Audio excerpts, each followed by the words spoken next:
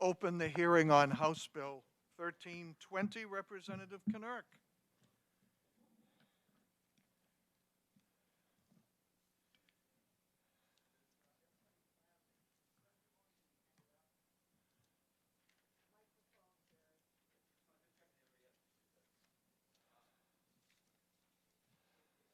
On, that'll be helpful. There we go. Get it Very good. down to my level. So, okay. Thank you, Mr. Chair. So for the record, I'm Jerry Knirk, Carroll County 3. And this is, I think all you know I've done a lot of work in healthcare. This is my transition from healthcare to death care, just for fun. So in any case, as with many bills, there is a backstory to HB 1320. I'm currently serving as a mentor for Anya Nickel. She's a constituent and a Girl Scout working on a Gold Award, and she's here to testify today. She's taken on the task of advocating for natural or green burials. Natural burial is when you are buried without being embalmed, using a simple casket or shroud, and without a concrete vault, or maybe just some portions of those changes. Natural burial avoids the environmental degradation due to leaching of embalming chemicals into the environment, and it consumes far fewer resources and less energy than current traditional burial or cremation, and is much less expensive than either of those as well. Natural burial is not prohibited by state law, but many cemeteries do not allow it due to custom and their own regulations. So therefore, Ms. Nichols' work is going to be a two-pronged effort that I'm working with her on, involving advocacy with local cemetery trustees to allow natural burial and addressing embalming legislatively.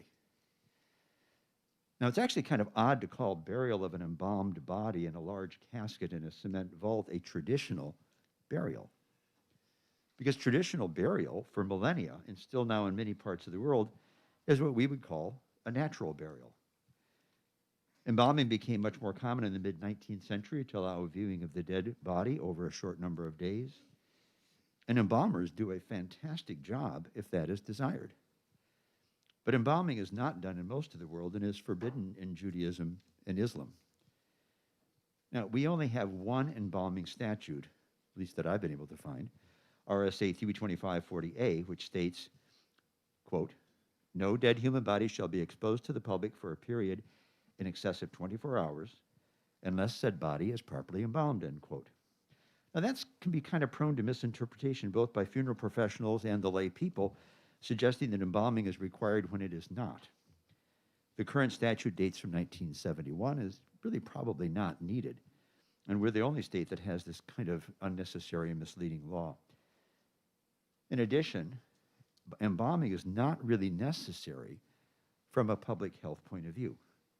And sometimes it's actually even contraindicated. For example, embalming a person who died from HIV or tuberculosis, particularly if done soon after death, not a long time, potentially exposes to disease the embalmer who's entering body cavities, handling blood and tissues. Those viewing the body are not at risk. And respiratory diseases are not very likely to be transmitted from a dead body because they don't breathe a whole lot, so they don't generate very many droplets or aerosols. Refrigeration is an option that can take the place of embalming if preservation is needed due to a delay in viewing or burial.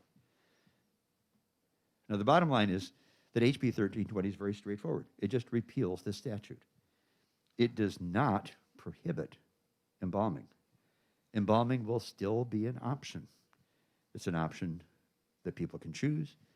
It's an option that can be a policy of a funeral home if they choose. But this gives the deceased and their family a choice unfettered by an outdated and confusing statute. I'd be glad to take questions on some of the specifics. I do have a couple of people that work in this more, and I think we have some representatives from the funeral homes also here. And as I said, Anya Nickel is here to testify as well. Any questions? Representative Gay. How do we tell? Is this on? Yeah. Would you suggest that if a body would be viewed, as part of the funeral, viewed longer than 24 hours, would you put some kind of criteria in there that it would have to be held for certain temperature for a limited number of hours? One could, but I think there's, since that is the simple alternative, that yeah, the funeral home themselves should develop what policy they want, because the problem is going to be simply a matter of aroma. And if they're concerned about that, they would refrigerate it. But, you know, it's not too tricky. You'd refrigerate in the same way you'd refrigerate just about anything. Except you, pardon, follow up? Follow up. Except you would need a refrigerator, the right size. Well, yes, but And it again, would cost. that's something that would be their own choice and their own policy. It could be a marketing thing. A particular place might say, we provide refrigeration. Other ones would say, no, we don't provide that. Just, you know, it'd be a choice, a policy of the funeral home, and they would do it whichever way they would feel most comfortable. And then the consumer, shall we say, or their family, would then make the choice of where they want to take their business. Representative Soloway.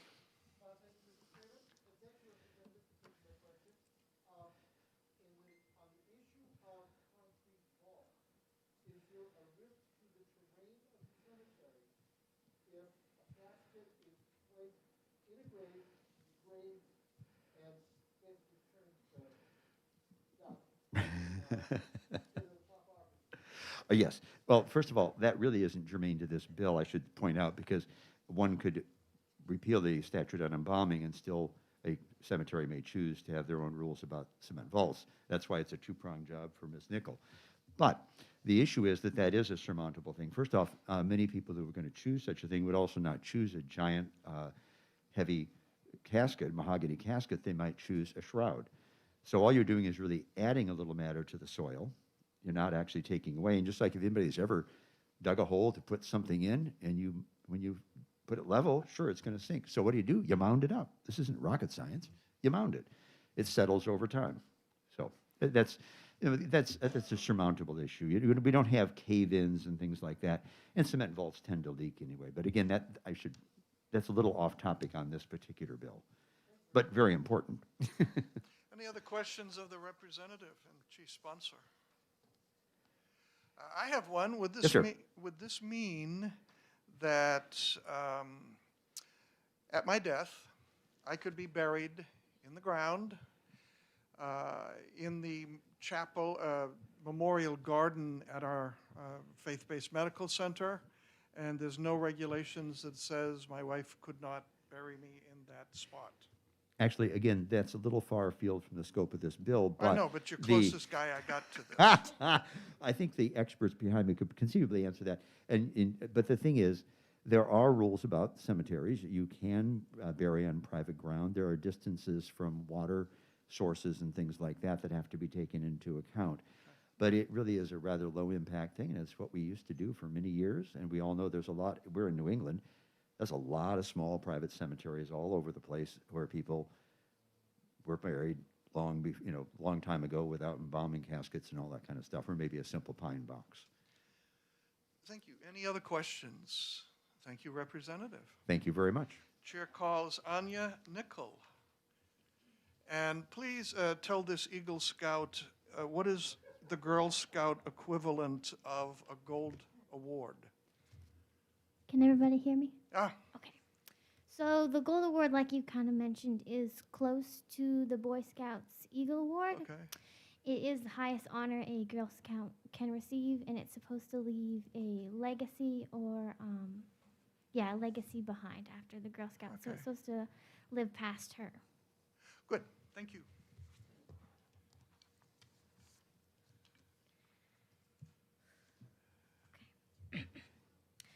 Good morning. My name is Anya Nickel. I'm a senior in high school from Freedom, New Hampshire, and an ambassador Girl Scout. A few years ago, I began researching and learning about green or natural burials without embalming, caskets, or cement vaults. I never imagined that it would lead me here today speaking before you. What began as a German class assignment on sustainability with a potential free trip to Germany if I won, turned into a passion to ensure people have a choice on how they are buried. I dove right in, determining what was a natural burial and what were the existing New Hampshire laws if someone wanted to choose such a burial for themselves. I quickly learned that while it is not illegal, it was unclear what the statute was. Each town had different levels of available information. Many didn't even know what their requirements were, and some just referred me back to the state statutes, making the whole experience quite like I was going in circles. I couldn't imagine being someone in the process of making such an important life decision for oneself and not being able to uncover basic information. Then one day, I was sitting in the Freedom Village store having tea with my friend who happens to be a nonagenarian and longtime beloved Freedom resident. My true passion for this topic took hold. I was explaining how I had taken on this project and would be heading out to videotape myself and our local cemetery to submit my video for German class and the contest. She shared with me her own personal experience with trying to be buried per her beliefs and wants. She, as a Jewish woman, wishes to be buried, not embalmed in a pine box without a vault. She, as she put it, the sooner I'm pushing up daisies, the better. However, she reached out to the selectmen in town after speaking to the cemetery trustees who were not aware of the town's requirements. She was told she must be buried in a vault. She, as you can see, is quite upset at this as she wants to be buried in her town according to her beliefs. When reviewing New Hampshire statutes, I noticed that one statute about embalming and felt that embalming should be a choice. Some people would like to avoid all the chemicals used in embalming, which are then placed into the ground. I didn't win the contest for my German project. However, I did decide I couldn't stop my work on natural burials, as one, I learned so much about it and how important it is to so many people, and two, feel strongly that personal choice is important, especially in such a personal matter. As I said before, I am a Girl Scout and have been one for 9 years. The organization teaches us how to be the change in our world. So when I decided to continue my work on natural burials, I developed a plan of action, presented it to the Girl Scouts Gold Award Committee for the Green and White Mountains, and was approved. Since that day, I have had the privilege of working with Representative Knurk. It is my hope that this committee will agree that everyone should have a choice on whether or not they will be embalmed, which will aid in the realization of religious beliefs as well as people's wishes to do no harm to the environment. Would you take questions? I can do my best, yes. Representative waves off. Anyone? Thank you so much. Thank you. Chair calls Peter is it Moran or Moran? Moran, representing the Hampshire Funeral Directors.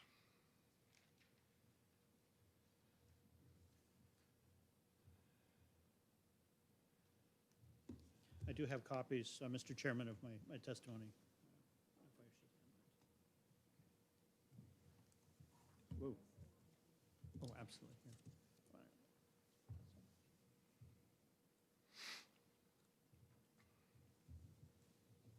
Okay, thank you. Thank you very much. Yes, good morning, Mr. Chairman and members of the committee.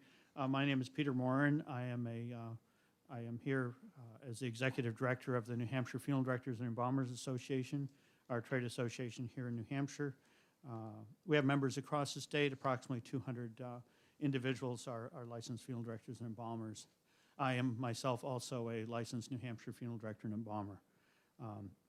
And I'm here to testify today on behalf of the NHFDA members in opposition to House Bill 1320. Which calls for the repeal of RSA 325:40-A.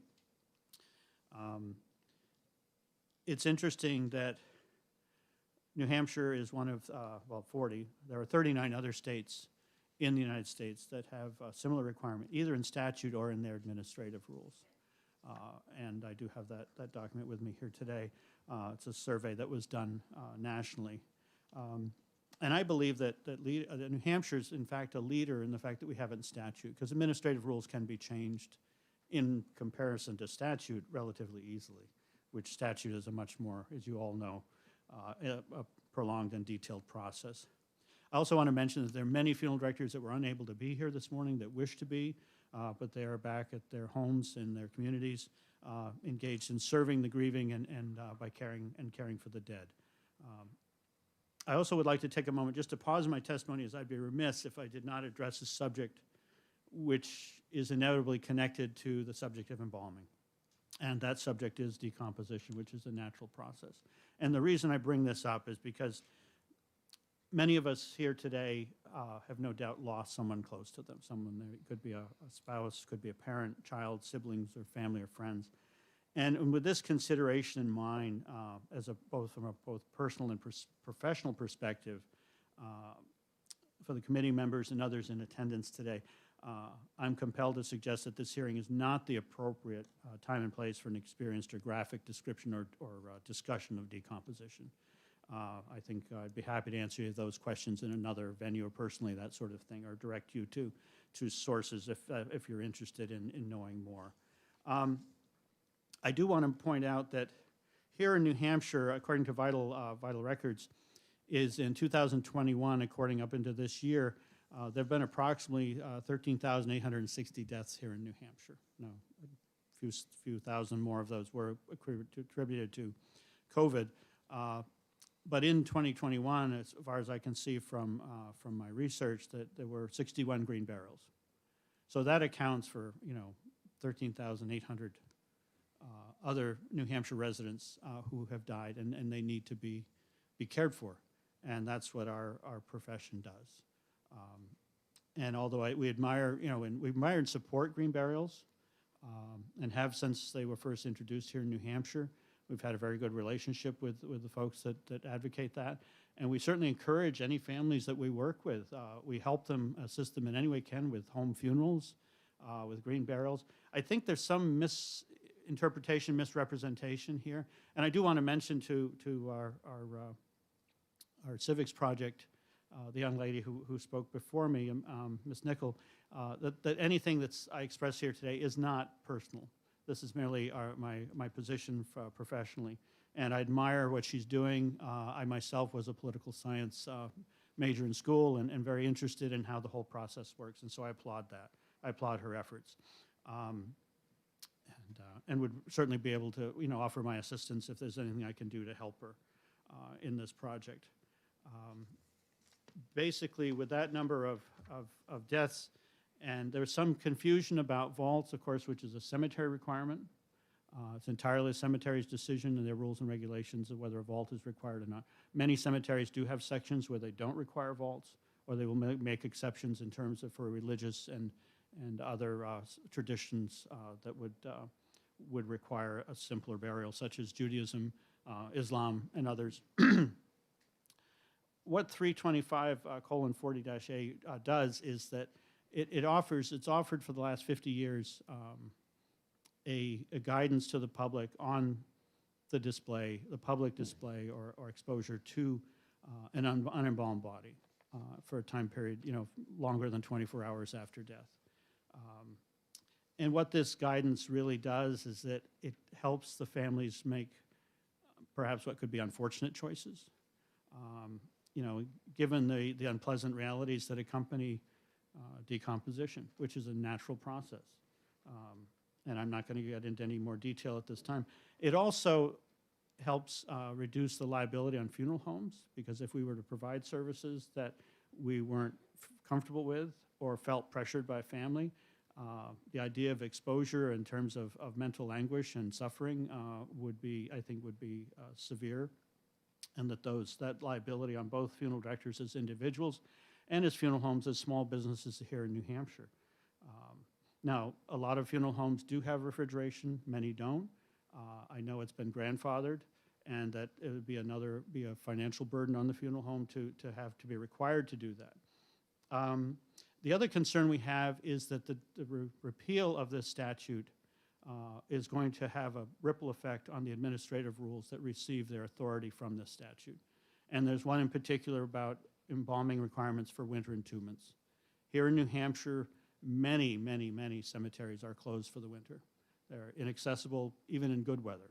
They're hard to get to. They're small, and they require a winter entombment. So that's another consideration. There are those sorts of administrative rules that could be adversely affected by this. And I really think the statute, the way it is, yeah, it is, I think it could be more clearly written, but that's my opinion. And that it does help protect both the physical, the mental and emotional well-being of our friends and neighbors. And also, I think in closing, I just want to thank you all for your service and your time and consideration. I'd be happy to try to answer any questions you have. Are there any questions? Representative Weber. Thank you so much for taking my question. I guess my question is, just as currently we have people who choose to follow various different practices and with varying degrees of difficulty, wouldn't it be possible, even in the absence of the statute on embalming and viewing, for any funeral director or embalmer to set for their own practice whatever standards they believe are correct and proper and necessary for the circumstances, the weather, and everything else? And let me say, just as an aside, that those of us who've lived through the resumation debates before have no squeamishness left. But shouldn't that be a matter for individual preferences and practices and an evaluation on, with respect to each individual circumstance, is my question. Given that the circumstances are very different, say winter to summer and otherwise, and family situations are very different. Right. Thank you. That's a very good question, Representative Weber. What's already, I think one of the misconceptions here is that the public actually already has choices they have the option to make whatever choices they want to make. The only requirements would be if it were an open casket viewing to the public, several days after death, the funeral home would require embalming. It's here in the statute, but also I think personally they would. There is a Federal Trade Commission regulation, which is federal regulation, which does allow funeral homes to set their own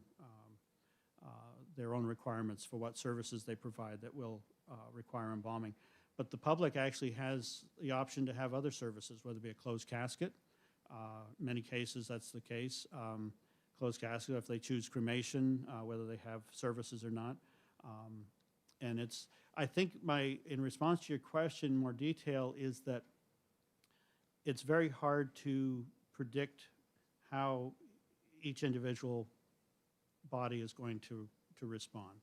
And for me to say, even with refrigeration, which is only a temporary measure, does not replace the level of preservation that we get from embalming. And even under refrigeration, the process of decomposition continues. And to know what state that body may be in 3 or 4 or 5 days from now, it would be impossible for me to determine. And I think again, it's protecting the public. I think it's don't want to traumatize them. We don't want to make things unpleasant for them. They're already going through enough as it is. And I don't know if that's answered your question or not. Okay, thank you. Any further questions? Representative Woods. Thank you, Mr. Chair, and thank you for taking my question. Just a question about how you read the current statute, which seems to me a little odd. No dead human body shall be exposed to the public for a period in excess of 24 hours unless if I say I die and I'm at your facility for 5 days and there's a wake on the 5th day and people come for an interval of 4 hours and then go home, could they come again the following Tuesday for another wake for another 4 hours, at which point that would be 9 days post-death? Because the way it's worded, it says, "No dead body shall be exposed to the public in excess of 24 hours." In other words, I presume that's cumulative. So it seems like this is worded kind of strangely. How do you interpret that? Well, thank you, Representative Woods. You are correct, that there's, when I look at what I see as the spirit of the law, or I think it's the intent, is that, the intention is, the intent is that, or the spirit is that, that a dead human body would not be exposed to the public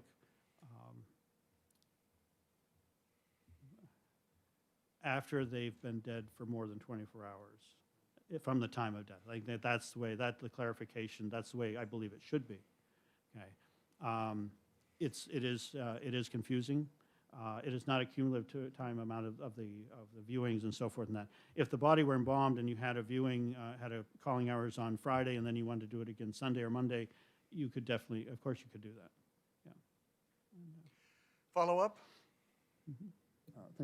Is that your comment about it's interpreted to a particular family that comes in and you say, well, you're not going to have this for 2 days, the wake for 2 days, then do you tell them then, no, it has to be embalmed?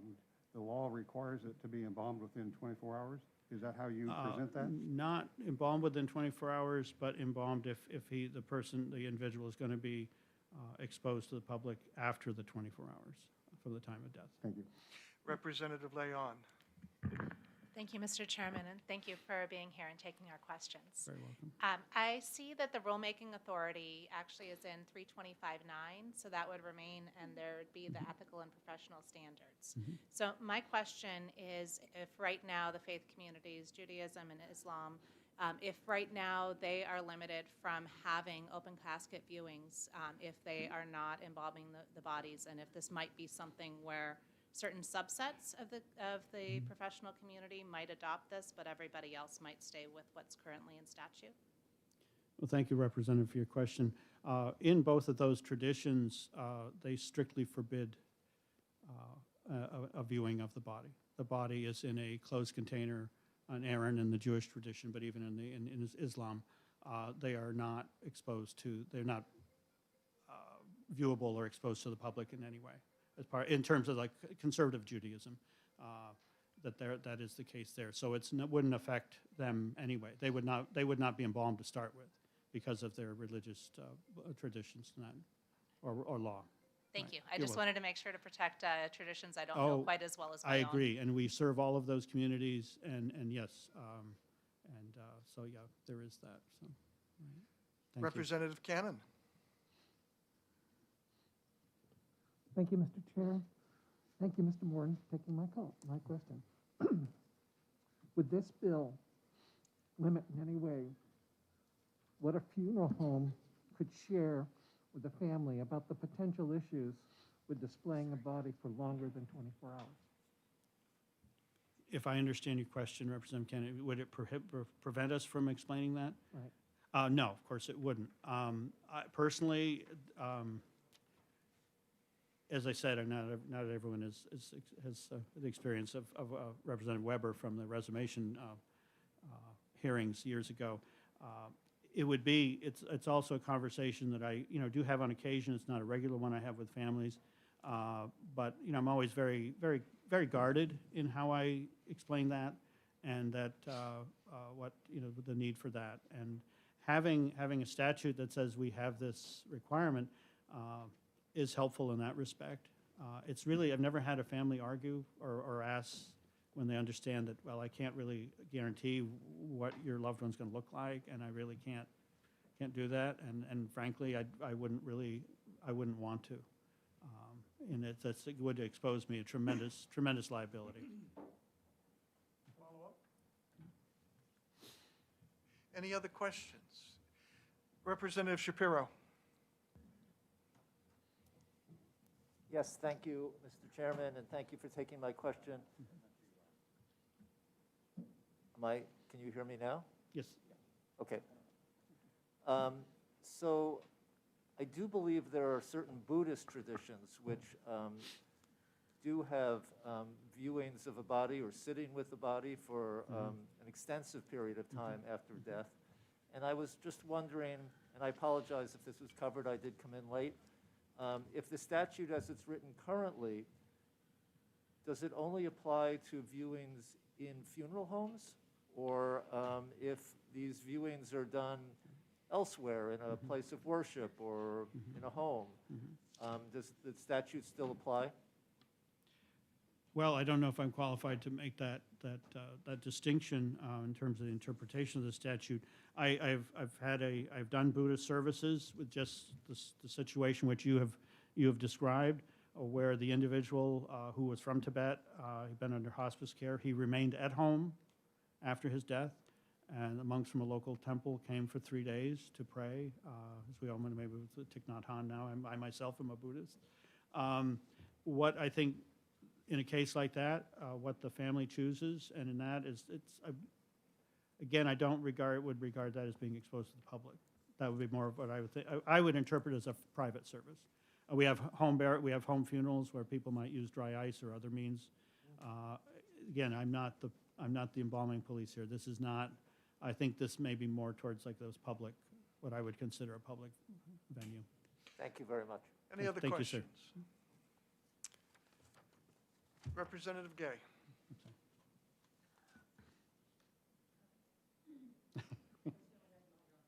Alfred. I can hear you.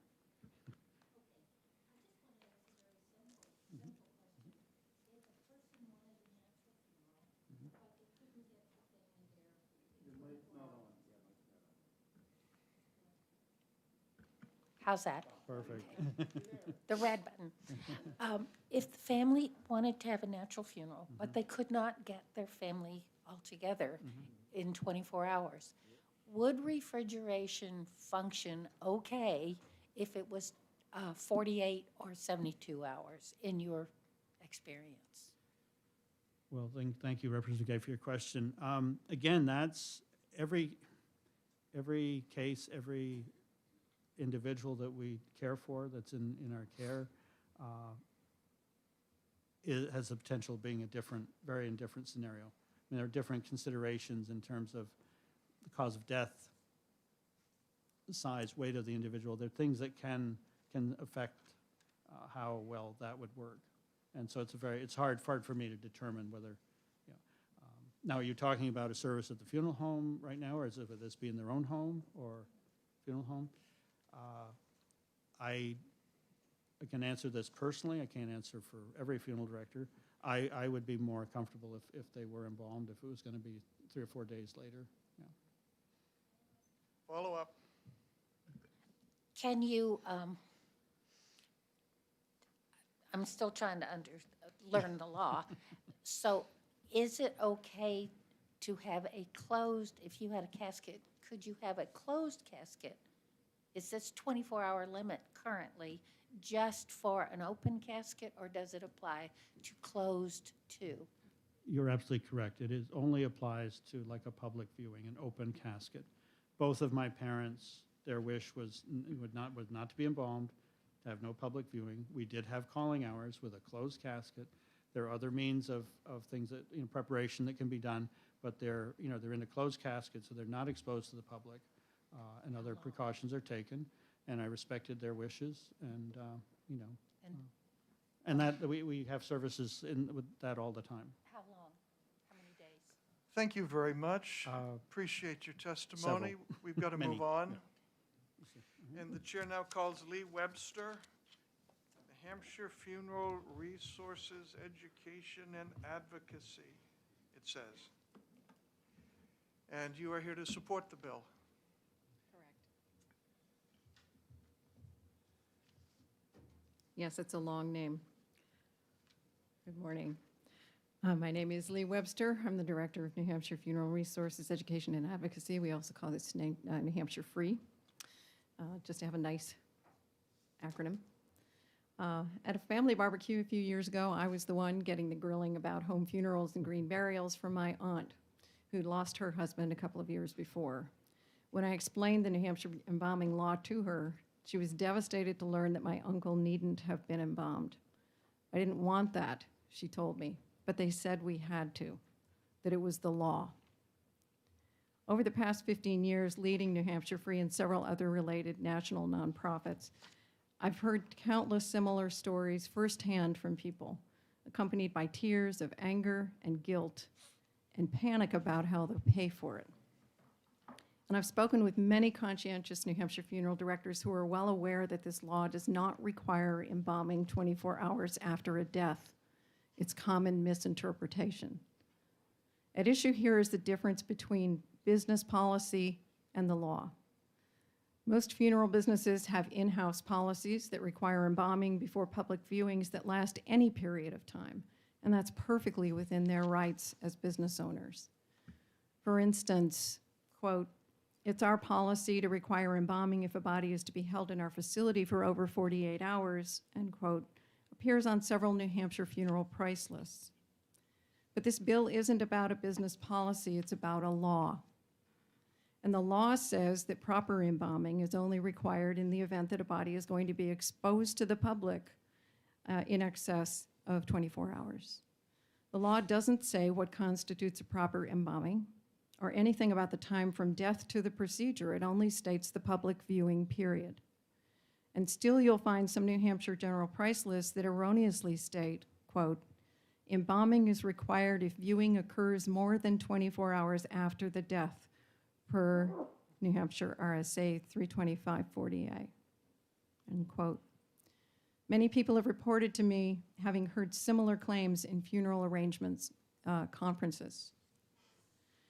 The Federal Trade Commission, the agency that oversees the funeral profession with what's called the funeral rule, requires anyone who provides funeral services to declare the following on their written price list, quote, "Embalming is not required by law," end quote. It goes on to empower funeral businesses to require it if they choose, but doesn't legislate it. Some forms of embalming laws do exist in other states. In fact, 14 states have some wording that requires either embalming or refrigeration after a certain number of days.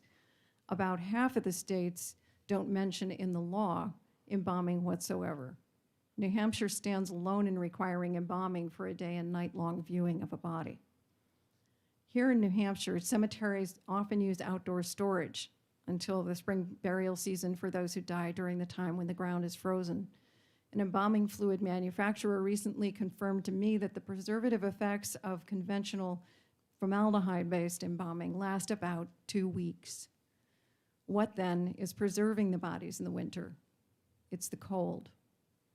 New Hampshire law doesn't mention refrigeration, an accepted and effective means of slowing decomposition. Natural burials that don't allow embalming, including those for Jews, Muslims, Quakers, and several other religious traditions, have occurred year-round, the world round, for centuries.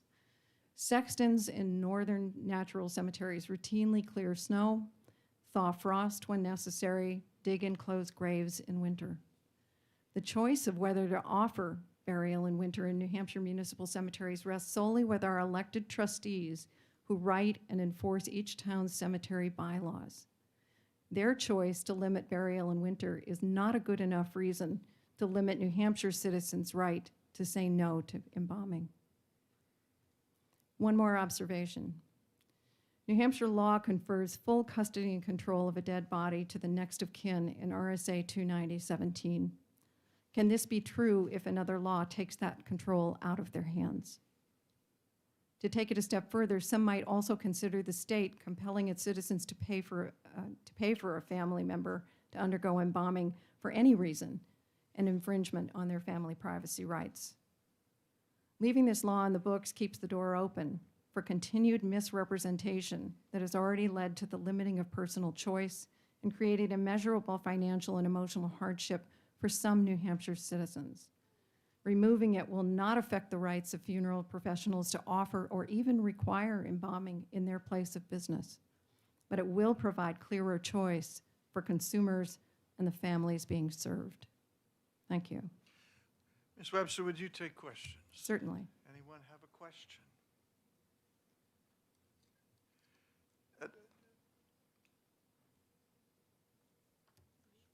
I know that. I'm trying not to say doctor. Representative Cushman. Thank you, Mr. Chairman. Thank you for taking my question. Have you experienced through your work with FREE that family members find the cost of embalming to be a burden, a financial burden? I can tell you that I frequently receive calls from New Hampshire people who are looking for a way to be able to afford all of it, but that is a particular concern for them, often because they've been told that it's required, regardless of what their other plans are. So I would say, yes, it's a hardship. Thank you. Thank you for your testimony. And Mr. Moran, you had handouts. Did we get them? Did you pass them around? Oh, okay, good. Thank you. The chair now recognizes, and I'm going to do it the way I was taught in a New England mill town, Mr. Mark Cornwallet.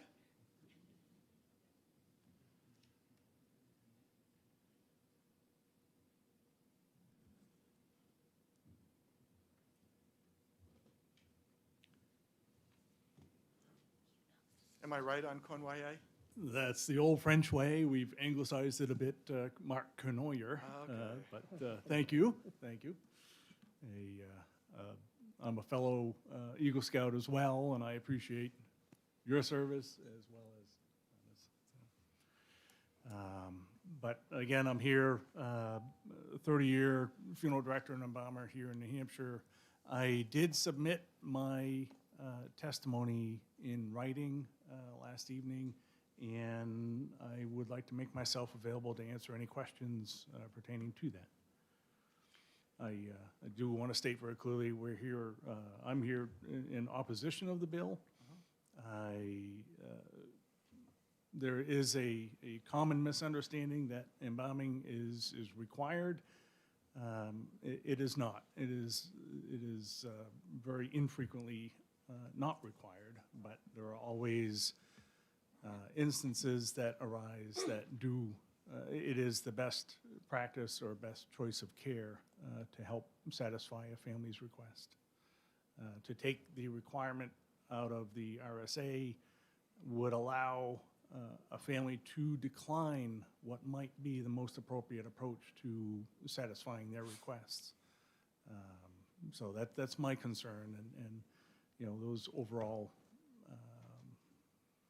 unintended consequences of removing it entirely.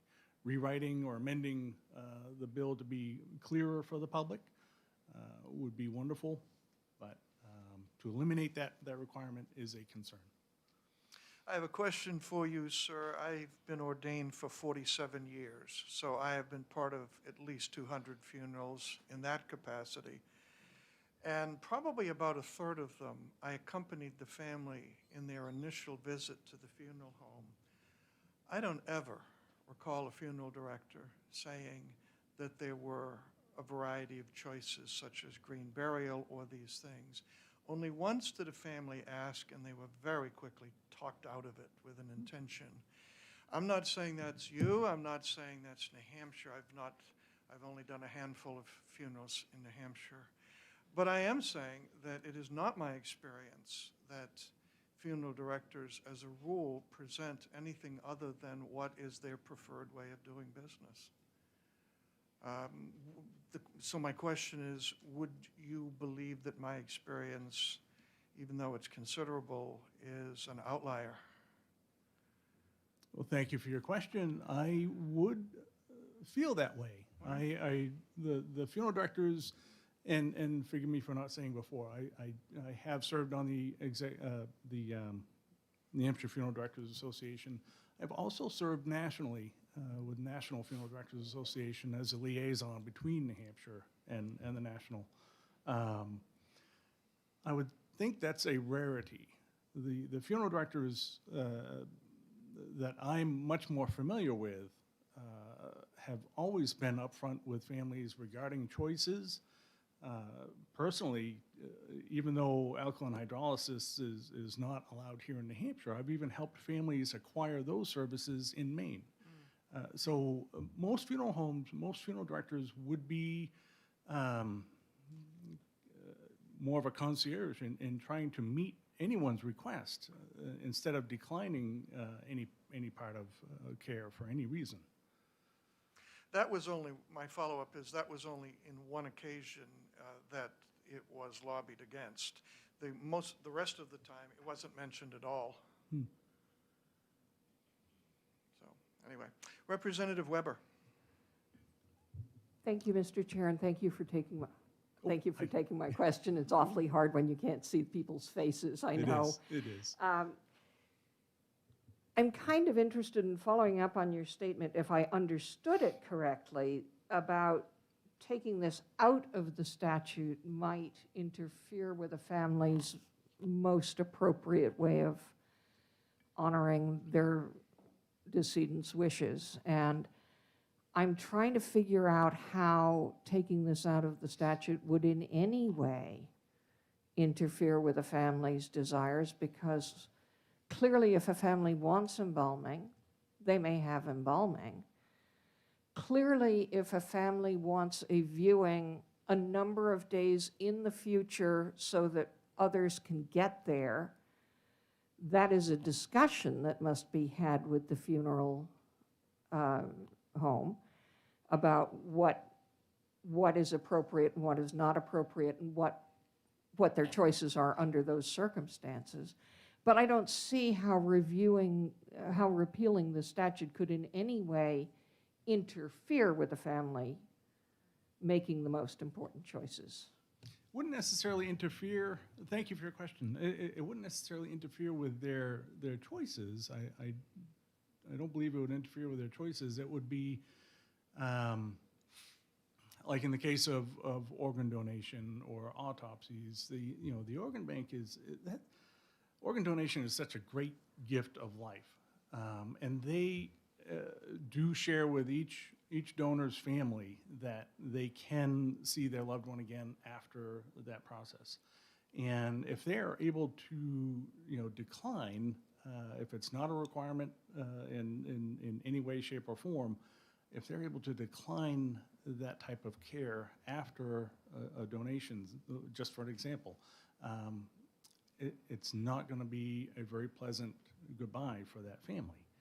I don't know if that would be a good discussion to have with a family regarding the good and bad of seeing someone after any type of death, and it should be a careful discussion held, and it's on us as funeral directors to make sure the families take their time in any choice that's made. But I think without having that as as something to fall back on as a requirement if absolutely needed, I think that is my concern more than anything else. Follow-up. But is there anything that stops you as a funeral director from saying that is your choice, but I won't do it? If I mean, I understand that these are very difficult times and very delicate negotiations, and I have certainly been part of them on a number of occasions. But isn't what families are asking for at this time just a straight answer and straight information on all the consequences of their choices? Because I do understand that people come to this process the first time with a lot of misconceptions and misunderstandings, and isn't that the basis of what your profession is providing, is a kindly guiding through those choices and the consequences, pleasant or unpleasant, of any choice they might make? It is, and it is on us to be very clear in answering their questions, but in a gentle way. It's not on the funeral director to say no to a request without, very carefully reviewing all that's involved. Right. And just one One more. final, very quick follow-up, if you may. But it's certainly in the purview of a funeral director to say, the choice you are making, I believe, is a hazard to me and to my employees, and we simply can't help you in that respect. Is that not true? I mean, I know that that's not something you want to do, but you have that option, do you not?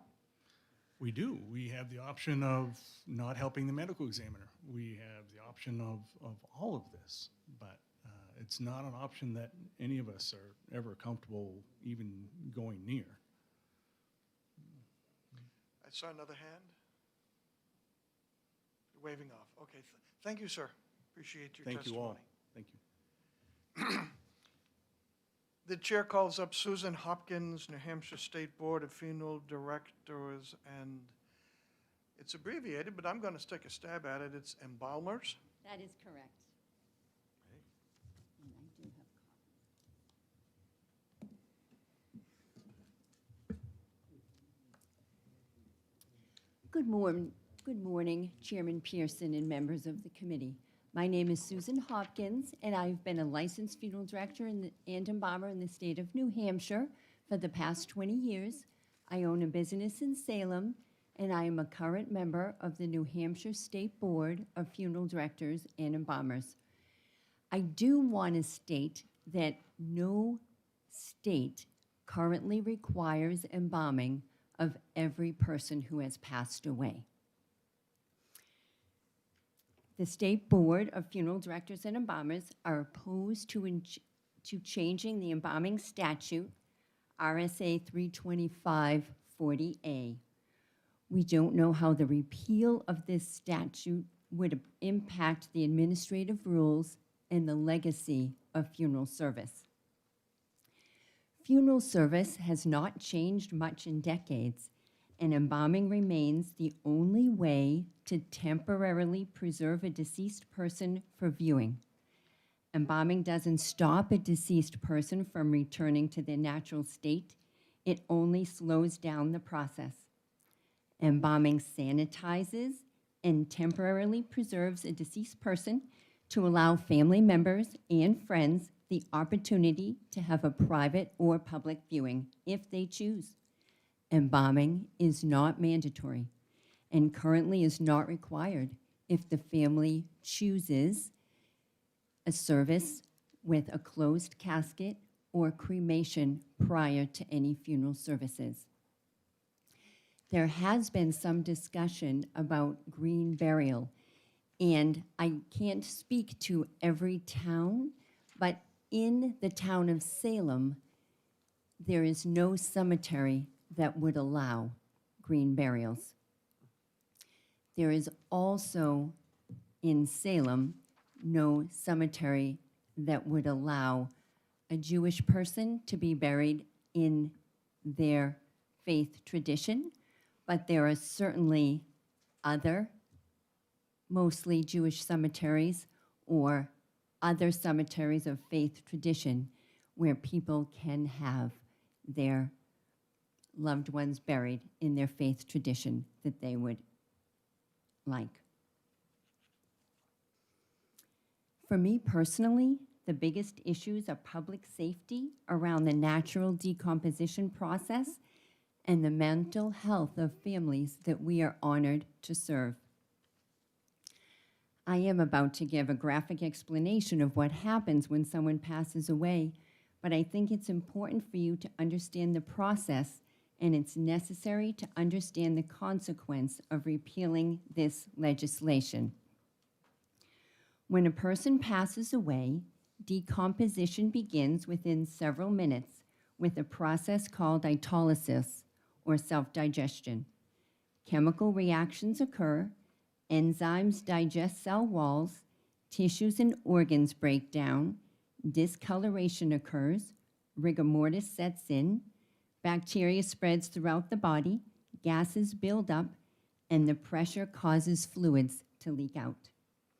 This happens at different intervals based on a variety of factors.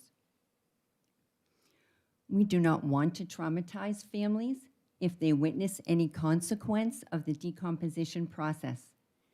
Embalming is currently the only way to delay this process. Most funeral homes and nursing homes do not have refrigeration, and many hospitals have very small morgues. Refrigeration does not prohibit the chemical reactions from occurring the same way that embalming does.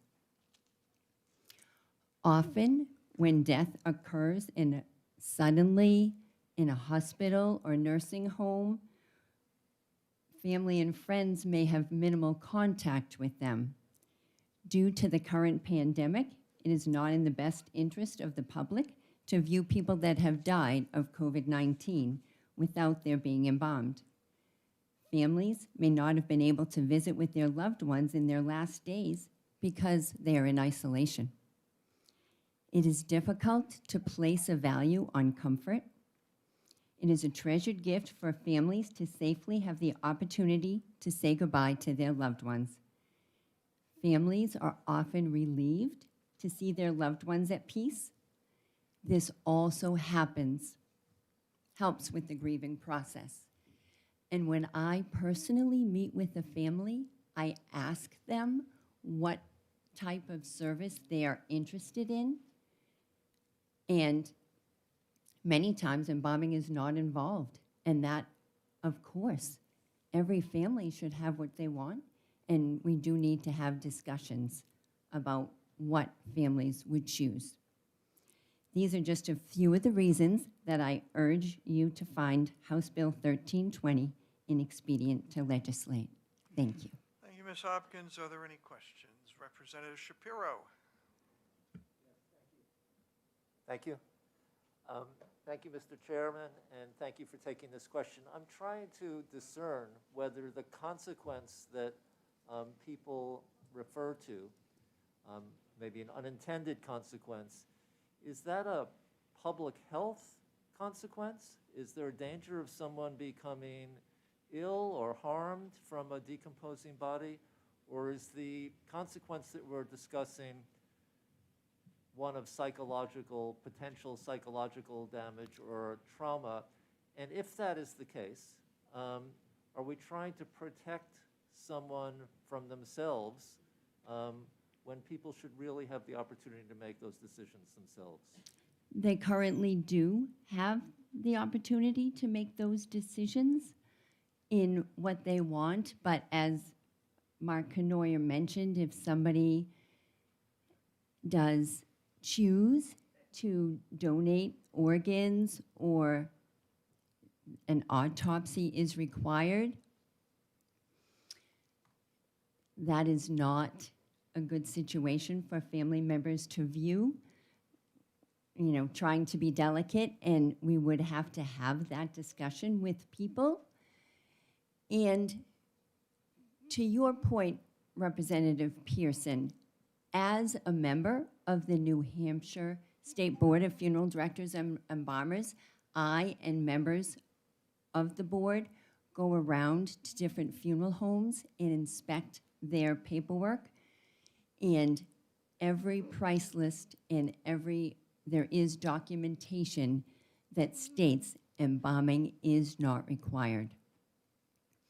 And the funeral rule of the FTC, Funeral Rule of 1984, also is a federal rule that states that. Follow up. Yes, thank you. And I'm sure that in my experience, funeral directors that I have dealt with have been very skilled and very sensitive about having these discussions at a time when it's absolutely necessary, and I appreciate that. I still didn't understand whether the consequence that we're talking about is a health consequence or an issue of trauma. Well, unfortunately, certain causes are put on the death certificate, but that doesn't always state everything that the person died of.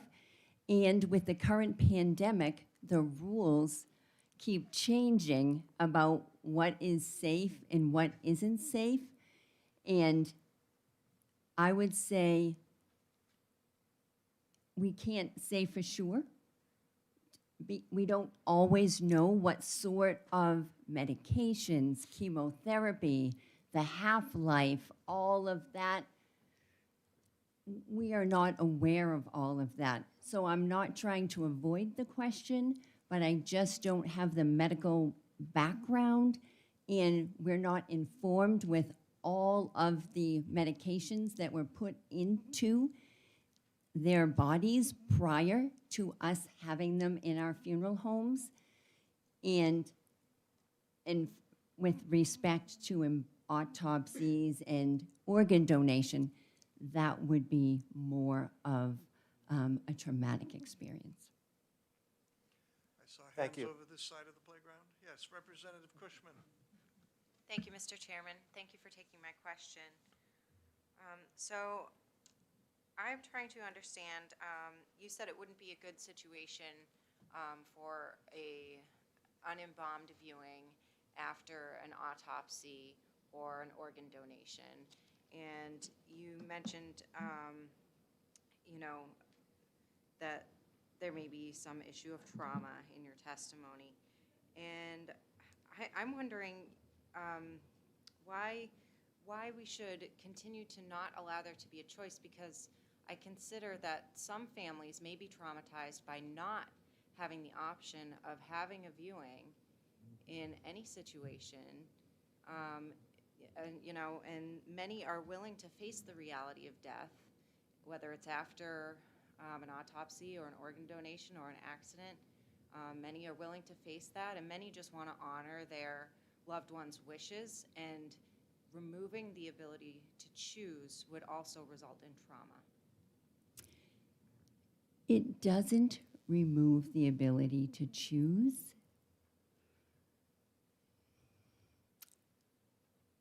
I don't know if, I mean, I don't want to get too graphic, but when people have an autopsy, they do have their organs removed, including their brain, and there are multiple incisions on their head as well as their body, that with the embalming process, it's easier to hide that incision. Families do have that opportunity within the 24 hours, but that would be a delicate discussion, because we certainly want to help families move forward and not honestly traumatize them. Representative Soloway.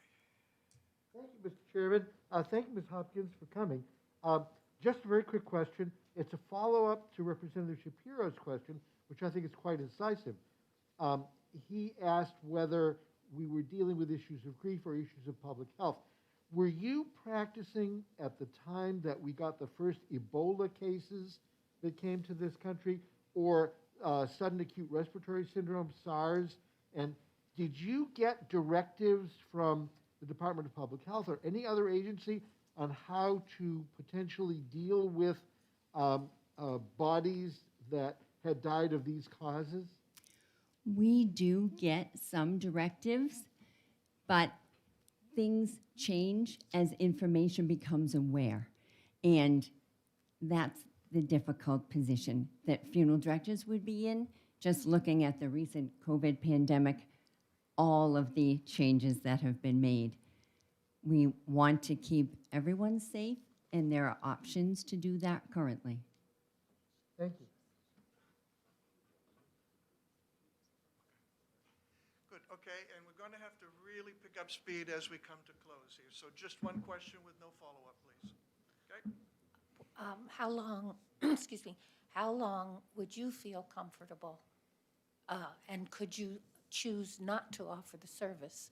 If someone said, I'd like a viewing with my unembalmed family member, but I'd like it in 2 days or 3 days, would you have the right simply to say, we don't do that?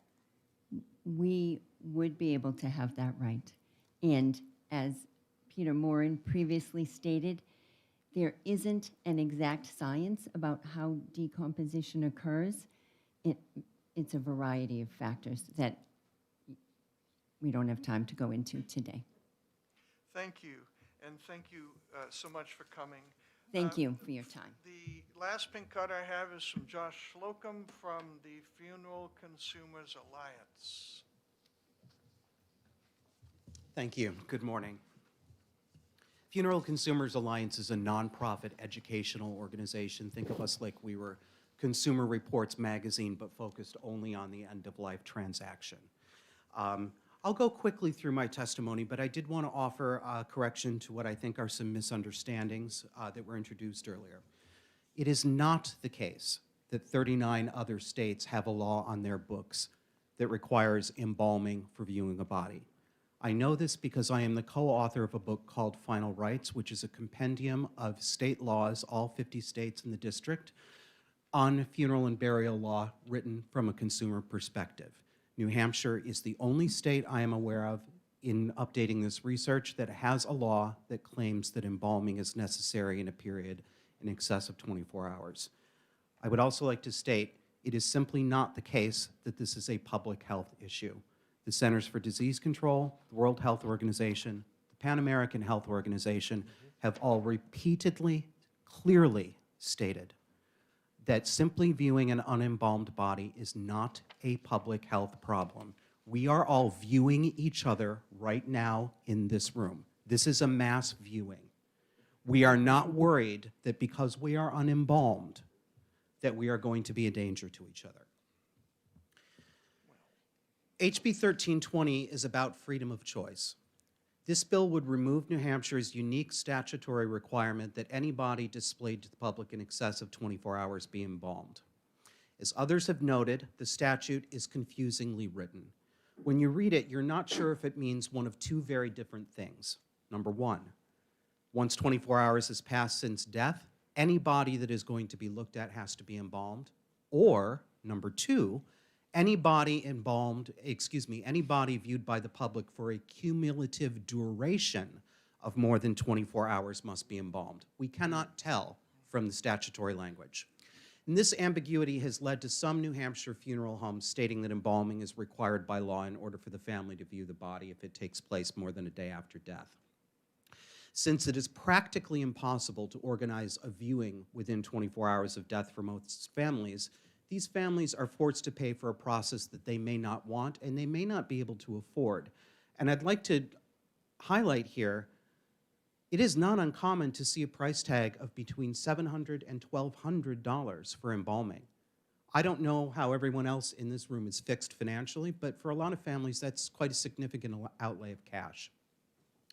We think this is not an acceptable situation. The choice of embalming should remain a personal one, and we don't believe that the state has a legitimate interest in compelling families to choose a process and to pay for it that they may not want, that they may find unnecessary, invasive, or contrary to their religious practices. Embalming is a cosmetic procedure whose effects last, in general, about 2 weeks. And it's important to remember that this process was developed during an age when the idea of miasmas or smelly air was believed to be the chief cause of illness. When this law in New Hampshire was enacted in 1971, germ theory was well established, but this particular point was not as well understood. 50 years later, we know that corpses are almost never a source of disease transmission, certainly not to those who are merely viewing the body. Half the states do have laws that speak to embalming or refrigeration. They include this choice.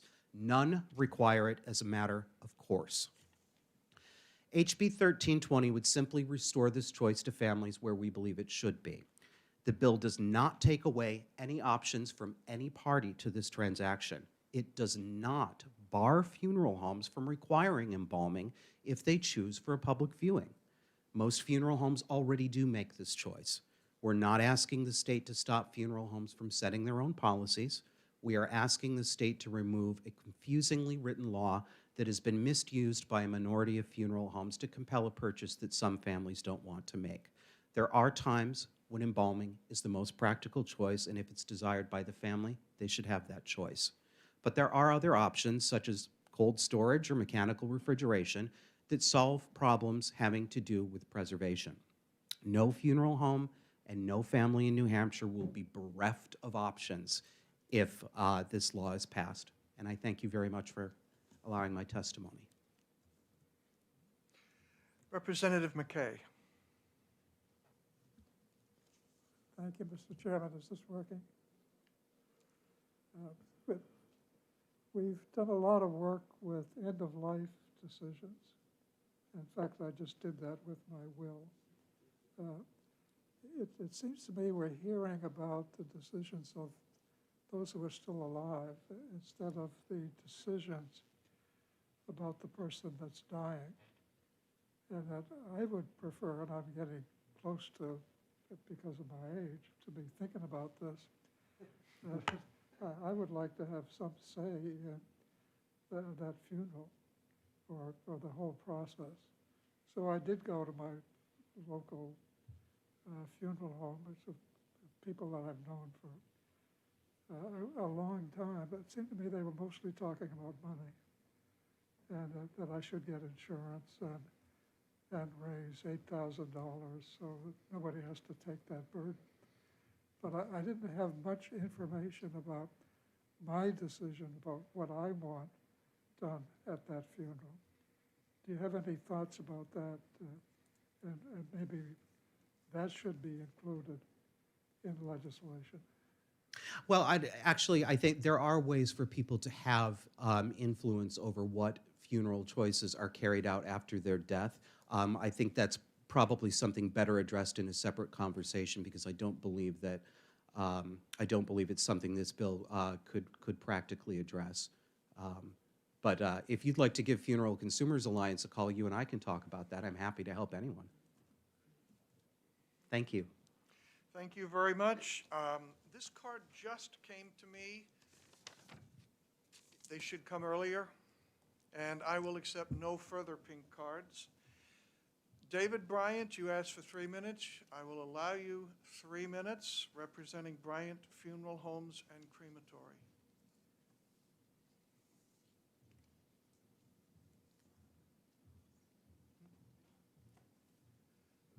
Just a nudge. Thank you, sir. Very briefly, came down from Coos County this morning, but families have choices now. I really don't believe that this regulation prevents people from having what they want if they make an educated decision. And I think by educating yourselves ahead of time, that's the best way to go about making these decisions. Of course, we all know that deaths occur unexpectedly and in tragic circumstances, but education in advance, my personal opinion, is by far the best way to go. I'm kind of the young guy in the room. I'm 28, so I'm one of the younger funeral directors in our state, and I'm not opposed to having a conversation with people when they come into our facility about what they want. And generally, it's how I start every conversation. What do you want? What is it that you're looking for? How can I help you? I understand probably other funeral directors may not do that. I think the vast majority do. Embalming is not the sole complication with green burials. The Green Burial Council does have embalming chemicals that are certified. They're a national nonprofit organization that they allow for the embalming process to take place and for the person to be buried in a green burial environment. So I think embalming doesn't necessarily preclude someone from being buried in a green environment. I think they just need to be educated, go about it the right way. There are a lot of other regulations, such as the cemeteries requiring vaults, that are much more applicable. In my experience, I'm not aware of one cemetery in all of Coos County, which is the largest, as you know, that allows green burial. And each cemetery requires that on their own basis, as is previously stated. Cost, I think there's been a misrepresentation, in my own opinion. Mr. Slocum, I'm sorry if I didn't get your name right, I think is right with, embalming, in my experience with New Hampshire funeral homes, goes from, somewhere around $595 to up to $1,000. I'm sure it's not a scientific estimate. But that's only one cost involved with the funeral process. The Federal Trade Commission has a whole list of items that we have to follow, and many more are applicable, not just embalming. So I think that may have been misunderstood. Finally, I think I would argue that refrigeration is the best form of temporary storage. Embalming is a temporary process, but in my experience, an embalmed body is much better suited for temporary storage than a refrigerated one. And to not require embalming for winter storage, which kind of came up a little bit, I think would be not dignified, number one, and not sanitary. You go to a hospital, doctors, nurses, everyone's gowned up to deal with somebody with body fluids. I think it's probably, viewing an unembalmed body can be a health hazard. I'm not, a physician or anything like that.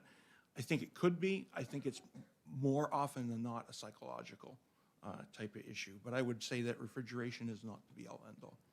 Well, first of all, thank you for coming down from way up north. And thank you for speaking for 2 minutes and 72 seconds. Thank you so much. I appreciate your effort. All right. Take care. Thank you. Thank you. And with that, bring to a close the committee hearing on House Bill 1320. Thank you, Anya, for coming, and let us know when you get the equivalent of Eagle. Okay. Thank you. Now, open the hearing. Thank you for House Bill 1439. Bring the pink cards up. Just for the next bill. Thank you.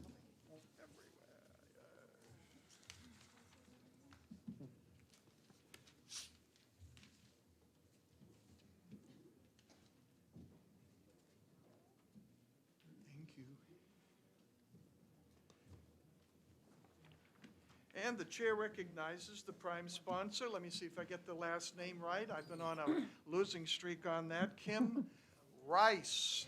How'd I do? Sounds good.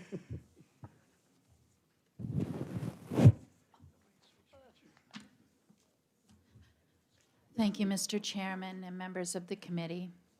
I apologize, I do not have written testimony because I couldn't put this down on paper. So HB 1439 is a bill, the No Patient Left Alone Act. When this bill was brought to my attention, this is a bill that passed the Oklahoma legislature and was signed into law in May of 2021. I jumped right on this because the last 6 months have been horrible in my life. And so I just want to share my experience as it's been and how I firmly believe that no one should be left alone to die or left alone in an ICU without a loved one.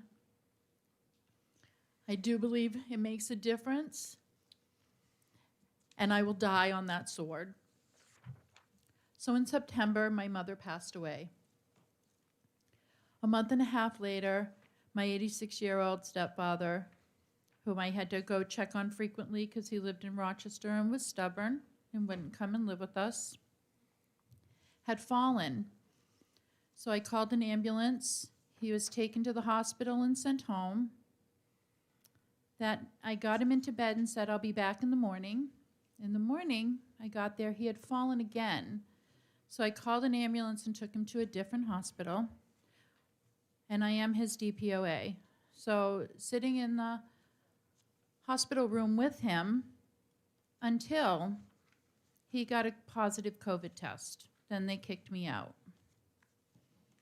Now, mind you, I'm vaccinated. I thought I was doing everything right, and I was thrown out to leave my 86-year-old stepfather alone in a hospital, not knowing if he was going to live or die. And I was mortified. He was already severely depressed, having lost the love of his life of 42 years. And to leave him alone, I felt was so cruel it made me sick. So he was quarantined for 14 days. During that time, I got a call that my little brother was in the ICU in Hawaii. And I needed to get out there because before he was intubated, he made me his DPOA. I wish people would quit doing that to me. So I got out there, and my little brother was in the ICU. I got to go in. I had to show my vaccine card. I was going to do whatever they wanted me to do to be there with him. So he knew he was loved. He could hear my voice, and I could hold his hand. So while I was there, in that room every day, holding his hand, my brother started to wake up. The doctor came in and said to me, "You are his medicine. Everyone should have their medicine with them. No one should die wondering, where is their loved one? Why aren't they here with me to comfort them, to give them the strength to go on?" Sadly, when I left Hawaii that night, by the time my plane landed, my brother had passed away. So then I have a friend, Angie Simpson, whose 31-year-old daughter, Jessica, was in the ICU with COVID. She could not be there with her daughter. They wouldn't let her in. She didn't get to hold her. She didn't get to whisper in her ear, "You're okay. I'm here. I love you." And sadly, Jessica died. She was 31, without her mom by her side. Then my friend Shannon just passed away a week and a half ago from COVID in an ICU by herself with no family member near to speak to her. And I know that these have been trying times, and we're all learning. And while I appreciate the fact that they can FaceTime family members, it's not the same. It is not the same as feeling that loved one with you and knowing that they're there to love you. And whether, I don't know if it was more comforting for me to be with my brother or more comforting for him. But regardless, that doctor said I was his medicine. That's from a doctor. I need a tissue. I was hoping I could control myself. But I firmly believe that it's cruel. Thank you so much. I believe that it's cruel and it should not happen. Again, I would have done whatever I had to do to be there with my loved one, and I think anyone else would do the same, if not someone in their family. But they should not be dying alone. We have done a huge disservice to our elderly who have been left alone without their loved ones. And I just don't know how, as a society, how we can accept that. That's all. And I've also passed out information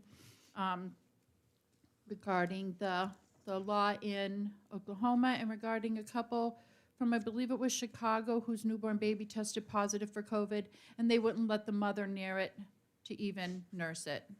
There's something wrong. There is something wrong. And we have an opportunity to fix it. And that's all. I can take any questions. May I ask you a question? Sure. Is your experience that of my recent experience in talking to the chief executive officer of a New Hampshire hospital who said this law is not necessary because we do all these things now, just like this? No, this law is necessary. I wouldn't be here. If this law wasn't necessary, I wouldn't be sitting here.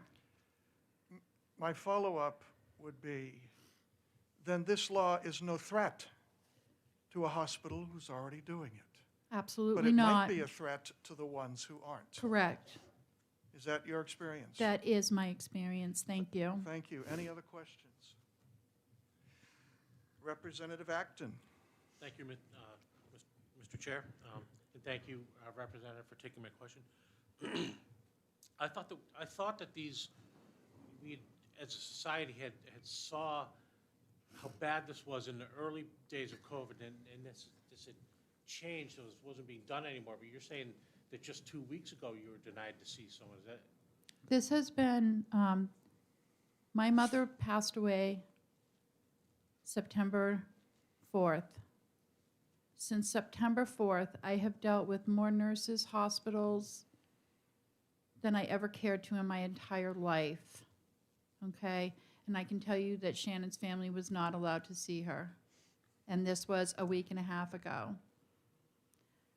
Angie's daughter passed away, and I believe it was November. It was right after my brother passed away. Okay, thank you. Representative Cushman. Thank you, Mr. Chairman. Thank you, Madam Speaker Pro Tempore, and I'm really sorry about condolences for the terrible experiences you've had over the last several months. My question is on the bill. On page, on the first page of the bill, language in section 3, it's line 12. This section says a healthcare facility may establish visitation policies that limit or restrict visitation when, and then it goes through a couple of reasons that they could deny visits. And my concern is that for the presence of visitors would be medically or therapeutically contraindicated in the best clinical judgment of healthcare professionals. I'm concerned that that would kind of provide opportunity for a doctor or a nurse to kind of nullify the effect of this bill. I agree to a sense. I think we have to afford them some leeway because we are not privy to every case that's in there. I mean, for example, I would think a mass casualty incident would be, not in the best interest of everyone to have a hospital full of people, looking for their loved ones when they're trying to care for, a number of people at the same time. But I mean, listen, I'm open to suggestions. This bill is now in your hands, and I trust that you all will do what's best and right. And I really express right where it comes to humanity and people. That's my concern. That's where I am. Representative Knurk. Thank you very much. And thanks for taking my question. It's a follow-up, actually, on Representative Cushman's question. Clarification, I think, is the concern. Because what do we mean by medically or therapeutically contraindicated? And what I was a little bit concerned about is there are some procedures we do to people that can be, for the layperson, a bit gruesome. Intubation, draining a large pocket of pus. These could be done at the bedside or insertion of a central line. And they oftentimes may faint in the middle of this, and we can't be resuscitating them at the same time. So I'm just trying to figure out, again, that issue of how we define these, because it's probably not medically contraindicated nor therapeutically, but just as you were here for much of the last bill, it's a little bit of a queasiness factor, perhaps, for some people. Right. And you might want to warn them, you really ought not to be in here. Well, how do we word that in? Well, I think that hospitals do that now. Listen, this is what we're going to be doing. You may want to step outside, And a lot of times I step outside because I am queasy and I don't want to see it. But, CPR is very brutal, but this is something that, people need to understand when they're going in. But I don't find it to be a reason to keep someone away. Follow-up. But that's what I'm trying to sort out, though. Yeah. Your final comment is, but it's not a reason to keep them away. So you're saying this should not be construed as to allow the hospital to say you shouldn't be in here when we're going to be intubating this person? Well, I think maybe we could find some better language if you have any suggestions. You know what I mean? But I don't think it's a reason to kill the bill. I think it's a reason to work on it and bring some humanity and compassion to these sick people. Representative Folsom. Thank you, Chairman Pearson, and thank you, Representative Rice. My own personal experience with my mother when she was older and in the hospital for specific reasons, she had diminished capacity for understanding what was happening. And so the staff actually liked that I was there because it kept her calmer. She had an infectious disease. What the hospital asked me to do, which I complied, was to make sure I wore gloves, a gown, and a mask. Every time I stepped into the room, I took it all off as I left and redid that every time I went in and out of that room. Would you be comfortable if we somehow did an amendment where that one section that Representative Cushman referenced was replaced with something to the effect that the facility could require you to have protective that is gear in, or whatever. It is in Oh, that's on in line section 4. 20, yeah, Okay, section so we're 4. set with that, but, okay. so Listen, I you're certainly comfortable don't want to with make anyone's jobs harder, but I will agree, I don't, you know? But I do believe that you are absolutely correct that I had to have my stepdad in the ER 2 weeks ago, and he was a little combative. They didn't want me to leave. And the only reason I got to go in was because I was his DPOA, right? And at the time, he had a lot of confusion and couldn't make decisions on his own. But they didn't want me to leave because they couldn't check on him. I was in the ER 6 days after I tested positive for COVID, not for COVID-related symptoms, but for something else. And they made my husband, whom I live with, sit in the truck and put me in a room, I swear, no bigger than a closet on a gurney that couldn't even be stretched out flat because it wouldn't fit. Closed the door, left me in there alone for 2 hours. Could have died in there, nobody would have known. Right? So what harm would it have done to have my husband in that room with me? And I don't mean to sound unsympathetic to our healthcare workers. I know they're strapped, and I feel for them. But we have to look at both sides of the picture. Representative Weber. Thank you, and thank you for taking my question, and I'm so sorry for your losses. It's been a terrible time. I'm wondering, as I look at this, does not the language that is on line 16 that says the presence of visitors would interfere with the care of or rights of any patient deal with the concerns that, oh my gosh, somebody's standing there and they're going to pass out and the medical professionals are going to have to step over them while they're trying to care for the person who is ill? And is it not clear from the language that's submitted here? Do you know, let me just take a detour. Do you know if this has been adopted anywhere other than Oklahoma? Yeah, I think Arkansas has something similar going. I'm not for certain. But, you know, I will say, you know, it has been signed into law in Arkansas in May of 2021, and the sky has not fallen. Okay, thank you. I think I'll leave it there. Thank you. Thank you. Thank you so much, Representative. The chair calls John Williams, Esquire. It says It says here he's from DHHS.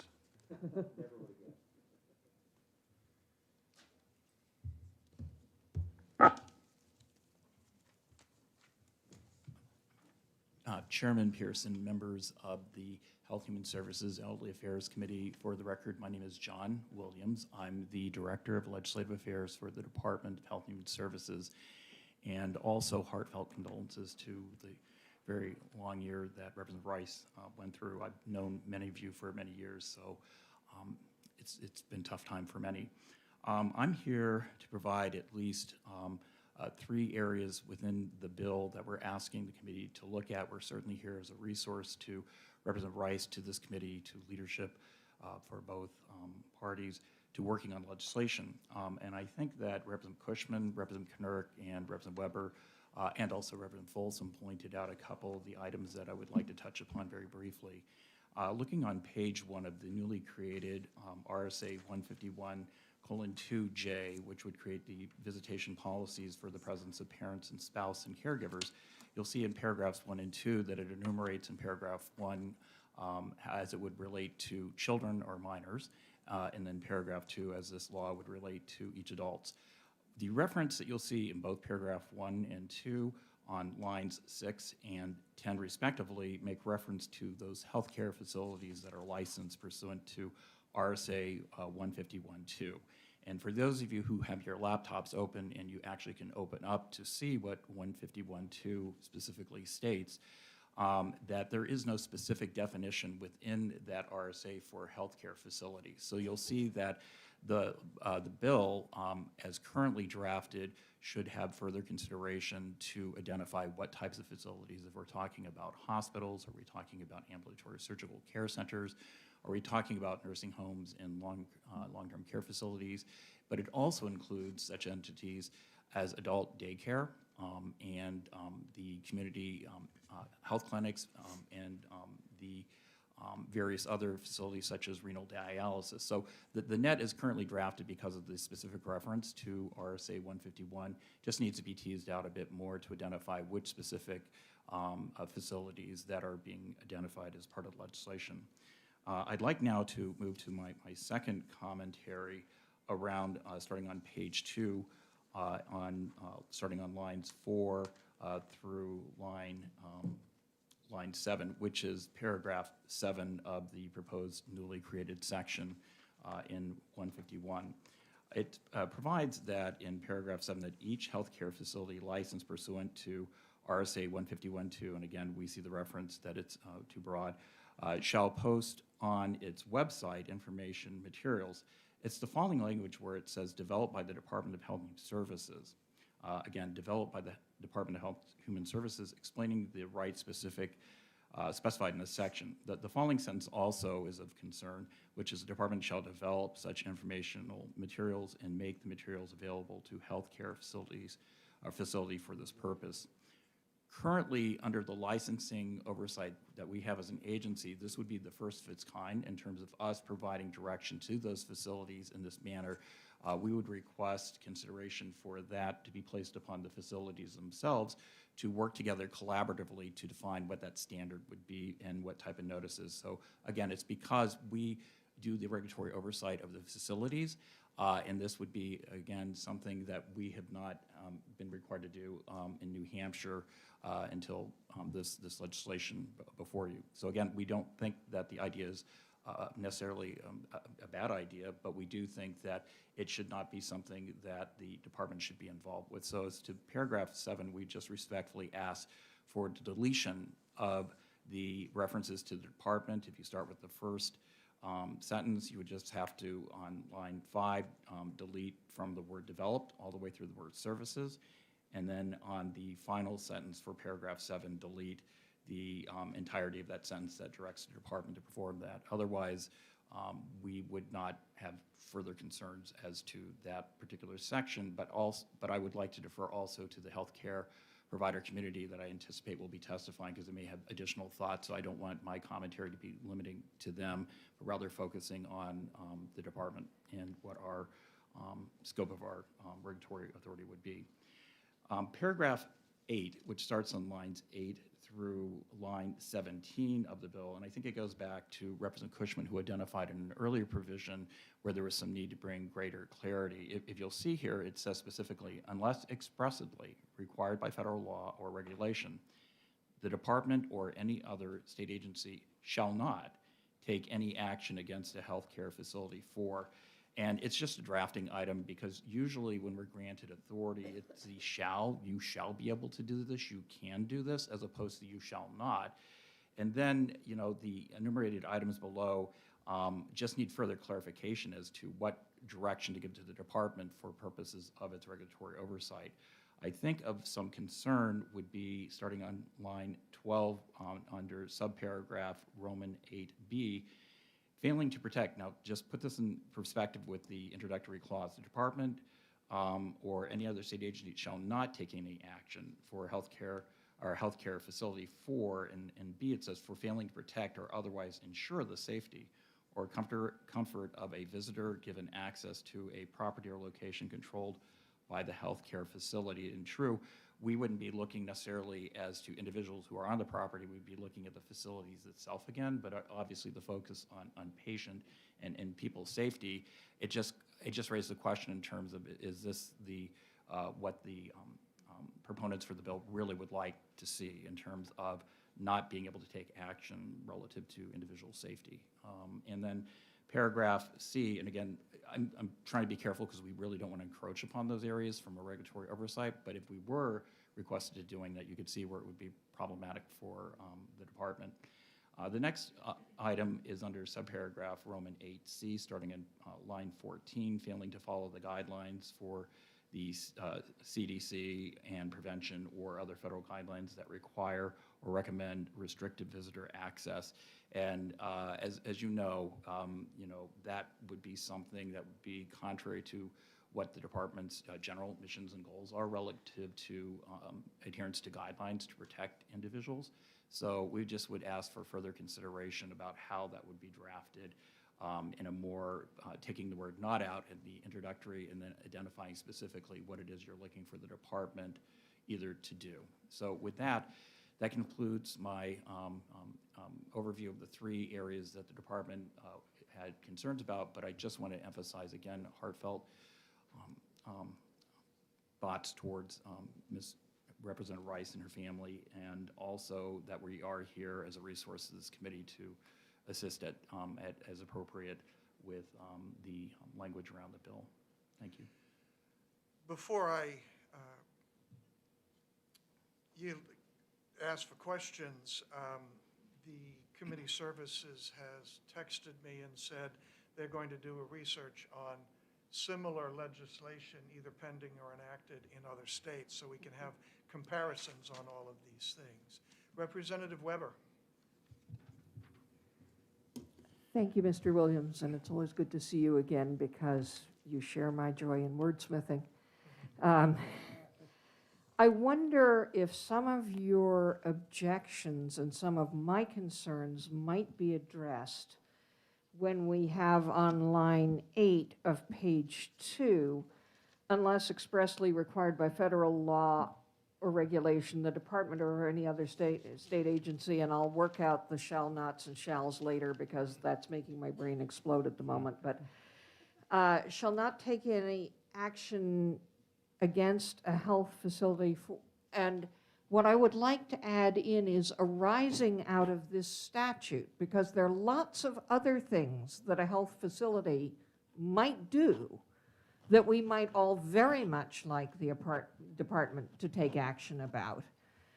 And then, so would that be okay? And then I have a follow-up. It would be okay. Okay. Follow-up. And then my follow-up is, I was very concerned about the failing to protect or otherwise ensure the safety or comfort of a visitor. But isn't it true that this section only applies to the department, so there would still be the entire body of tort law available for a visitor whose safety has been interfered with, so they're not left without a remedy? Is that true? That would be my understanding as well. Okay. And would you, if I may Further have one more? follow-up, Would you be willing to forward me the suggestion of how we get rid of the shall not and make that into a shall? Because I'm having a hard time explaining how I say shall and then make it a positive shall, but forbidding you to do. I can say shall be forbidden to, but I don't see the difference between that and shall not. So if you have suggestions, I'd appreciate them. Thank you. And Representative Pearson, you've just seen the exercise of some of the difficulty that needs to be worked out, so we certainly would be a resource to Representative Weber. My initial thought would be that typically in statute, when it provides us with regulatory oversight, it is we're being provided with authority, not told what not to do.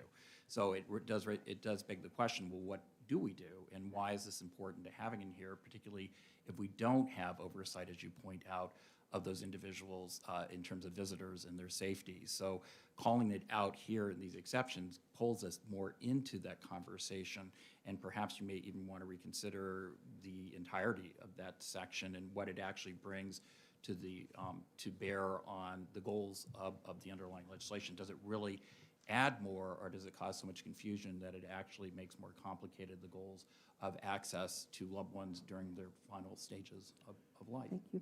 And Mr. Chair, could I make a question of the chair? You may make, although before you do, I am going to ask the members of this committee to think about whether you'd like to be on the amendment writing team with all kinds of nice friends and so on. Now, you may inquire the chair. Well, I was going to inquire of the chair if the chair would consider this bill to have an actual proper subcommittee process, because it sounds to me that like there are a lot of players here, and it's a very important concept.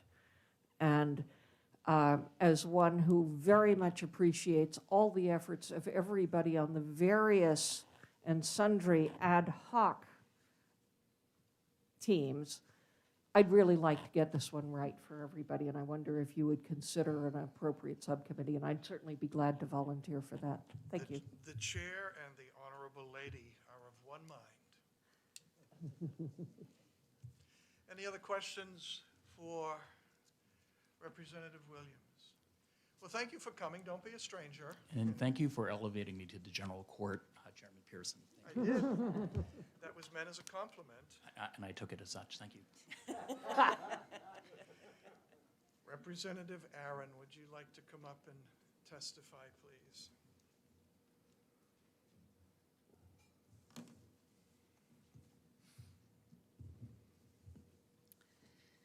Good morning, Chairman Pearson and members of the Health and Human Services Committee. It's good to see you all today. Thank you so much for all your hard work.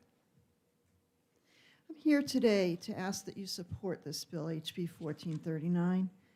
This bill is an extremely important bill, and it is also very personal for me and my constituents.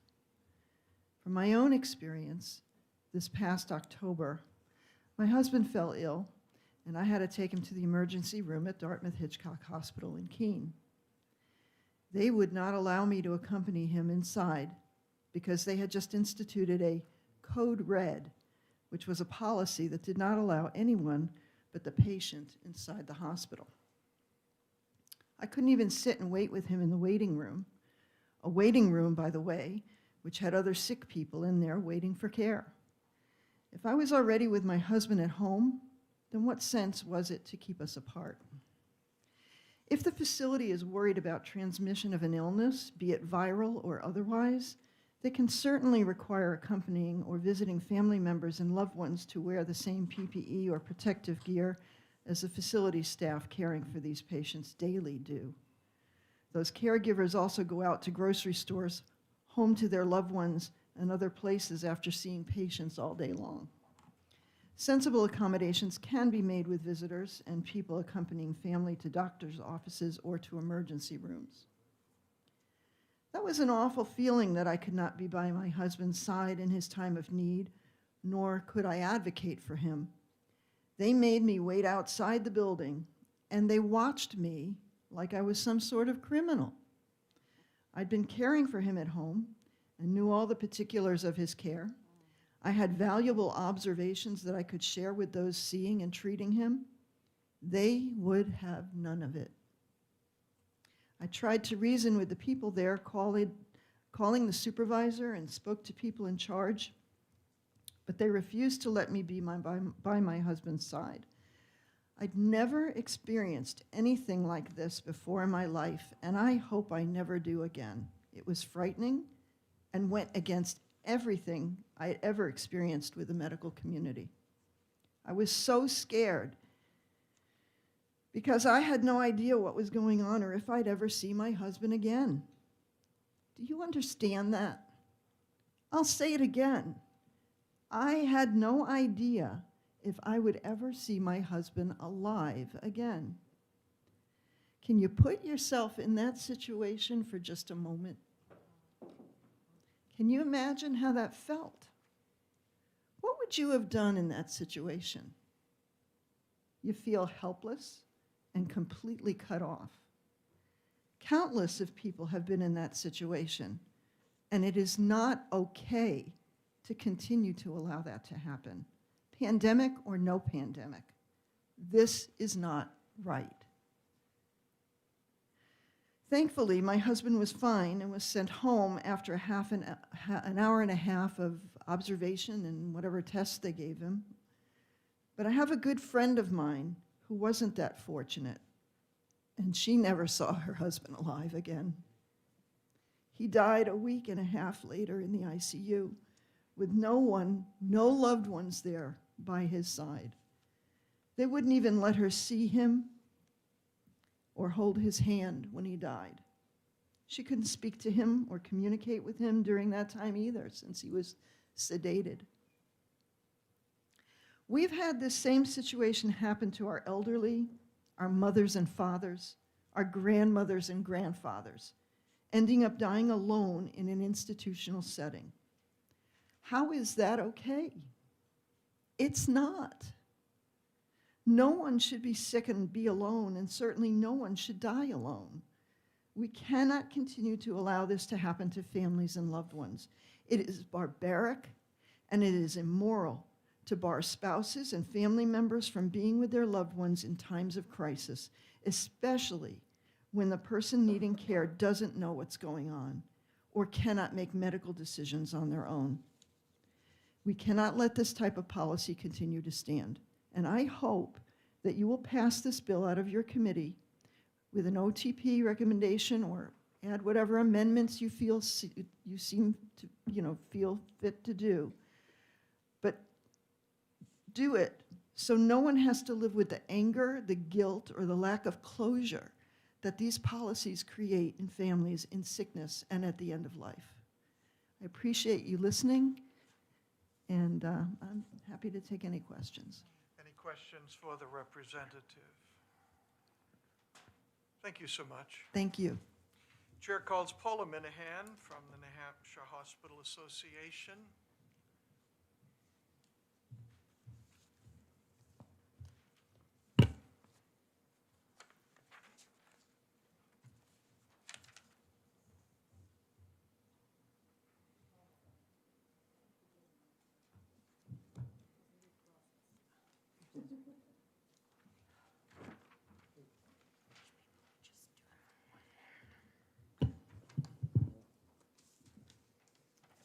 Good morning, Mr. Chairman, members of the committee. My name is Paula Minahan, Senior Vice President, State Government Relations with the New Hampshire Hospital Association, representing all our hospitals in New Hampshire. The Hospital Association has concerns with this bill. The bill before you would establish in state law specific hospital visitation requirements with limited exceptions. In reviewing this bill with our hospital members, and all understand and fully appreciate the challenges individuals have faced, especially in the last couple of years during the COVID-19 pandemic, when they wanted to be with loved ones that were being cared for in a hospital. The hospitals have learned a lot through these last 2 years here in New Hampshire and nationally regarding how visitation policies can impact loved ones wanting to be with their family member in the hospital. Unfortunately, due to the nature of the pandemic and the lack of personal protective equipment early in the pandemic, among other reasons, the hospitals had to limit visitors for their safety as well as for the patients they care for. Their visitation policies were modified to ensure patient, staff, and visitor safety. Since then, however, many changes have been made to allow for visitors and designated caregivers to be present under many circumstances. In addition to visitors being allowed to be present when a patient was at their end of life, hospitals have allowances for maternity, labor and delivery patients, pediatric patients, disabled patients, and outpatient procedures. Federal Centers for Medicare and Medicaid Services, CMS, conditions of participation require hospitals to have a visitation policy, and the current hospital visitation policies were developed by compassionate individuals at our hospitals. The hospital's individual policies established with clinical input all are posted on their websites and have been designed to balance visitors' access, safety of all involved, and caring of compassion and support for patients while they are in the hospital. Of course, visitor policies may vary slightly by hospital for reasons such as visiting hours. What our hospitals are asking is that they are afforded the ability to implement visitor policies that provide needed flexibility while balancing the very important needs of patients to have visitors and caregivers by their side. I was told recently that a hospital had to adjust their visitor policy twice in 1 week due to the current COVID surge that they were dealing with, on top of other high demand for inpatient care for non-COVID patients. It is difficult to legislate that type of flexibility. In addition, there are other federal requirements such as Occupational Safety and Health Administration, OSHA, that require screening of all those that enter a hospital. If a visitor is ill, the hospital is not allowed by law to let them in.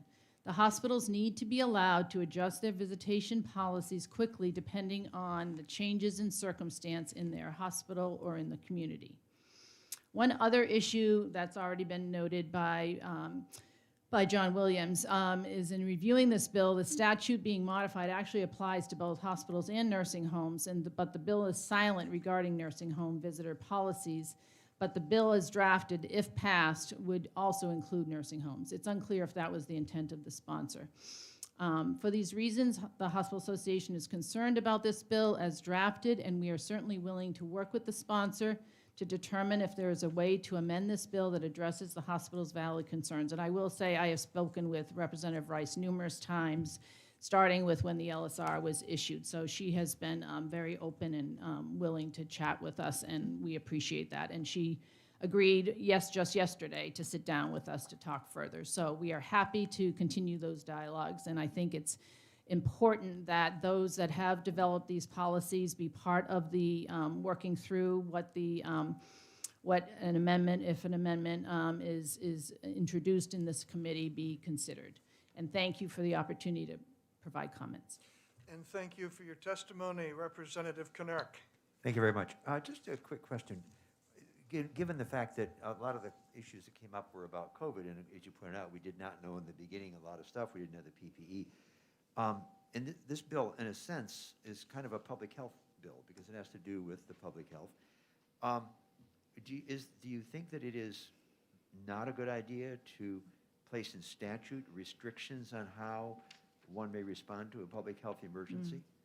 That, I think, is a valid concern, and I think that is maybe why the department raised some issues and why hospital visitation policies have not been in place, hospital visitation policies have not been in statute. And nationwide, in talking with my colleagues throughout the country, very few states have actually implemented such policies to date. Some have worked on it, but I think it'll be really interesting to see what legislative services comes out with, legislative research, because there are very few. So hospitals have been around, as you know, for a long time, and hospital visitation policies are a requirement, again, of conditions of participation, and they have them. And I encourage everyone to go on the hospital's websites because they do post those hospital visitation policies. And again, they try to make exceptions for what I identified relative to end of life, a disabled individual, those that need a caregiver, et cetera, labor and delivery. But I think there are real concerns, like you said, Representative, relative to public health concerns that it would be it'll be difficult to try to figure out how to legislate that. Thank you. Representative Shapiro. Thank you, Mr. Chairman, and thank you for taking my question. Given your quite eloquent description of how hospital personnel come together to make these policies and how difficult it is and how much effort is put into it, given that and given line 14 on the first page of the bill where it talks about the exception, allowing limits or restrictions if the presence of visitors would be medically or therapeutically contraindicated in the best clinical judgment of healthcare professionals, which would be the hospitals, I'm having a little difficulty seeing where this would change anything in terms of the process that's already in place in healthcare facilities. That line may not be a problem, but other parts of the bill are more expansive. So I think we'd have to go through every part of the bill. Again, I've met with a lot of the hospitals, and that was the feedback I received, that there are some issues with this bill. And as Representative Rice clearly and correctly stated, this comes from Oklahoma. The Oklahoma Hospital Association was involved in amending this bill quite significantly to what it is today. But that's Oklahoma. That is not New Hampshire. And I would appreciate and expect, and I think we will have, a New Hampshire solution, not an Oklahoma solution. Thank you. Thank you. Thank you so much, Ms. Minahan. Now, because we are running very, very late here, we're going to move on, and the final three speakers, I have no more pink cards and will not accept any more. I'll talk to you offline, Representative Cushman. You each get 2 minutes, and the chair calls Rusin Chester from Bedford. You have 2 minutes.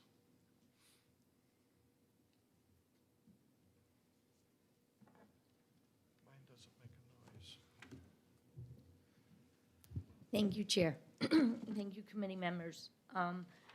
I want to speak in support of this bill. I actually have a situation, not COVID-related, but happened during the COVID pandemic. A 25-year-old mom, she had had a C-section the month before. She was ill, so she went back to the emergency room. Her partner was not allowed to go into the emergency room with her. Because of the current status that the current condition that her situation was in, I suspect, but I don't know because no one went in with her, that she was not able to accurately explain why she was presenting at the emergency room. They gave her a prescription and sent her on her way. She collapsed in the parking lot. Her husband saw her collapse. He immediately took her to another hospital. By the time she got to the other hospital, she was declared brain dead. That's unacceptable. We now have 4 children that have no mother. We now have a significant other that feels somehow it was his fault that he didn't take her to the other hospital in the first place because he knew the potential of the limitations, and he chose to take her to the closest one instead of the one that she wanted to go to. The bottom line here is that I understand the concerns. I understand the concerns with Department of Health and Human Services. I understand the concerns. But the bottom line is our hospitals have become such a reactive, situational place that I feel that a bill like this will put some checks and balances on that. Thank you. In 2 minutes. Wow. We'll make a video of this and show it to others. Thank you so much. Representative Cushman. Thank you, Mr. Chairman. Just quickly, I wanted to bring up to the last speaker, but I can ask you the question also. I'm just reviewing the New Hampshire statute on residential care and health facility licensing. That's 151. There's a patient's bill of rights under there, and number Roman numeral, Well, first of all, it says that patients shall be free to communicate with, associate with, and meet privately with anyone, including family and resident groups, unless it would infringe upon the rights of other patients. And it also says they'll be entitled to have, there's already in statute something about minors being entitled to have their spouse their parents if they're a minor. And for adults, their spouse or next of kin visit the facility without restriction, especially if they're considered terminally ill. Jump towards a question mark. So I'm just wondering, do you think that the practices that we're hearing about today are upholding that law that already exists, and that's why we need to make it very clear to the hospitals that under no circumstances can they violate it? Thank you for the question. Yes, I agree that the patient's rights should be more important than the potential ramifications of making it more difficult for the facility. But I also think that it's very important that our hospitals and healthcare facilities cannot hide behind the guise of it's an emergency, so we don't have to follow the rules. Thank you. Thank you. And thank you for your testimony. Representative Betty Gay asks for 2 minutes. Okay, I wrote this down so I can say it. These rules are hearkening back to the 1920s in the hospitals. I had an aunt who was 20 years older than my mother, who was a nurse then, and the rules there were totally different from now. President Eisenhower's first baby died as they watched him in the through the windows in the hospital because they were not permitted to be with him. So they ended up with one son after many years, but that heartbreak was devastating. Personally, for me, in a nursing home, one of my friends who was 97, Dorothy, died of a broken heart, according to her daughter, because she wasn't even sick at first, but the nursing homes were just shut down. You could not visit your loved ones. And when finally her vitals went really low, they let her daughter come and spend the last couple of days, fully gowned in PPE with her. But like my friend said, Mama died of a broken heart. My sister-in-law in Houston, was the director of the Jewish nursing assisted living, which is, a lovely place where Mama had lived. She had a 102-year-old man, resident, who was fine, amazing. But then, with this extended separation from his family, they called her at home. She happened to be at home when they called her and said, his vitals are really dropping. Well, under the circumstances, if they were close to death, they would allow the family to come in. So Annette ordered that. So the family came in. Within 4 hours, he was totally recovered. He was dying of a broken heart. I do see that there should be some rules that the hospitals and the nursing homes and all these places should be covered by these rules. But I can see that you come up with limitations of how many visitors you have at the same time, what they should be wearing. But this has been criminal and damaging, and it has killed people. But it doesn't have to kill people to mean that it's essential to Thank make you, people's Representative. their quality of life. Thank you so much. And finally, the chair calls Teresa Rosenberger from New Hampshire Healthcare Association. Thank you, Mr. Chairman. Welcome. Members of the committee, it's wonderful to see you. I'm Teresa Rosenberger. I work at Bernstein Shore, and I'm here representing the New Hampshire Hospital Association. As I think you've heard before, this bill includes nursing homes, because 151:2, the licensing facilities statute includes nursing homes. If you read the bill, it talks about hospitals and it talks about nursing homes and not nursing homes, healthcare facilities. I think, as testified before, we need to clarify with this bill exactly what facilities we're talking about. Secondly, nursing homes are regulated and have visitation guidelines put out by CMS of the federal government. They revised their regulations on November 12th of '21 and quote, visitation allowed for all residents at all times. So with nursing homes now, visitation is allowed. You can stay as long as you want.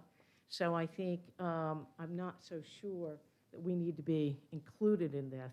And more importantly, I think as John Williams was talking about, we need to make sure what we're doing in New Hampshire is not contrary to what people have as rules and regs that they have to abide by to be licensed with the Fed. So we need to be careful about that.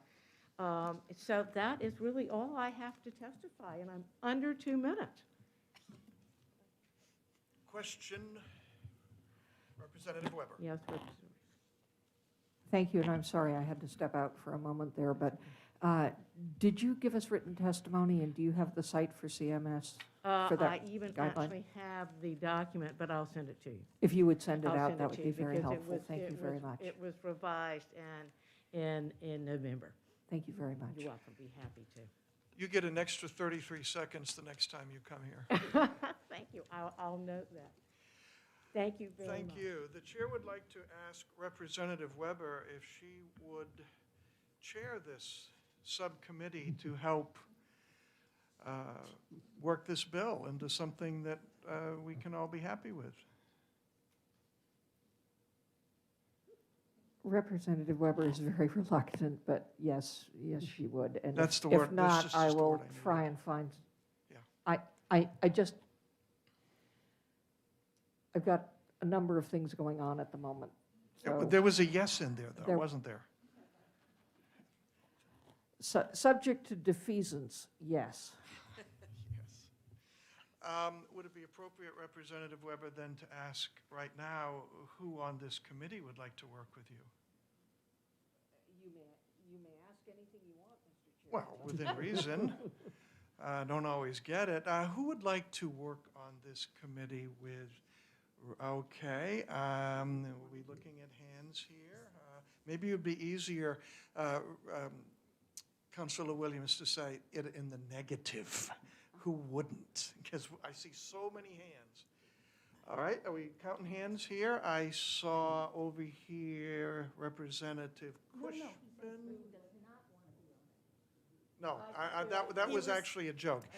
Representative Cushman would, Representative Kelsey, Representative Gay, Representative Nutter Upham, Dr. Mackay, Dr. Woods, and Soloway. And did I miss anybody? That's a good crew. Good. And the clerk is writing like mad and don't remember all the names you said. I remember them all. They're my good friends. I got you. Nutter Upham, Woods. Oh, Woods, Okay. okay. I got this side, I got that Kelsey. side. Mr. Chair, is this an early bill?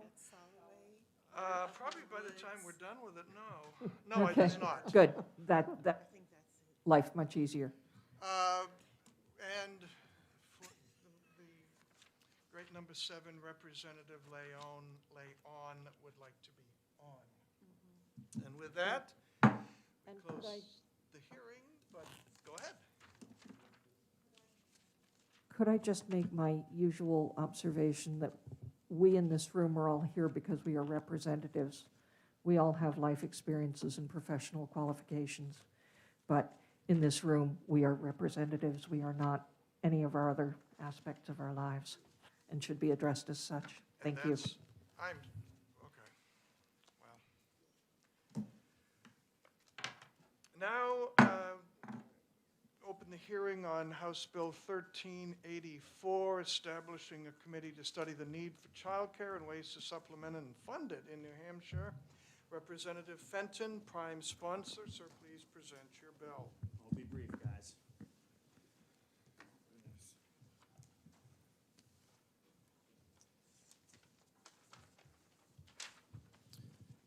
Thank you, Mr. Chairman, and ladies and gentlemen of the committee. I am Representative Donovan Fenton, and I represent Keene. I'm here to talk to you about HB 1384, which is establishing a committee to study the need for childcare and ways to supplement it and fund it in New Hampshire. And I will be brief because we are talking about a study committee, and I know how much we all love those. So I came up with this bill because I have a small business, and I lost employees during the pandemic.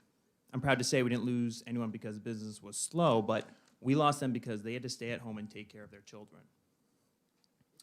Parents can't find or afford childcare right now in New Hampshire. This is the real data right now. There's an 87% staff shortage for childcare centers, and there's a 58% long wait list. Wages of childcare professions are causing recruitment issues, which in turn are closing these centers. When parents can't find childcare for their children, they turn down job offers.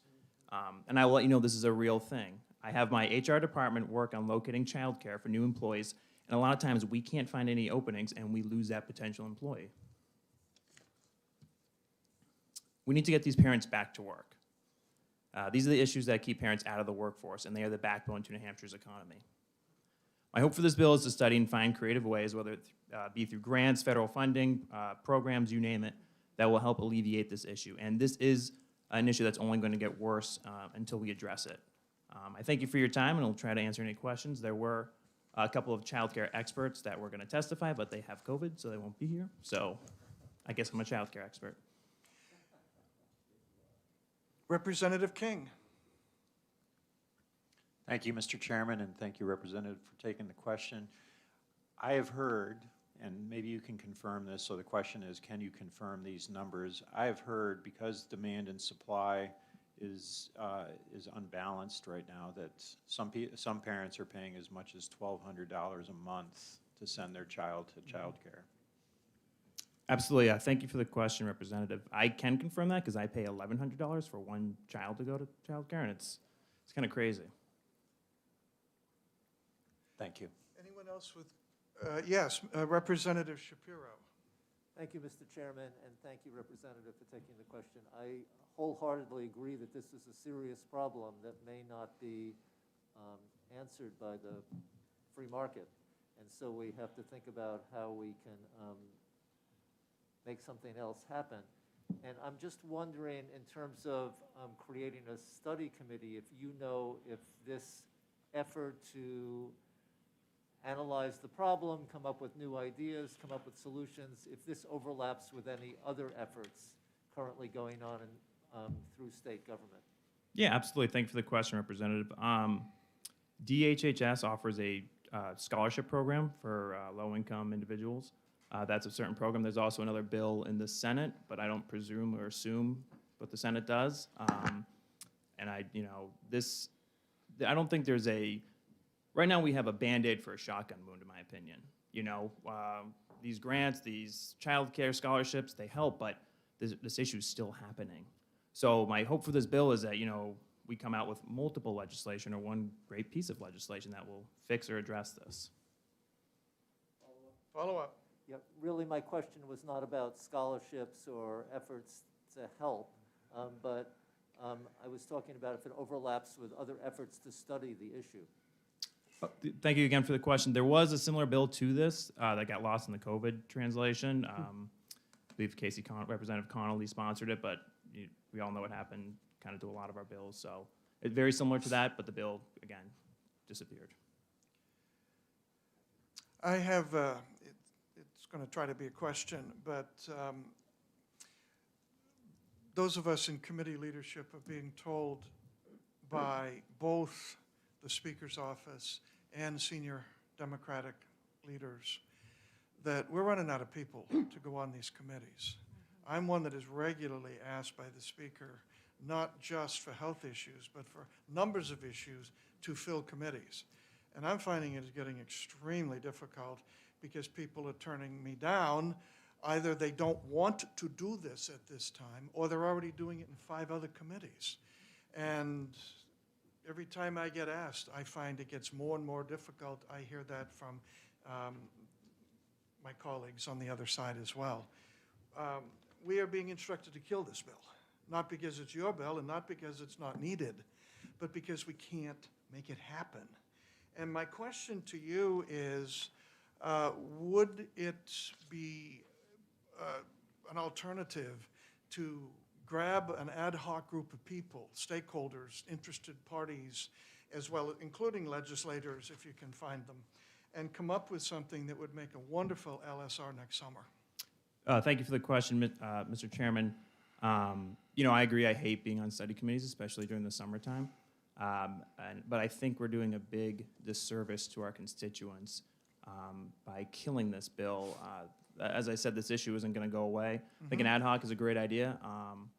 You know, I'd be happy to volunteer for the study committee. And I'm sure I can wrangle some other folks too as well. But I understand your concerns, and I've been told that as well, that, you know, like, don't pitch a study committee. But it's just, you know, I don't want to put the cart before the horse, and I think a study committee is necessary for this, such a prevalent issue. The question, my follow-up, the question is not, is a committee to study this necessary? I run a healthcare organization. I have childcare issues a lot with my staff. It's very needed. The question is, what's the best vehicle to do it? Is it the 3 members of the House and 3 members of the Senate? Or is it a group you can gather together to study it and then bring back some specifics as early as next fall? That's my question only, and I hope it comes across as an honest question, because it is. Oh, no, absolutely, and I completely understand the concerns. My fear for that is a non-mandatory group of people might not always show up and might not always be present. And it's much easier having the state legislature behind you when you're recruiting these professionals to come in and speak, and these experts. You know, that's why I think the study committee is so much more prudent than an ad hoc, but I completely understand your concerns, and that's an issue. Okay, this is not a question, but kind of a statement. Sure. If the bill passes, I'm going to hold you to help me recruit. I'm going to run out of here. Okay? No, Representative Acton. Thank you, Mr. Chair. Real quick, and thank you, Representative. Would you believe that I was on a study committee similar to this about 2 years ago, and we uncovered many things that needed to be looked into further. And I would also say that in regards to an ad hoc committee, there are a lot of people that will volunteer to help you if you need to pull something like that together. If this doesn't move forward, we should communicate. There's activists within the community, and there's a lawyer that represents. So there's a lot of smart people out there that want to move forward on this issue. So I just wanted to let you know that. No, and again, I completely agree. The whole reason for the study committee was just, you know, to kind of handcuff you to showing up and going. You know, volunteers are fantastic, but I've been in positions before where I've had volunteers not show up, and I'm just fearful of that. But I completely agree. Representative Cushman. Thank you, Mr. Chairman. Thank you, Representative. Would you believe that even on study committees, people are not mandated to show up, and it's very hard to get a quorum, and a lot of times they don't even meet the requirements of the RSA because they're not able to get a quorum and finish and publish their reports? I would absolutely believe that. I've been on study committees during the summer times, and they're not fun, and some people don't show up. And again, I'll just echo what I kind of said earlier. It's having the force with the legislature behind this bill means a lot, I think, and especially to a lot of experts and organizations. You know, I think they will play a bigger hand in it.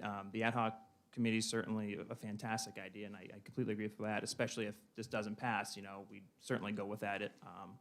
But like I said, I think, I truly believe a study committee would be beneficial.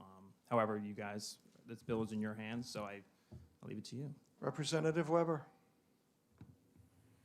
Thank you, Mr. Chair, and thank you very much for taking my question. It's always nice to see Cheshire County here. Is not the point of a legislative committee that members of the public and associations interested in a particular matter get notice of when and where a particularly important matter is to be taken up, and so it enables the participation of people that we might not think of when creating, say, a commission or something like that, simply because notice is being published in the House calendar? Thank you for the question. And yes, you know, they get published in the House calendar. You select a chair. You get regular emails through your legislative email account. Some you get paid mileage for, which is also fantastic and lucrative. But no, I completely agree. And again, I'd really like this to be, I'd really like bipartisan legislation to come out of this bill. That's why it's a bipartisan bill. With the study committee, the speaker would appoint those members, and I think we could get some really good bipartisan bills out of this. But yes, I agree.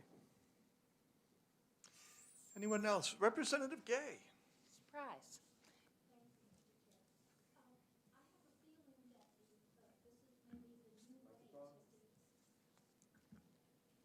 I don't know how, okay. I have a feeling that this may be the new way to get interested parties on committees instead of assigning them. Have ad hoc committees, but also see if we could get them noticed in the calendars. Because I also sympathize, since I want a committee too, but I figure, like Representative Acton said, there are people who are interested. So hopefully, if we can have that policy that we could get the meetings noticed, we could do that and draw the people who are really interested and passionate about it. And thank you, Representative. I completely agree, and maybe we could ask for volunteers before we start a draft, but I agree. Yeah.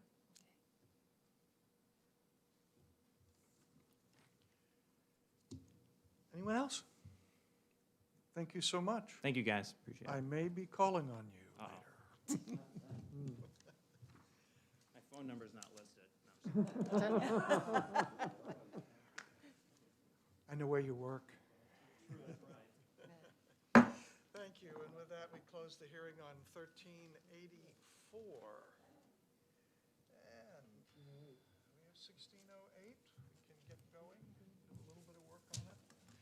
Open the hearing on, House Bill 1608, requiring the Department of Health and Human Services to contact certain individuals whose information was included in the state immunization registry. And if you're going to send me pink cards, this is a great time to do it. The prime sponsor has contacted me and said that he needs to be in Boston at this time, but someone will fill in for him. So who is filling in on 1608?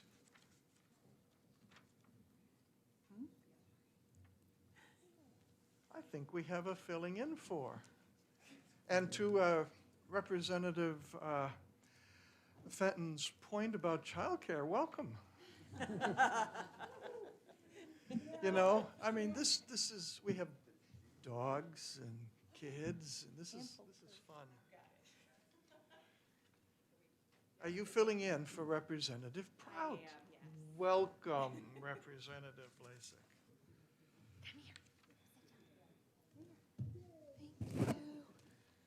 Is this, hi. Okay. Thank you, Mr. Chairman, members of the committee. For the record, I am Melissa Blasick. I represent Hillsborough 21, the town of Merrimack. I am here to introduce HB 1608 FN. Gotta catch my breath. I just ran in here. Okay. This bill is a follow-up to Emergency Order 76, issued by the governor during the COVID-19 state of emergency.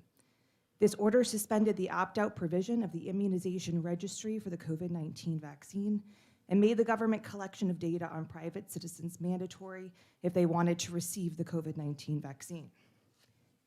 The order has expired, but the immunization registry retains the data collected that we don't know if the individuals wanted the state to have. Retaining private data on individuals without their consent implicates the right to privacy article that the people of New Hampshire recently approved with 81% in favor. So this bill tries to find a solution to the problem by having the Department of Health and Human Services reach out to individuals and ask them if they want the state to retain their data, and in absence of that belated permission would eventually delete it. While the individuals could submit a form to withdraw their participation, is the option to withdraw, which almost no one knows about, enough? The existing DHHS rules suggest it has not been considered enough in the past. HE-P307.06 is specific that each patient must be made aware of their option to opt out. Opting out is not an obscure provision of state law and rules that one must know about to exercise. We require that they be explicitly asked the question, be made aware of the choice. We should apply the same standard to this situation and say that an option to withdraw that is not widely known is not enough. We need to either know that the individual was asked the question, provided the opportunity to say, no, you may not keep my private data, and admit that the state has no business retaining their private medical information if we don't. Thank you for your time. I'll be happy to take any questions. Any questions for the representative? Representative Folsom. Just a quick question, sorry. Which emergency order number was that again? 76. Thank you.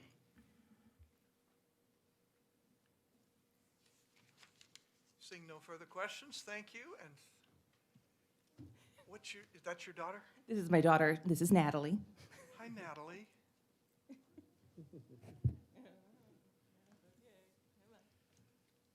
How old is Natalie?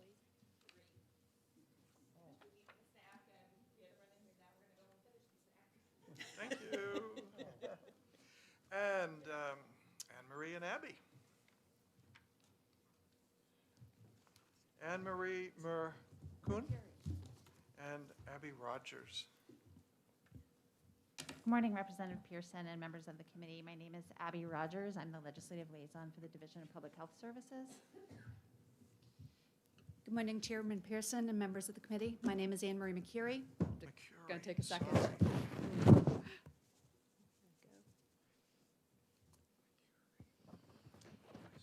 I'm the Immunization Section Chief for the Department of Health and Human Services, Division of Public Health, and thank you very much for allowing us to be here today.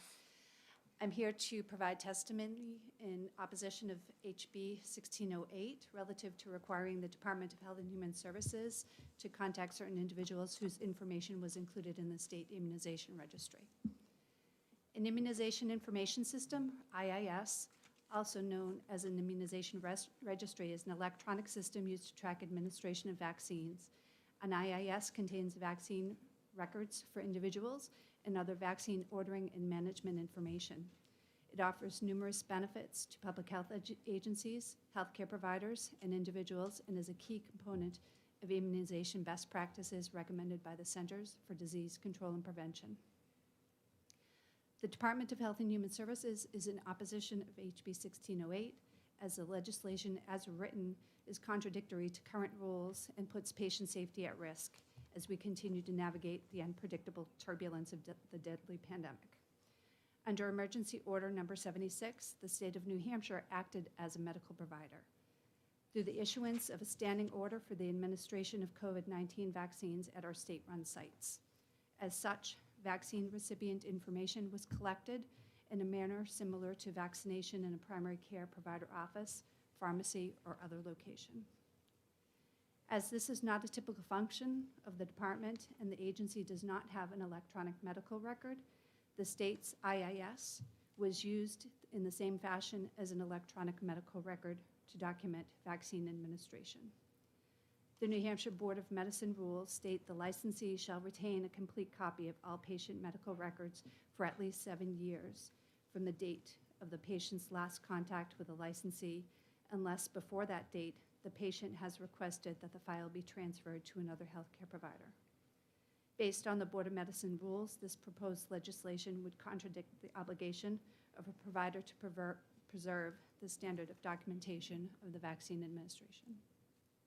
This information should not be removed for the IIS as is proposed by this bill, as there is no other record of documentation. HB 1608 would require the department to contact individuals who are not given an opportunity to opt out of having their COVID vaccine information included in the state's registry. There were approximately 790,000 individuals immunized prior to the expiration of this emergency order on June 11th, 2021. Our analysis provided in the fiscal note worksheet for HB 1608 outlined a breakdown of costs and the logistical challenges of implementation. The language in the bill does not specify a method of contact, but regardless of which method is preferred, the department would need to hire additional personnel to make phone calls and/or mail letters. And based on the existing contract With a call center, the department estimates it would spend an estimated $6.2 million over the course of the 6-month period proposed by this legislation to reach 790,000 residents. It's estimated that the cost of postage and staffing needed to mail the letters to each household would exceed $800,000. Not included in this fiscal impact analysis are the expenses anticipated to be incurred in order to manually remove the information from the IIS. The department would need to pay for staffing beyond 6 months in order to complete the removal process of those who were not reached and did not respond to the attempts to contact. The anticipated cost of staffing this part of the project is $267,000 per every 100,000 names being removed from the IIS. It's also estimated to take at least 6,675 hours to delete 100,000 records. If this legislation becomes law, the department would need staffing resources and additional time to complete this project. The department estimates 45 staff members working full-time for 1 month would be required for each 100,000 records deleted. While the actual number of records to be removed is indeterminable, the department anticipates a high number of non-respondents. This could be as high as 78% based on the department's experience with other outbound call initiatives. We tried to contact 46,104 vaccine recipients to verify the information. After multiple attempts to contact, our overall response rate was 22.5%. Reasons for low response may include incorrect contact information due to a change of address or phone number, phones being disconnected, and ignoring attempts to contact due to the concerns that the outreach was a scam. If this effort produces a similar low response rate, it's estimated that the cost could easily jump up to $1.6 million to remove more than 600,000 names. If this bill were to become law, funds to cover both the contacting of the recipients and removal of the records would need to be made through an additional appropriation. It's not just the challenges of implementing this bill and the financial burden it presents, but we also oppose House Bill 1608 because it would give the state the authority to erase vaccination information if after 3 attempts to contact an individual results in a non-response. Under Administrative Rule HEP 307-06, the choice to opt out is sole responsibility of the patient, not the decision of the state. This bill assumes a non-response equals consent, when in fact there is no informed consent if a patient is unable to be contacted. This goes against patient privacy and the standard of patient care that people expect and deserve.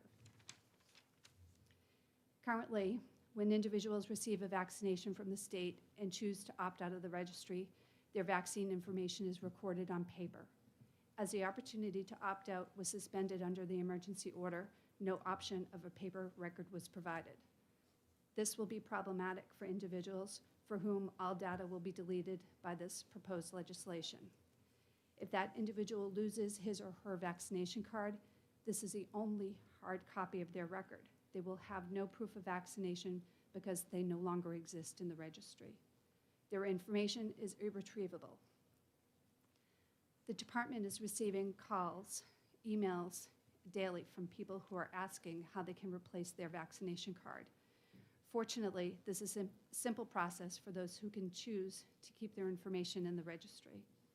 They can not only replace the card, but they can also download a copy of their vaccination record through the patient portal. In the last 6 months alone, 31,279 people have requested their vaccination records through either the patient portal, in writing, or by calling 211. The department is committed to patient privacy. Following the end of the emergency order, DPHS has educated healthcare providers and vaccinators and established protocols to ensure that no patient record should be entered without the opportunity to opt out of the IIS.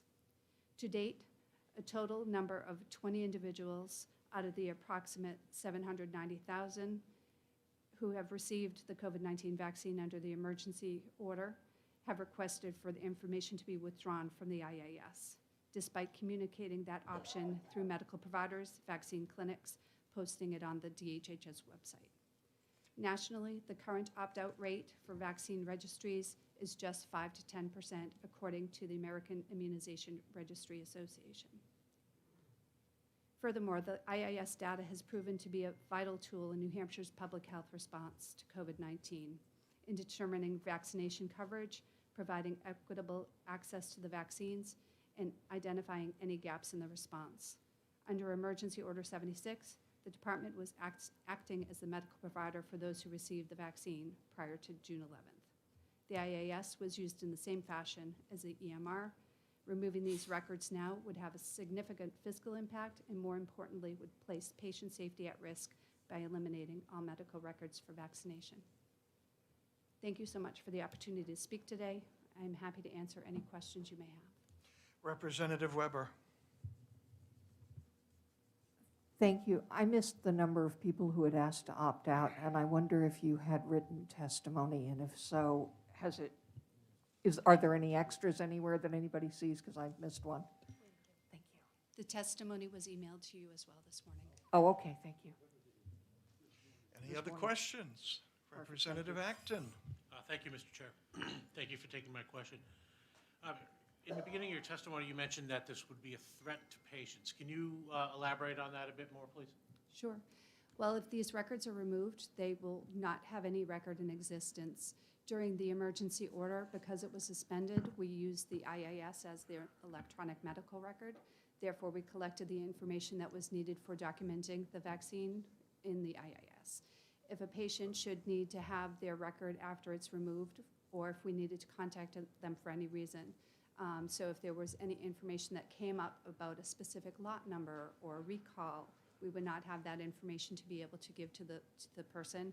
In addition, if anyone needed their record for subsequent doses, they would not have that record to demonstrate what their minimal time intervals between dosing would be, because that record would not be in existence. So therefore, any provider who goes to give subsequent doses is not going to be able to find their record of previous doses unless that person kept that one piece of paper that was provided to them at the time of vaccination. Follow up. Are you willing to accept that there's some people may be scared of getting their name on those lists, given the rather vicious treatment of unvaccinated? We have people getting put in internment camps in Australia. We have people right in a few hours to the north of us in Canada being denied entry into food stores because of their vaccine status, even if they're masked or not. Are you willing to accept that? I think that the failure to keep these records is more hazardous than having the information in, but we also do agree that people should have the responsibility and ownership of having that information. It is their information to have. If they so choose to withdraw their information, we would be happy to assist them with that, and that process is fairly simple to go ahead and do. We are getting the information out more and more about opt-out, about the ability to withdraw. So people do have the right to go ahead and do that. They would just need to know that they would need to transfer the record to their healthcare provider, or they would need to keep their copy. What we do want to prohibit or make difficult would be the arbitrary removal of the vaccination records of those people who were not able to be contacted. So this legislation, if after 6 months they were unreached, we would be required to remove those records, and that would be a significant problem for those people who just were not aware that their record was being irretrievably removed.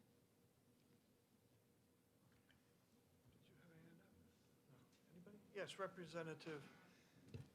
Thank you, Mr. Chairman. Thank you for taking my question. So just so that I'm clear, this database is separate than like a pharmacy database where somebody would get their immunization from?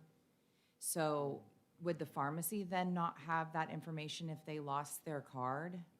The pharmacy would have that information only if they accessed it through the IAS. I see. I should correct that. If a location such as a pharmacy had their own record and they were not connecting that information to the IAS, the pharmacy would go ahead and do that. Under the emergency order, the majority of the people who were vaccinated at state-run sites. They were not vaccinated at another location. So therefore, those records don't exist elsewhere. If you were vaccinated in your primary care office, if you were vaccinated at a pharmacy, those locations should maintain your record separately from the IAS. Thank you. That answers my question. Representative Snow. As a person who has been stung by email and telephone requests for information or response on something, I automatically don't pay any attention. I just hang up on the call and don't pay any attention whatsoever to the record.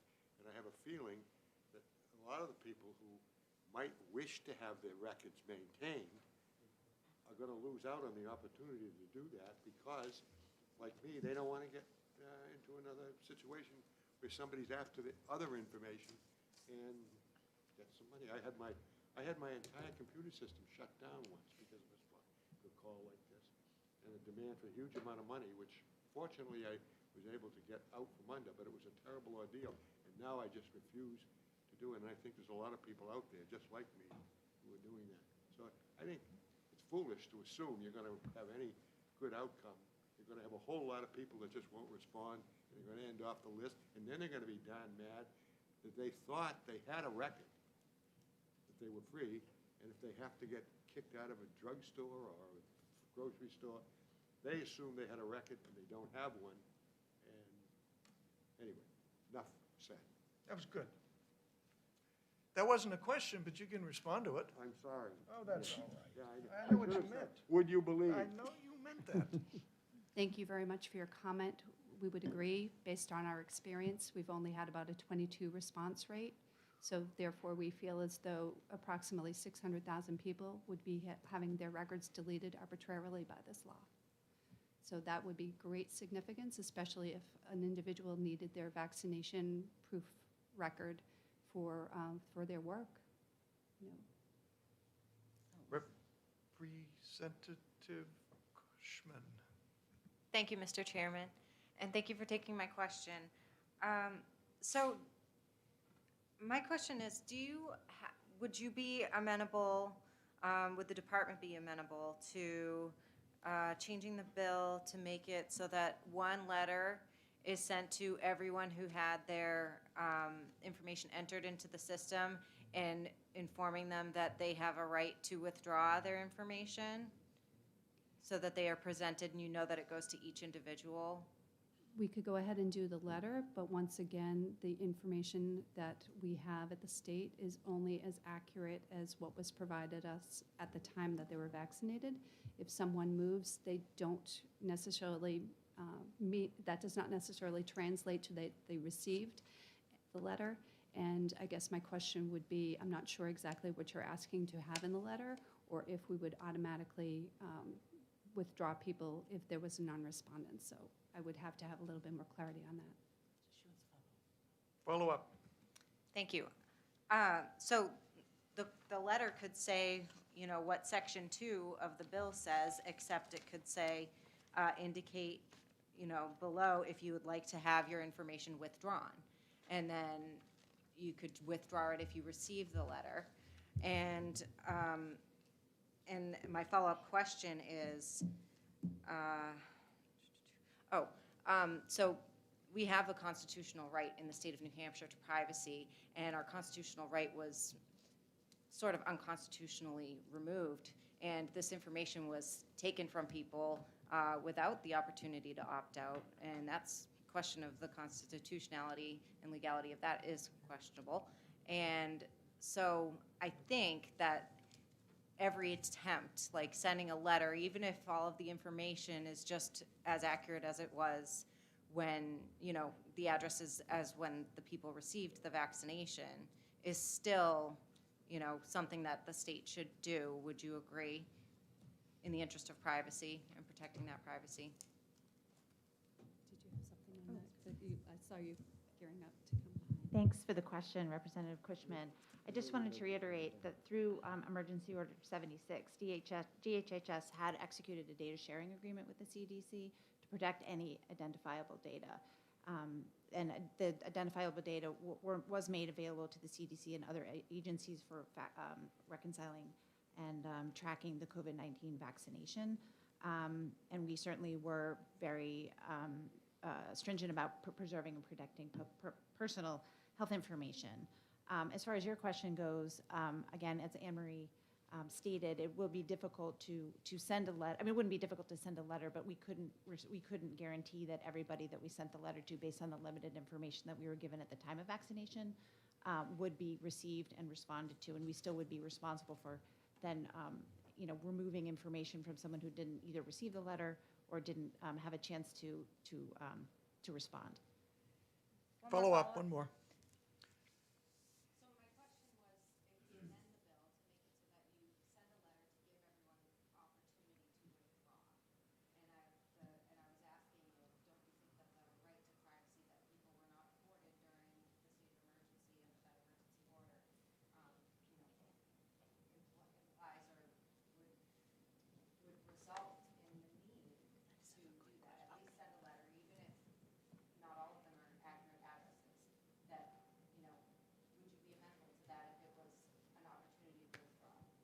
I think I'd be amenable to outreach. We do have a withdrawal process in place currently, and that information is available on our website. I think we would have to look at, again, we could amend our fiscal note to see what that would cost us to be aware of that, but I think we could have further conversations about that. Thank you. Representative Leon. Thank you, Mr. Chairman, and thank you for the question. With this, I would like to clarify that we could talk about having an amendment where it would clarify that it's providing that withdrawal language that you already have, one time to the best information that's available on your records. Nobody would be withdrawn, but doing this as a specific targeted outreach. Would that be something to discuss? I think that we would be open to that. The cost of sending a single letter was just over $800,000. So if state appropriations were made available to us, we could go ahead for the informational purposes of letting people know that they have the right to withdraw. The concern, once again, would be if we were forced to withdraw if there's a non-respondence. Representative Gay. Thank you, Mr. Chairman, and thank you for taking my question. I have two questions, so I'll ask them together, and you can answer them how you like. What data, besides which shots people had, do you need for analysis? And the other is specifically, how do you allow people to remove their names? Thank you very much for that question. So the information that is obtained with the vaccination would be similarly to when you're receiving a vaccine in your doctor's office. So they're asking your demographic information, whether you've had any contraindications to receiving the vaccination, so that we could administer that vaccine safely. It also gives us the dates of those vaccines so that we can look at the minimal intervals to make sure that subsequent doses are administered at proper times for the most efficacious dosing. As far as your second question, please repeat because I'm in the moment and listening to you. How does one, what is your website? Our process. Okay, thank you very much. So our process to withdraw from the IIS, we do have a letter that is under our administrative rules to be able to withdraw from the IIS. It's simply stating that you wish to have your information withdrawn, and that information will go to the IIS. I'm sorry. Follow-up? One follow-up. Exactly. How does one? What is the website? What is the link? Where do you do this? Yep. So you would go to the DHHS website, and there is information there on how to withdraw. And I can get that exact link for you. Okay. I'm sorry. It's okay. Okay. DHHS serves more people than anybody else in the whole state. Yep. I want to know the exact link, and I'm hoping it's on the homepage. I can get that link for you. It is on the public health webpage. And happy to better answer that. Yeah, thanks, Representative Gay. We can certainly provide you with the link, but if you went to the homepage of DHHS and looked up immunization registry, you would find the link that you would need. And you will email this wonderful committee the exact steps. Absolutely. Happy to Thank do you. so. And thank you for your testimony. The chair now recognizes Paula Minahan from the New Hampshire Hospital Association. I no longer call her our old friend. She is our friend of some standing. You can call me. I'm not going to do it.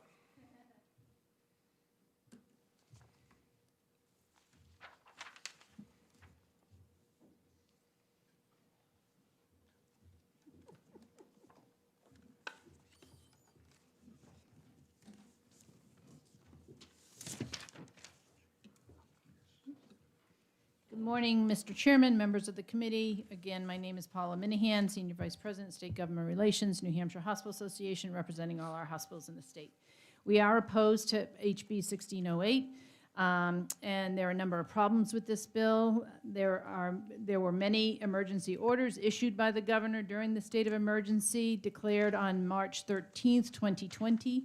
There were a total of 90 emergency orders that were issued subsequent to the declaration, and imagine if all those emergency orders were subsequently reviewed, questioned, and resulted in legislation to challenge the decision made during the state of emergency. We contend that this would cause chaos.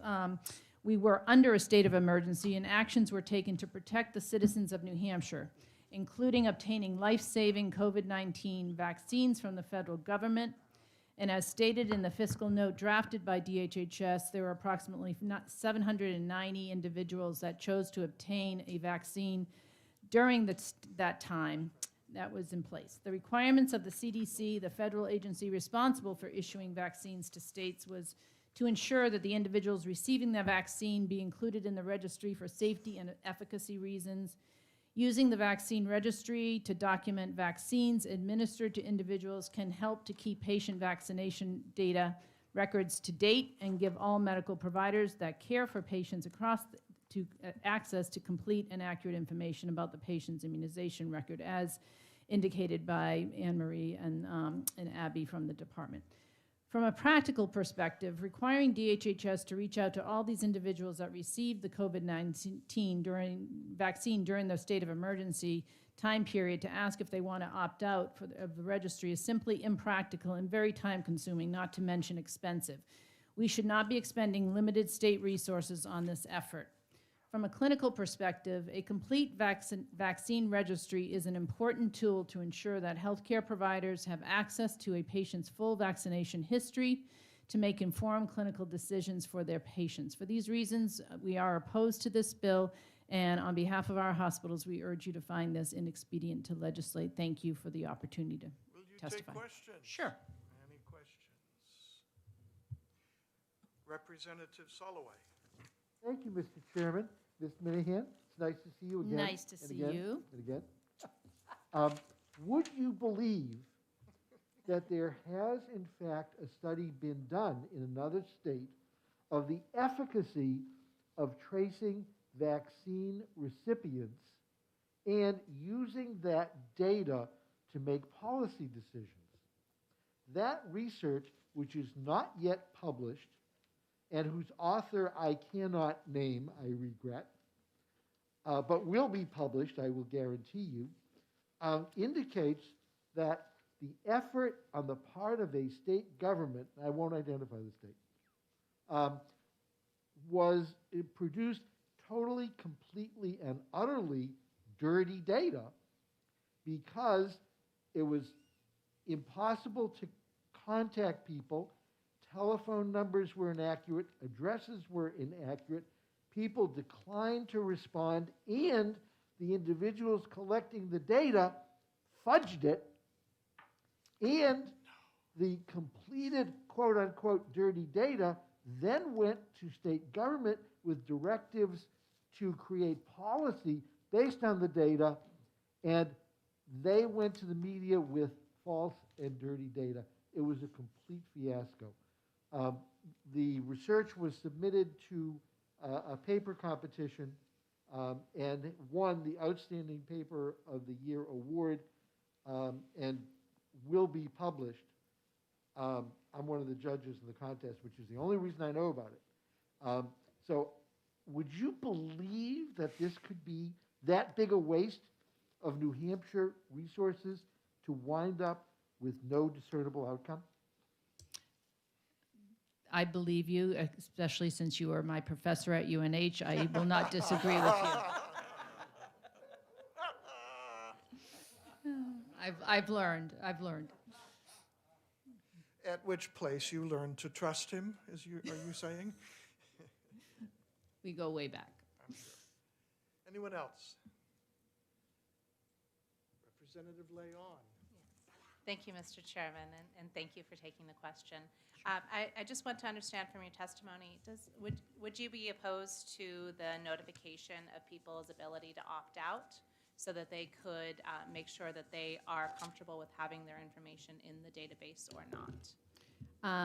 I think we'd have to see what the amendment looks like, and again, the fiscal note, I am concerned about, again, expending, I should say, state resources on this effort.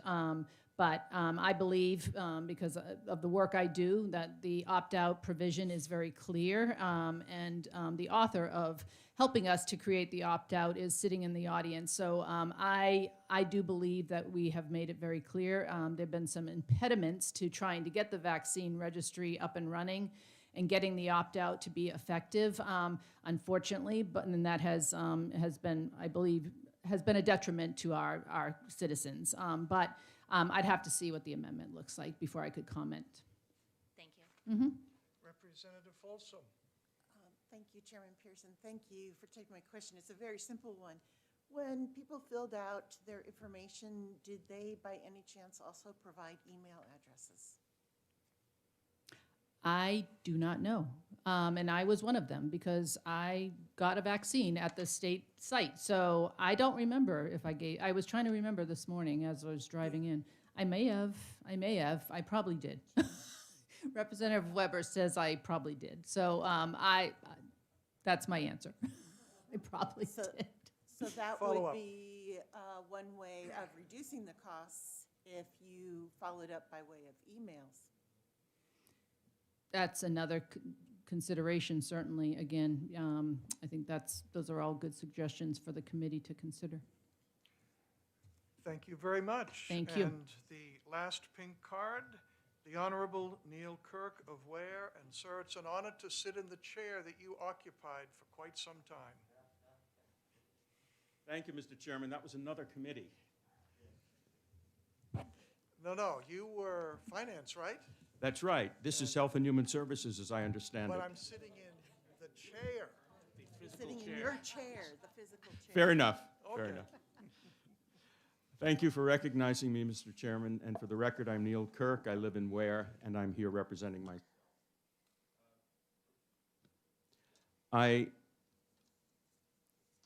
I'm very concerned about the opt-out.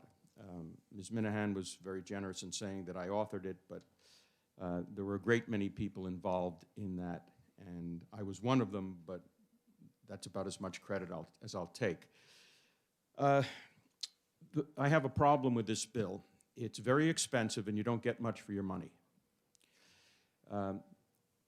I did not give my email address. I did not give my telephone number. As you might expect, I'm concerned about privacy, so I give as little information as possible. And I'm sure there were many others like me. So as you suggested, Representative Hutzel, that probably would not cover a great many people. Moreover, I think we all know the principle of inertia. And one of the facts of life is that people don't move unless they're forced to. So if you send out notices, you're very likely to get a very limited response, even if you sent them to every single person in the state and they were actually received. It's just not the way we work as human beings.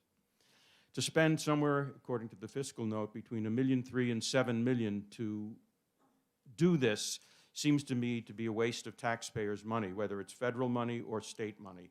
I pay out of both pockets. I have another suggestion. I have an amendment, Mr. Chairman, if I may pass it out. You may. And we are going to be putting an amendment committee together on this under the chairmanship of Representative Leon and others from this committee who may eventually indicate they'd like to be part of it.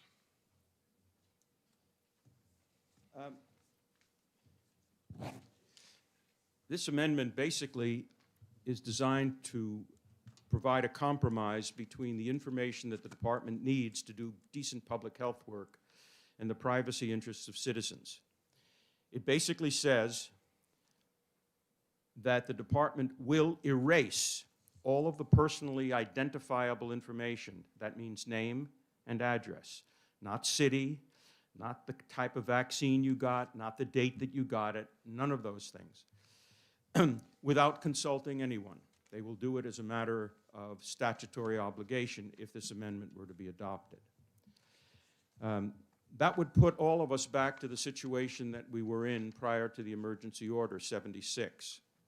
That would mean that no one would have to opt out. Everyone would be opted out. So we would be back to where we were. Now, like all proposals, including those which this committee ultimately adopts, there are going to be trade-offs. If this amendment were to be adopted, it would make it impossible for anyone to call the vaccine registry and say, help, I've lost my information, please give me what you have. It wouldn't be there. And that could be problematic for people. But that's one of the prices that we pay, in this case, in this approach, to give the department the information they need to do public health research, and yet balance that with privacy interests so they don't know the names and addresses of the people who got vaccinations. There are many other ways that you could go with this, and I'm sure, Mr. Chairman, with your amendment committee, you will come up with something, but it will be a balance.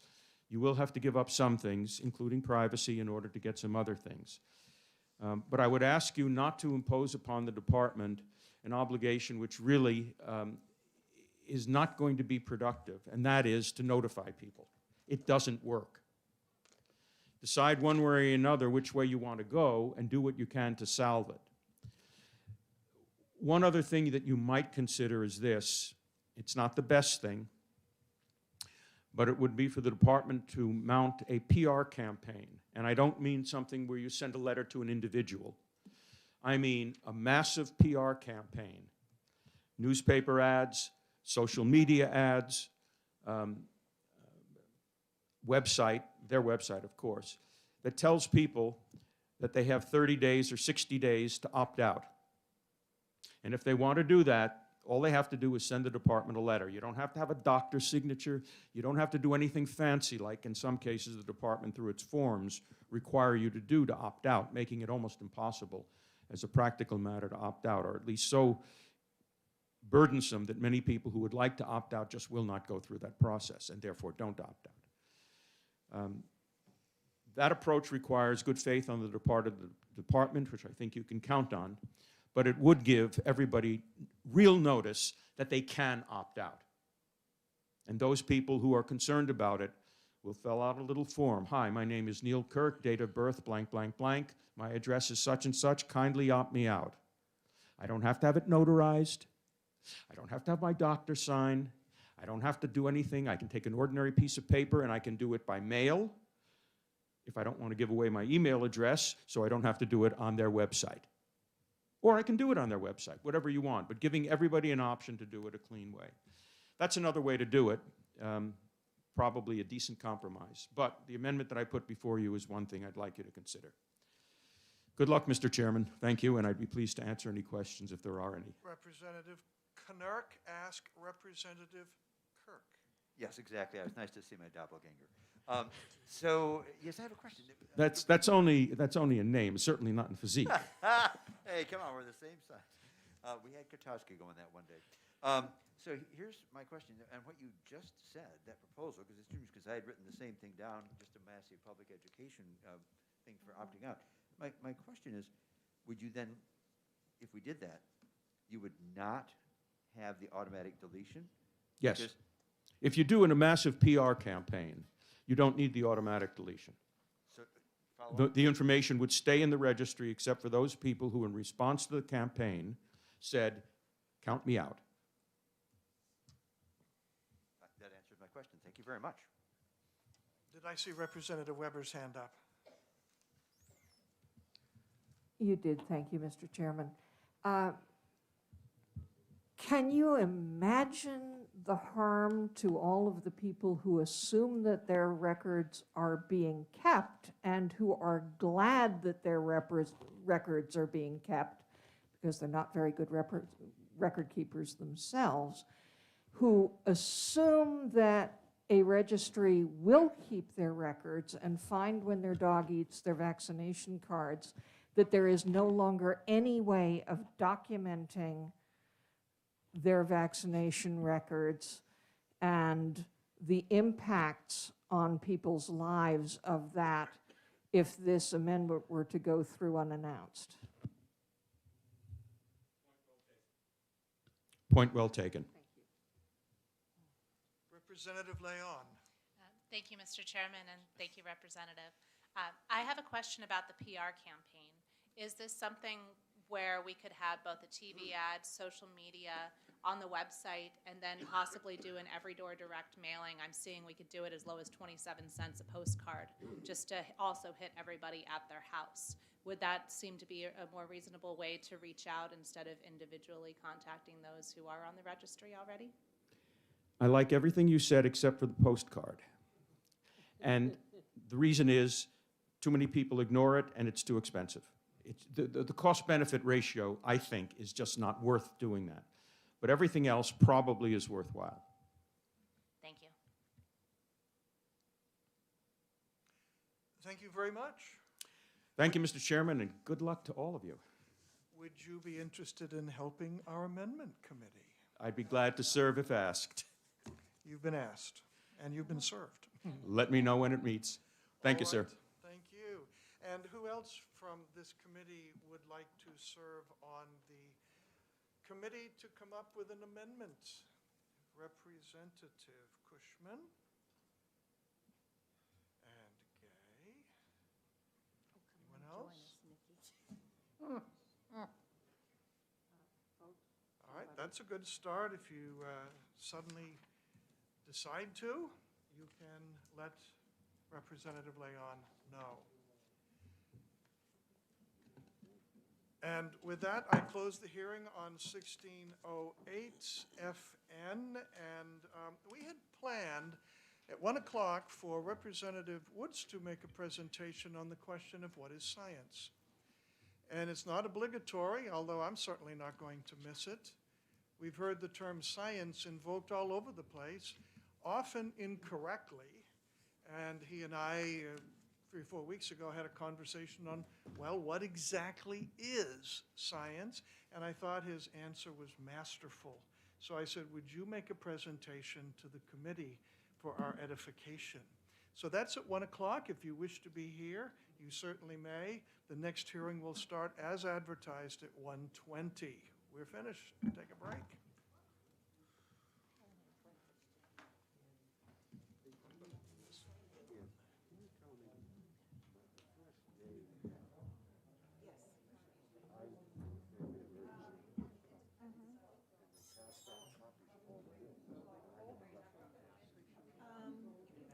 We could probably request that again, legislative services or somebody like that, to get you a full set. I can get you a copy of each of today's, they're over here. Oh, okay, yeah, And that I'll would do be, that tomorrow as well. okay, yeah, that would be great. And at least that will get you at least up and Hi. running for this. Oh, okay, great, thank you. Okay, let me go get you a copy. Good. How are you? Good to see you.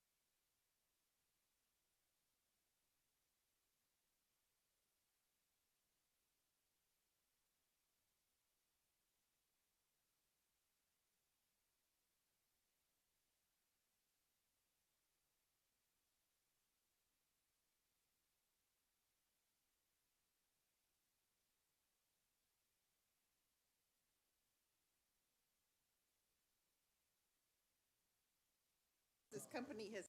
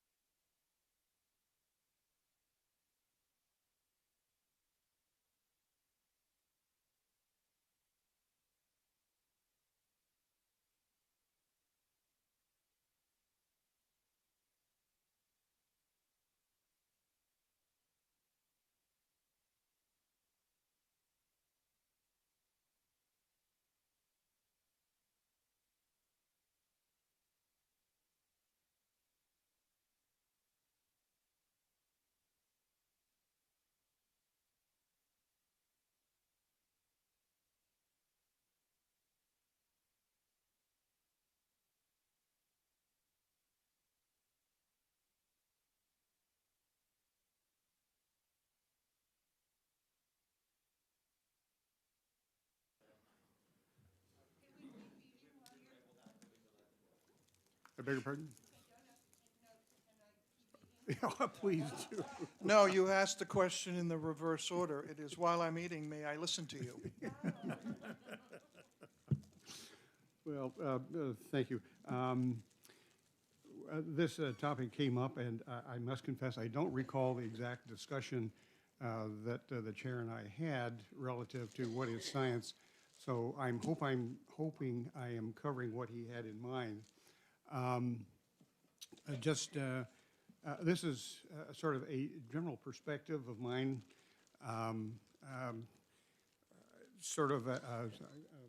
Jeff's not here, but he always gives me a hard time about talking from the 30,000-foot level, and this is probably 100,000-foot level. But hopefully it'll stimulate some thinking and just give a perspective of my take on science. Just a very quick background. I went to Berkeley, a little school on the West Coast, being from California, in physics, and then did my graduate work in biophysics at Hopkins before I went to medical school, and have maintained over the years a close relationship with things like nanotechnology, and served on AMA's Council on Science and Public Health, and a variety of other things. And I've enjoyed a lot of it, and it's interesting to see the progress of science. Well, what is and isn't science? In a sense, I can do this in a sentence. Science is a social, cultural construct used to engage our environment. Science isn't an ethical or moral guide. There, that's what science is, what science isn't. Thank you very much. Please go and use dinner. I'd like to expand on this a little bit and try to put a little bit of perspective on what I think of science. I'll introduce it with a quote from E.O. Wilson, who's a well-known scientist. And his quote, he made the observation that humans have Paleolithic emotions, medieval institutions, and godlike technology. That sort of puts us in perspective of where we are as individuals in this milieu of science. And I'll try and expand on that and close with a couple questions. So what is science? As I said, I view science as a social, cultural construct used to engage our environment. But what are its characteristics? Well, science is really as old as humanity. It's probably an expression of a fight, flight, self-preservation mode. Tracking animals to see whether that was the bobcat that was going to eat them or whether that was just a bird around. That was collecting data. And it served him well, so he could figure out what was around and what he didn't want to know about. There are some species of the nut, almonds. That's the way it's supposed to be. People call it almonds, but the correct pronunciation is actually almonds. And some were poisonous. And over the course of time, they found that some weren't. So with observation and a deduction, sort of a scientific method, they were able to eat almonds. Taming animals, growing crops, planting by the seasons. That's a synthetic process. Putting some of the data together, taming animals, goats, cows, for good meat and for milk. Instead of walking 5 miles to pick up the wild rice, he dropped some on the way, and next spring he found out, gee, it sprouted. Why should I walk 5 miles when I can just put it in my backyard? And voila, we have agriculture. Planting by the seasons. And the Mayans and the British, we've seen all kinds of large structures to keep track of the seasons, to do just that. So science is really not new. Science is, however, has become very complex, shifting from a reductionistic to a synthetic approach. Reductionistic is, what's that small piece made of? A little bit of rock turns into sand. Sand turns into atoms, and atoms then turn into subatomic particles. Our bodies. Vesalius did some anatomy, took things apart, and we gotten smaller. We found organs, and then we found different kinds of cells as soon as we got a microscope. And then we found there's kind of molecules inside. Well, what kind of molecules were there? Well, we get smaller and smaller, and then we come together with physics and biology, where the subatomic and some of the atomic things overlap.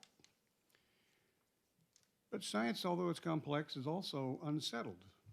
And we don't know a lot of answers. And those two things go together. Complexity and unsettled go hand in hand. And we have to keep that in mind. Science is really a balance of some sort between inspiration, the aha, look what I found kind of thing, and investigation, the typical do the experiment and make the hypothesis kind of approach. But it's also made up of a lot of mistakes and some triumphs. And those also have to be balanced. Finally, characteristic, science is progressive, always looking to see how new information can be applied, always inquisitive. What science isn't. Science, as I said, is not an ethical or moral guide. Science tells us what we know, but not how to use what we know. And there comes the rub. Probably one of the classic examples of the problem of finding out what basic science does and has its application is nuclear fission. Wow, look at the energy we can get out by controlling nuclear fission. And then someone discovered, wow, we can also make one hell of a bomb. Science doesn't tell us anything about the moral application. 5G. This legislature had a commission on 5G and its biologic impacts. 5G has a tremendous amount of potential, but from the basic science, I served on the commission, the basic science behind some irradiation is very disturbing. And I would love to talk to you about proton tunneling and the disruption of the bonds in DNA, but that's for another story. PFAS. This legislature is also dealing with PFAS. While at Berkeley, I worked for a company that had the patent for Teflon, didn't know exactly what to do with it, and gave it to DuPont. Needless to say, they wish they hadn't. But out of Teflon came all of the PFAS kinds of chemicals. So science tells us that we can get stuff, but not how to use it properly. And we're struggling. Observations. Technology is just progressing at such a tremendous pace. It's outstripping what I mentioned to begin with, the social and cultural constructs. Technology is just going just out of sight with the pace.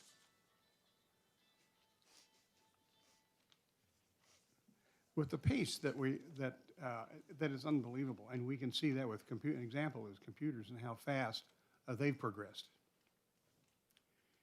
But how we use computers is another story.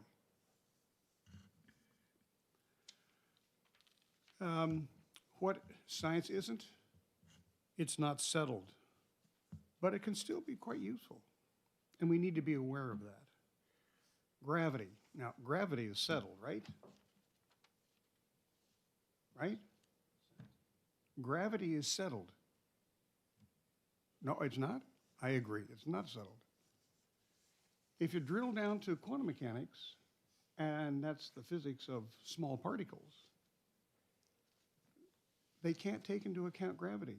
And there's totally separate. Quantum mechanics and quantum electrodynamics is one of the most precise theories and experimental supported theories ever invented by man. But it can't take into account gravity. It's absent. But we have no trouble. We know that if we step off of the table, we're going to fall down. Yet on the other end, at the end of the universe, as we know it, there's some things that we're seeing that are saying, well, maybe we should make some adjustments in gravity too. So at the small and at the very large, gravity is not settled.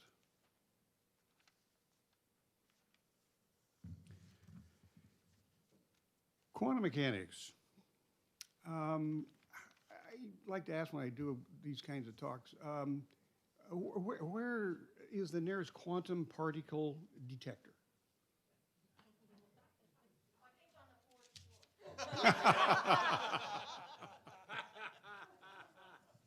It's your eye. Your eye works because a photon, quantum particle, comes in, interacts with a molecule, creates a quantum mechanical process, and that sends an impulse. And those collection of photons interacting and those collections of impulse we call vision. So you love quantum mechanics. Without it, you'd be blind. Relativity. Well, of course, you don't use relativity. How many feel they have a familiarity with relativity, special and general relativity? When the sun's hitting us? Excuse me? When the sun is hitting us? iPhone, and you use GPS, correct? To get places? GPS does not work if you don't use special and general relativity. If you did not take into account general relativity, within very short order, within about a minute or two, it would be inaccurate. I mean, really inaccurate. So enjoy your quantum mechanics, enjoy your special relativity. Science is now much more complex. It's in the sense that it's truly global, a pattern that we don't generally think of. It's truly intergenerational. CRISPR, the genetic modifications, that's truly intergenerational. So science is complex, truly global, and truly intergenerational. Sort of aspects that we don't deal with on a daily basis. The power of science is really becoming to the fore. I'll just use one example. We're all familiar with the concept of artificial intelligence, one of those far-out sort of science fiction. But we're now finding that using AI, we can use retinal scans, x-rays, and evaluation of pathology slide cells better than humans.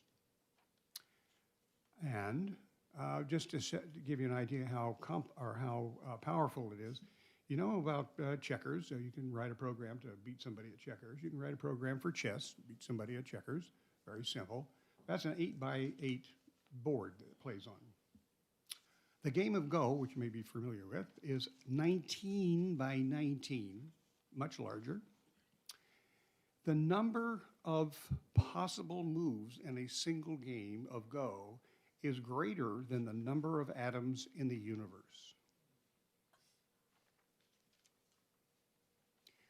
However, using AI, they were able to beat the international champion 4-1. And in one game, they thought the computer hit a glitch. Everybody went, including the international champion, said, "Oh my goodness, what was that?" Turns out it had never been conceived of by a human, and it was a rapid winning move. There's a quote, and I want you to tell me who wrote it. "He who controls AI will control the world."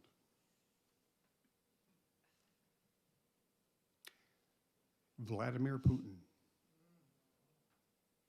And I think he is trying to keep his word.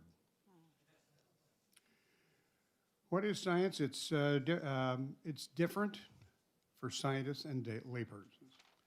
Increasingly, because of the sophistication and complexity of science. This was pointed out by C.P. Snow in '59 when he gave a series of lectures about the disparity between science and the arts. And we've talked a little bit about some of it, the quantum mechanics, relativity, and AI, and sometimes if we've taken the position as a culture, sometimes if we don't know it or we don't understand it, just reject it. However, we can't do that. And we're impacted with science from every direction. And we can't ignore it. And we deal with it. So I want to leave you with two questions. The first is just a challenging thought. The answer to the second question addresses our common goal, producing good legislation. The first question, moral comment, will science be able to answer all questions? Or put another way, does man have the intellectual capacity to understand all processes in the universe? The answer is casually assumed to be yes. But that remains to be seen and may reflect a collective arrogance. Second is the question I want to leave you with. How can we better understand and interpret society's response to science?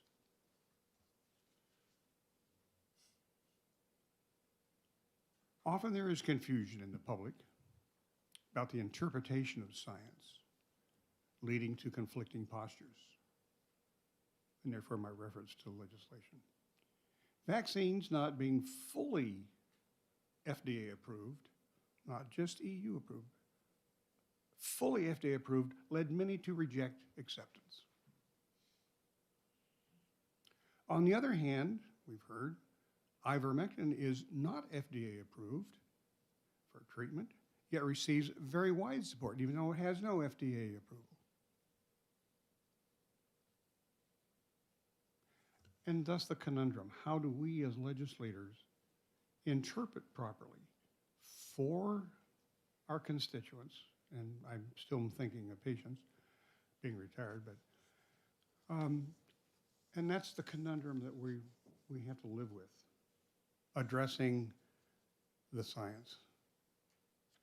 And as I said, science is basically a social, cultural construct used to engage our environment. But it does not provide an ethical or moral guide. It tells us what we know, but not how to use what we know. Thank you.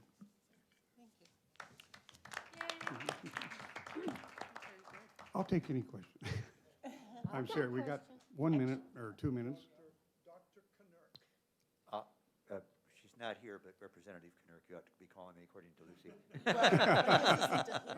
Anyway, whatever. So I have a question, though. That was really not your 30,000 foot, you're right, this is more like a 300,000 foot view.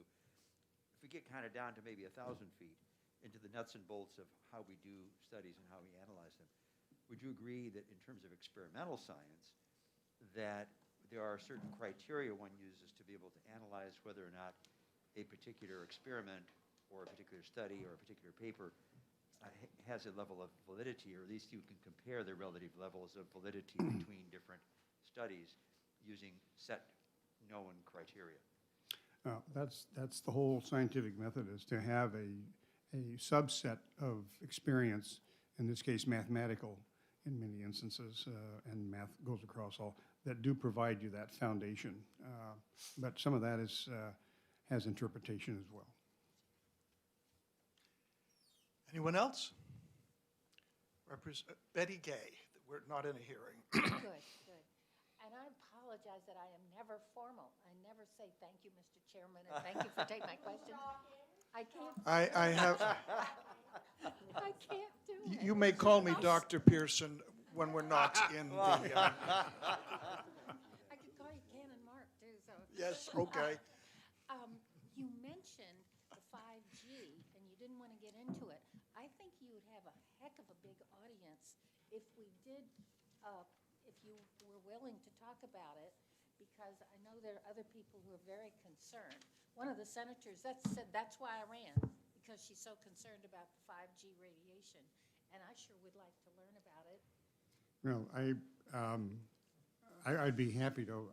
I'm very familiar with some of the aspects at the molecular level, because both the undergraduate, I did some independent study on the quantum mechanics that involve in molecular interactions and proton tunneling. I mentioned that, and some of the work I did in graduate school as well. Would that touch on Absolutely. the effect of This is the difficulty, is that when you begin to look at this, because our DNA is held together by hydrogen bonds, and if they can exchange it when they meet together, the two parts, the two strands, that hydrogen bond is basically a proton.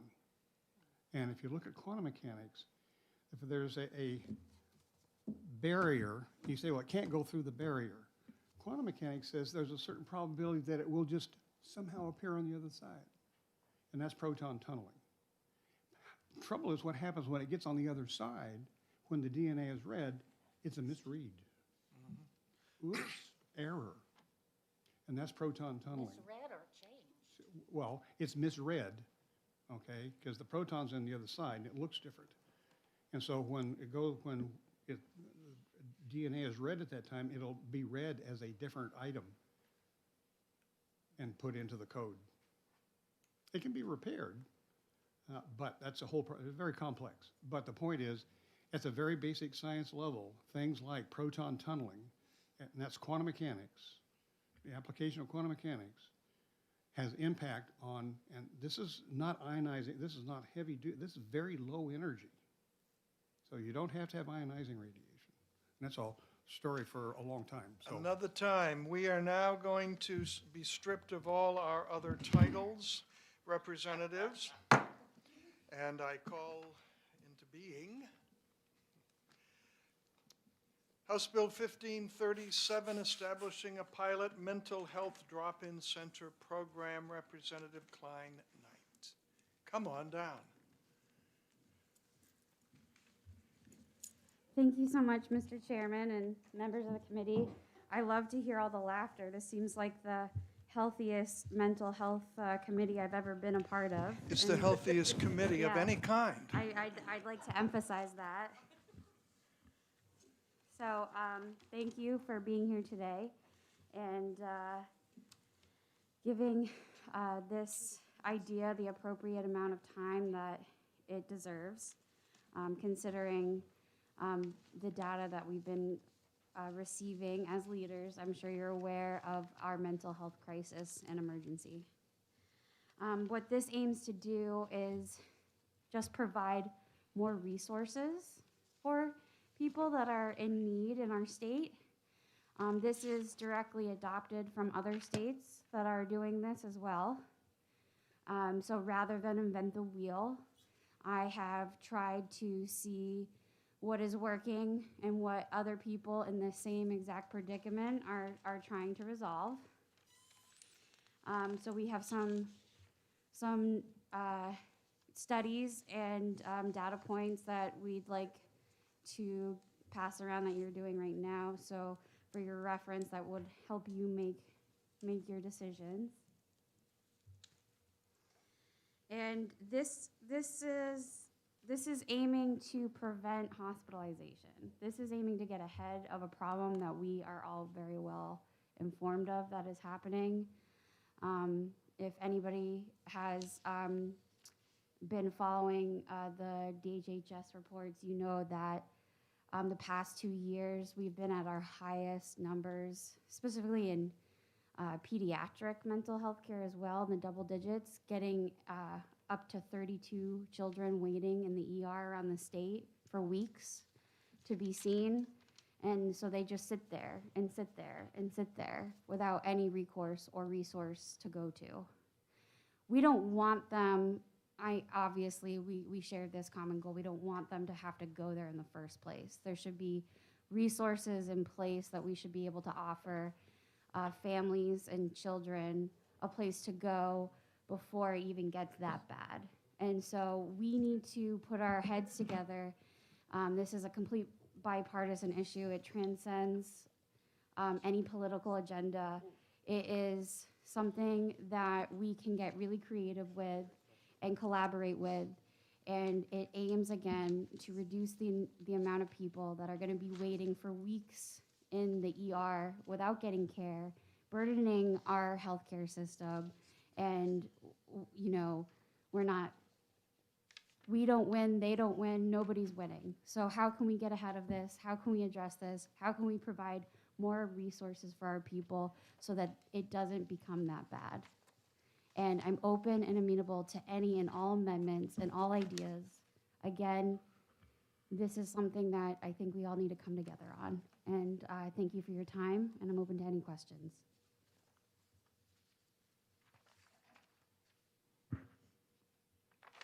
Please, ask. Am I on? You are on. Thank you for granting me my question, and thank you for taking it. Do you envision this as a 24-hour-a-day open facility? I would love that. I know there are certain urgent care centers that do operate on that level, and I would love to see a similar model adapted, but specifically for mental health care in general. Follow-up? Follow up. And, you know, as a psychotherapist, I'm wondering who would you envision staffing this?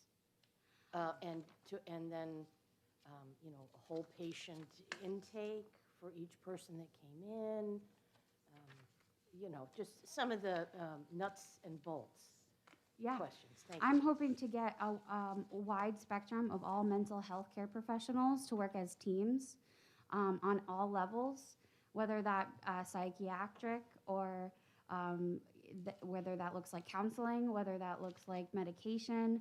I'm aiming to help people that may have misplaced their medication and then can't go without it that same day, and then don't necessarily need to go to the emergency room just to get their medication. Because if any of you are familiar with going and relapsing off of SSRIs, that can lead to many more health concerns and actual emergencies. So this is a preventative idea to get ahead of a situation that is really out of control right now. Thank you.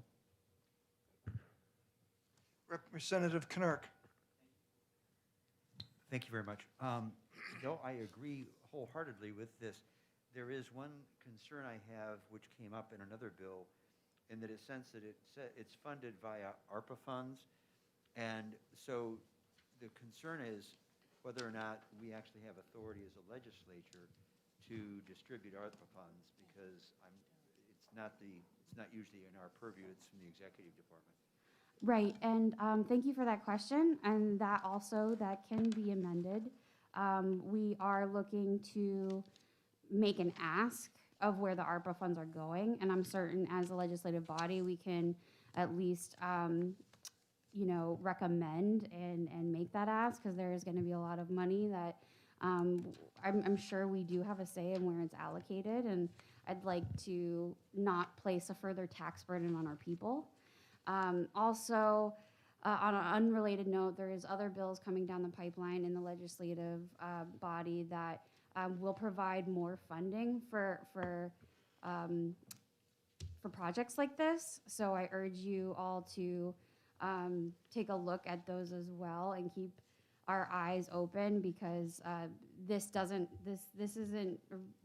that mechanism for funding doesn't mean that we need to take this idea and kill it. We can certainly, I'm sure, come up with a creative solution on how to move this forward. Representative Shapiro. Yes, thank you, Mr. Chairman, and thank you, Representative. I agree there's tremendous unmet need. In my community in Keene, we have Monadnock Family Services, which is the Community Mental Health Center, and then we have a peer support organization, Monarch Peer Support. And between the two of them, I think they do many, but not all of the things that you're describing. So my question really is, would you view a pilot program as being something completely new and independent, but maybe somehow embedded into the organizations that already exist someplace? Thank you so much, Representative Shapiro. Again, that is open to the discretion of how best you feel as a committee to move forward. I personally feel like we don't need to reinvent the wheel, and the people that are on the ground level of experiencing this crisis will have a lot to offer, and we shouldn't maybe railroad certain ideas right into the game plan here, and definitely out of respect and education, value those people that are part of trying to solve this crisis already. Representative Cannon. Thank you, Mr. Chair. Thank you, Representative, for taking my question. Along some of the lines that were here, I'm trying to understand the scope and how much it would cost, even if we're looking at ARPA funds, because I work for an organization that provides a drop-in center, but you've got brick and mortar facilities, you've got people, you've got to have somebody that manages it. If we're looking at government funding, we've got to have part of the organization that ties into the granting organization that provides it. This is just a start. There's not a lot of depth behind this. The concept is great, but where do we go from here? I'm so glad you asked, Representative, and that is exactly why I came to the professionals and the experts in this committee to help flesh it out. And I was told by the chairman a couple of weeks ago, which was greatly respectful, that this is a matter that is taken serious on both sides of the aisle, and there will be time to add things of such detail, which I trust and relinquish to you as the experts in this field. Representative Gay. Thank you, Mr. Chair. Thank you for taking my question and suggestion. It really is a question because you're talking about ARPA funds, and it says very clearly, note, the federal government is directing ARPA money to the states to address mental health and addiction consequences. So wouldn't that mean automatically that we could use the funds, apply them to whatever methods we have to provide the services? And if we already have a network that provides, would that mean that we could just hire more people, have more phone service for 24-hour day, nighttime? If we could just fund more people, of course, we also need to get more people to become counselors. I thank you so much, Representative Gay, for your question. I'm under the assumption, just like you, that that's how it reads to me as well. It's not specific in the terms that we can place these funds where we need them the most. And since there are certain ideas in the state that are similar, we can definitely take some models and adapt them to this. This is why I think this is so important and real crucial to look at and build off of. And the fact that these funds are given to us with such a broad scope and term is basically, it's being entrusted to us to spend it wisely and specifically on certain things that are so needed. Representative Merchant. Thank you, Mr. Chairman. Thank you, Representative, for taking my question right here in front of you. Oh. One with a scuba mask on. Sorry. In regards to, as I look through the intent of this legislation, is the intent for them to get treatment at this location, or basically for someone to act as a triage? In other words, a place where these people can walk into, and at that point in time, help the person find the therapy they need? Or are you looking for somebody to actually be available to them at this location to provide mental health therapy? Thank you. That's a really good question. I think we do have substantial resources when it comes to long term. We do have other centers where people can go in, and just like urgent cares, I'm hoping again that this models a similar form of medicine where if somebody doesn't maybe have a provider that they see on a regular basis, that this is still an option they can go to.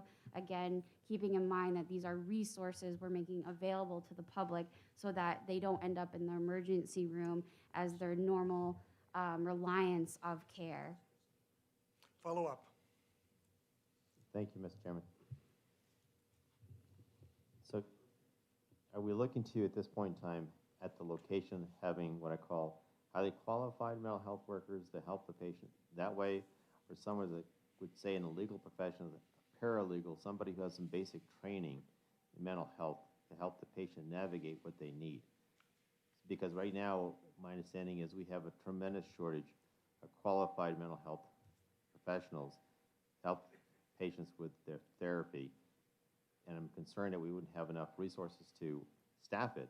So are we looking for somebody at that level, or somebody's more of a paraprofessional that has some basic training by somebody eligible to give the training to help navigate that patient? Yes, I'm hoping more for a person to come in and provide next steps of treatment and care and work as a team to maybe have those actual connections to then place them in a long-term solution so that, again, that we can get people in and out and that they feel comfortable going to a place that's not waiting in the emergency room, where they're not necessarily coming every week for long-term care treatment, but there's a place that they know that they can go to maybe get the, let's say, when you get referred to, as you would say. Representative McKay. Thank you, thank you, Mr. Chairman. Just a very brief personal thing. This fine lady asked me about sitting on those wooden chairs over there in Bedford. And she lugged in, for every meeting we had over there, this love seat that was very comfortable. I'm not so sure about how much love there was there, but I very much appreciated that. It made life simpler. If you look in this on line 4, shall provide a peer-focused recovery model. That's a very specific model. That's a model very much like Alcoholics Anonymous, but for people with mental illness or addiction, so that the notion is that somebody who has had a mental illness or an addiction is well qualified to help somebody because of their experience with the illness. I have some doubts about that program, but that in general, the New Hampshire has developed a state mental health plan. This is a well-developed plan. Was preceded by one that I was chairman of, that nothing ever happened, and then it was preceded by 2 others. The mental health planning activities should be consistent with the mental health plan. And there's a whole team of people in the Department of Health and Human Services that this does not indicate a team of mental health professionals like social workers, psychologists, psychiatrists. These are individuals. Some of them may be people with mental illness. So I think it's great that you're bringing in something that will get us to focus on the mental health issues. The mental health plan is a complex plan, and it needs to be funded in total. If you don't do part of it, it collapses. So that this would not be my first top priority in terms of where money should go. But I thank you for bringing in legislation that makes us continue to think about. Last year we did pretty good with mental health. I'm concerned that what looks like we did pretty good may not come out because we have this thing called the back of the budget where the department has to cut a significant amount of money. Hopefully that won't be mental health. But thank you for bringing this in. Yes, Representative, would you If I wish to can respond? respond to that? Yes, please. I think with all due respect, the numbers coming out of DHHS show that we're at the worst time in history for the state in the mental health that we've been providing. And those numbers don't lie. And we also, I don't have the amount on me specifically, but if you do go to the DHHS website and you look at funds that have been provided for these ideas, the ideas are there, and that's absolutely correct, but there's millions of dollars that have just been sitting there for a couple of years now and actually haven't been spent. And that is really concerning to me. Representative Shapiro. Yes, thank you, Mr. Chairman, and thanks for taking another question. I am intrigued by the idea that this is a pilot project. And once again, I'll go back and say that my community, now that I read this carefully, all of these things are really provided already in a very imperfect way. There aren't enough staff. There is not immediate access, which would be implied for a drop-in center, that there'd be immediate access. So I think the structures for all of these things are in place, at least in Keene, and provided in a very imperfect way. So my question to you is really like, a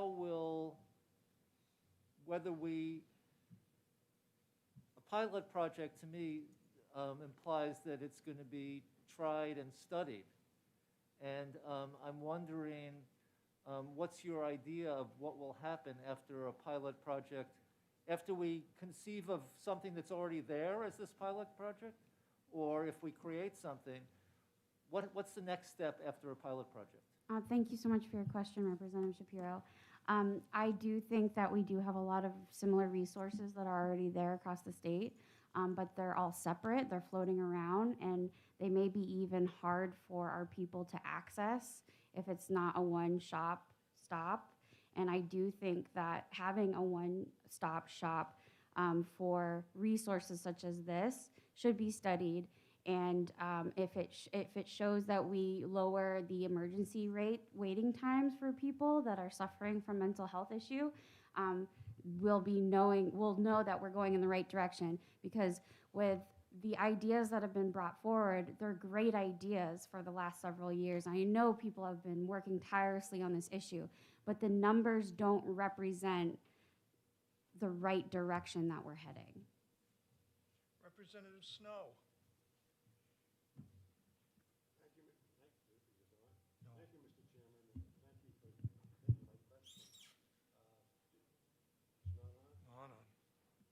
Now is it on?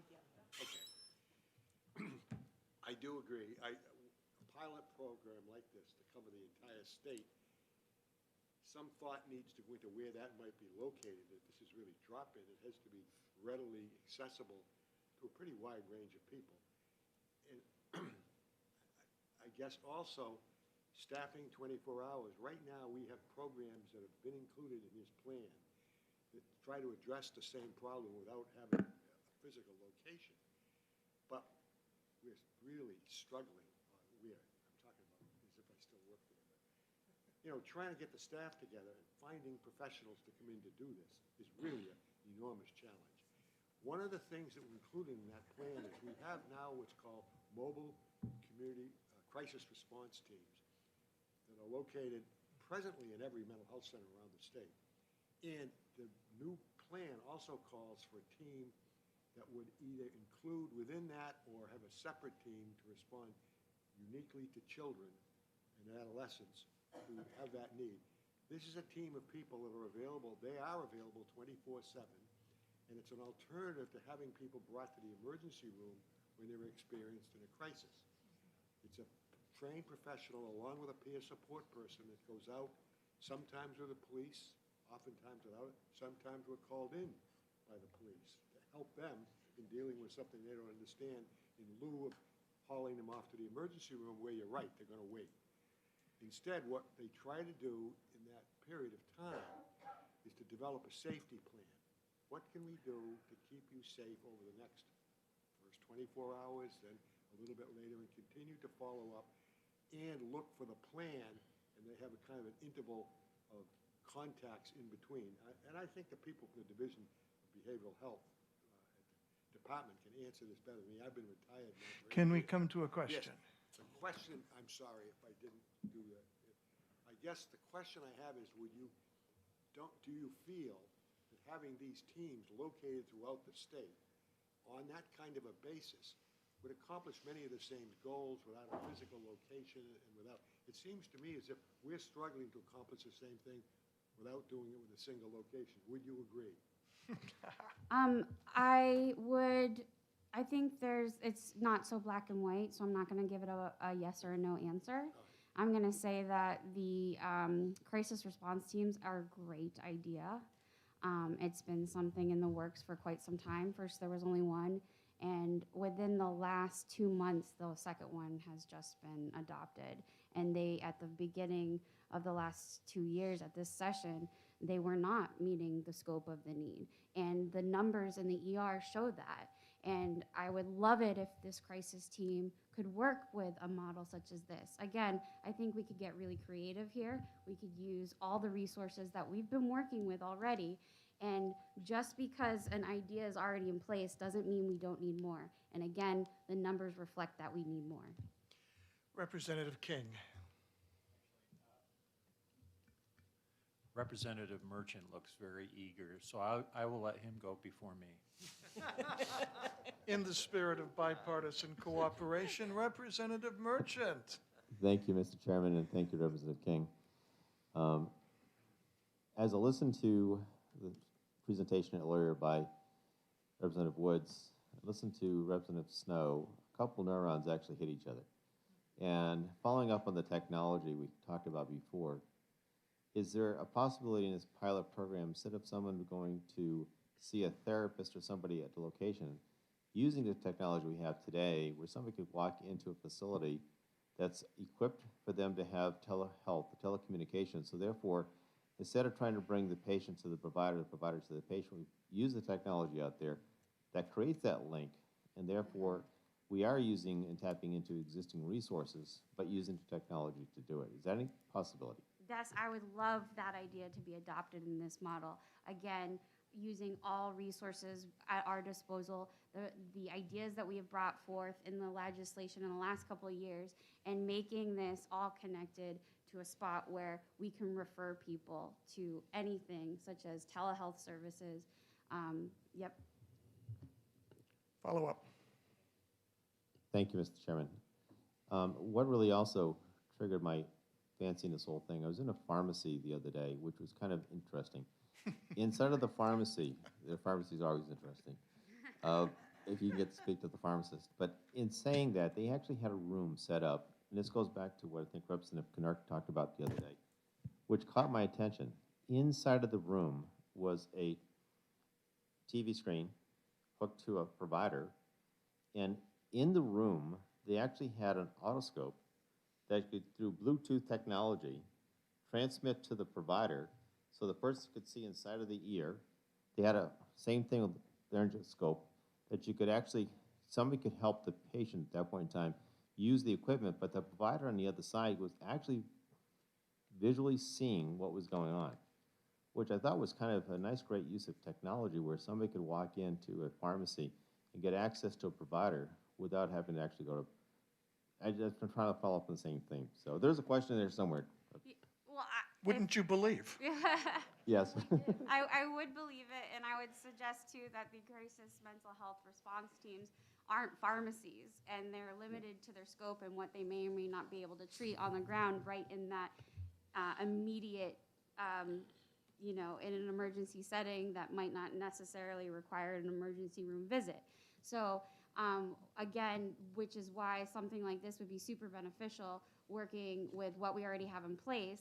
And I mean, wouldn't you believe that a similar situation to what you described, Doctors Without Borders in other countries, just right here in our beautiful country, do help over other well-needed places through that kind of situation via video conferencing. And if we did, in fact, have a shortage of people, why not have a facility to operate in the same way until we have those needs met by our own people? Representative King. Thank you, Mr. Chairman, and thank you, Representative Merchant, for kind of setting me up. Actually, every question so far is, because my question has morphed about 4 times already. First of all, I'm your neighbor in Milford, and I don't know if you're aware of some of the programs that Monica Gallant and at the Boys and Girls Club is working on, such as Soul Safe and CAST and others. I'm a little disturbed. I probably shouldn't end it right there, but I'm a little disturbed that Milford High School only has one trained professional to identify mental health within our school system. And when you look at substance use disorder, the root cause, the professionals that I talk to, the cause is mental health. And so I think where I've come from after all of what I've heard, I've learned so much, and Representative Shapiro, I definitely want to talk to you afterwards. How do we unite ourselves to tackle this statewide? Will this pilot program provide that? Thank you so much for your question, Representative King, and thank you so much for being such a pleasant neighbor. I have taken a look at a lot of those, and I hate to use the word, but I also am disturbed. I'm disturbed with the proportionate amount of children that have been increased in hopelessness and suicide ideology, and the numbers are increasing every year. And so, with all due respect, like just our ideas that we've already implemented are not suffice. They're to say the least, we're not hitting our goals if the numbers of more disparaged children are ever increasing. I do hope that, again, since this would be a pilot program, that this is not something that we can certainly keep adapting and trying to fit best practices and best needs, which is why there wouldn't be such that we shouldn't knock this before trying to collaborate on all levels of what's already been implemented to just do more, because we are failing. Anyone else? Thank you. Representative Cannon.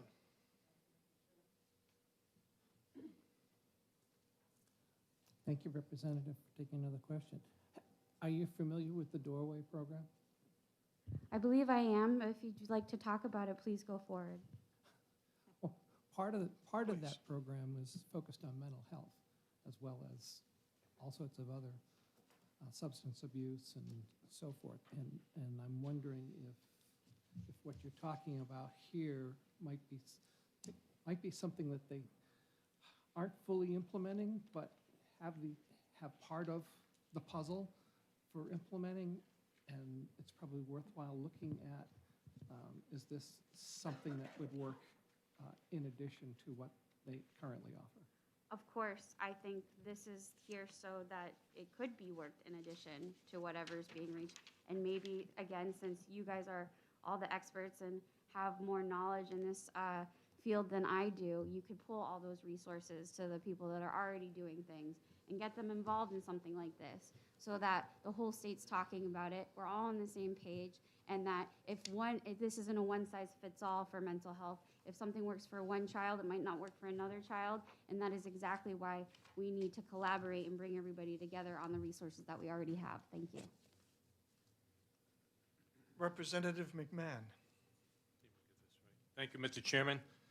It's Representative Klein-Knight, specific to line 9 on page 1. Could you comment on who is the authority having jurisdiction to specifically identify the area that a single pilot program would be placed?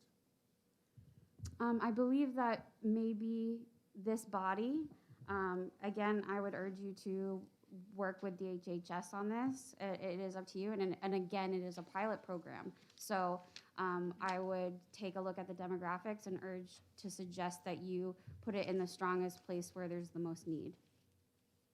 Follow up. Follow up. Thank you, Mr. Chairman. Specific to following a model that was dealing with disabilities, which is the area agencies. We have 10 of them throughout the state. In identifying where the identified need for increased access, do you have a comment as the submitter of the bill as to where you believe, in your experience, the pilot program would be best initiated? Well, as a representative from Manchester, I see a great need, and I have a high population, but I don't want to get greedy, and I'm willing to open up the floor to all the representatives for the entire state and come to a compromise on where exactly to put something like this. Thank you, Mr. Chairman. Representative McKay. Would you believe that Representative Snow and I will be activating the Mental Health Caucus for a lot of reasons which are pretty obvious. We haven't got started, but now is the time to do it. And this bill and other bills would certainly be very useful for our discussion. So I just thought we'd give a little advertisement. I would believe that. Yeah. Anyone else? Representative Gay.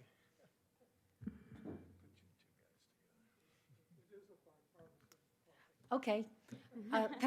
Thank you, and thank you. because it's a pilot program and we have just a certain amount of money that we want to spend and see what works, would this prohibit a much expanded telephone service for people in crisis? And then I really like your idea that you mentioned here about, see if I can find the words, peer support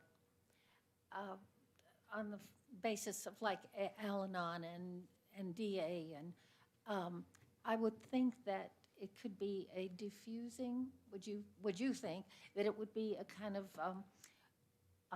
first, when people are feeling troubled, that it would be a safe place to go to talk, to be with other teens, people of all ages, so that the money could go and serve many places.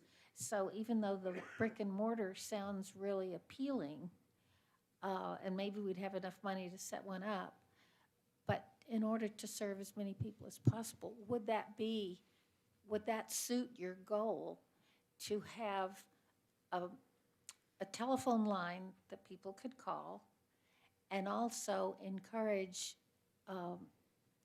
just like we have Al-Anon and AA and DA all over the place, could we set up some of those to invite so that people would get person-to-person contact, not just a phone?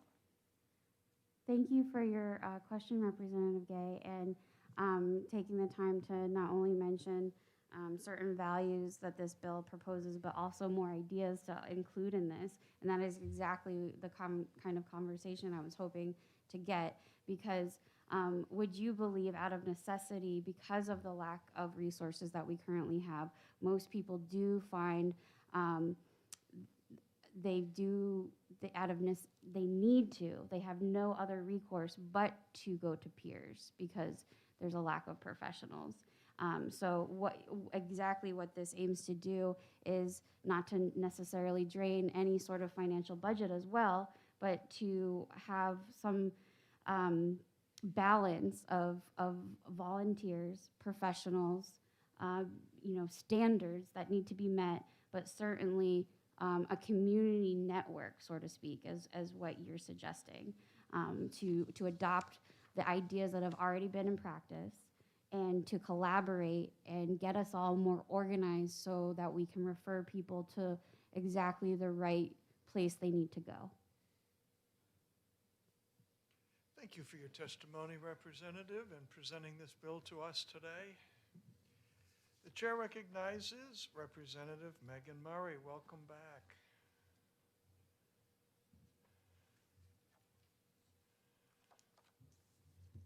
Thank you, Mr. Chair. Thank you for having me here. It's always an honor to be before you, and I am humbled to have this discussion on mental health care here in the Granite State. For the record, my name is Representative Megan Murray. I represent the town of Amherst. I come before you in support of HB 1537, seeking integrated and forward-thinking, multifaceted approaches to the complex and anemic state of mental health care services and access to them here in New Hampshire. I applaud the state of New Hampshire for its recent launch of initiatives like the New Hampshire 988 Rapid Response Access Point for those in crisis. However, my goal is to see folks thrive and avoid stays of crises or long waits for dedicated receiving facilities by having ample community-based resources for mental health wellness available to them before situations are critical and complex and potentially require inpatient care. While 988 response is helpful, especially in crisis, that alone, though a step in the right direction, is not enough. And as I come before the committee, I also issue a content warning as this discussion mentions suicide. The citizens of New Hampshire and my district are seeking expanded access to care options, including peer support centers like the ones sought through this bill. Over the last few years alone, painfully, my district has seen a rise in acts of desperation and suicide, particularly in children and young adults. And our community and those in rural and underserved settings seek more resources for community members to engage in with regard to their mental health wellness. Last year, New Futures held a symposium in Milford, which I was honored to attend, where youth and their parents talked about their lived experiences and the need for peer-supported options. They sought greater access to programs inside school learning communities and with their own residential communities too. I believe there was a representative from the state. I can't recall if it was the Department of Education or the Department of Health and Human Services that was there, but they were in attendance. Looking back in time briefly to 2018, the National Council on Mental Wellbeing cited that those situations were dire with regard to mental health access then, and frankly, access to resources and providers by and large hasn't improved. Currently, in 2022, now more than ever, the evidence is clear that mental health wellness and related needs are among the highest concerns of government leaders across America. Over 52% of the mayors surveyed in Boston University's Initiative of Cities Survey of Mayors report cited mental health as their primary and most pressing concern. While it's true that the fiscal note provided does not specify or direct how much money should be allocated or given to the pilot program, it is noted that over $5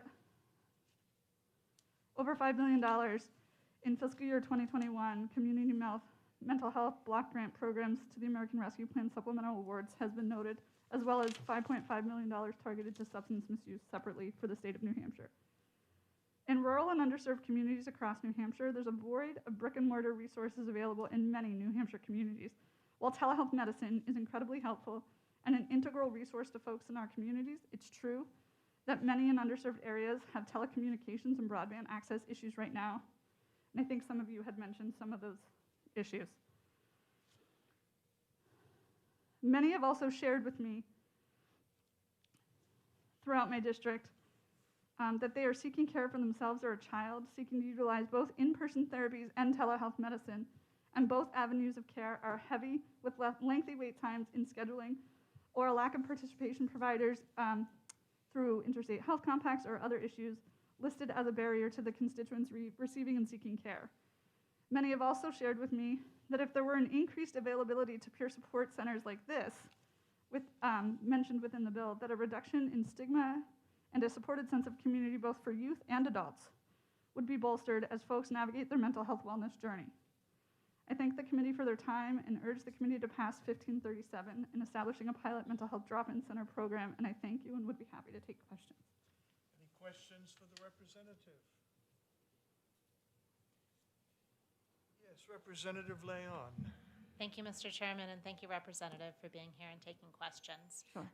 Looking at this as a peer-focused recovery model, I'm just curious why this is something that needs to be done through the state when it's a peer-based program, and if that might be the sort of thing that's better served through some of these other voluntary groups. That's a great question. Thank you for asking that.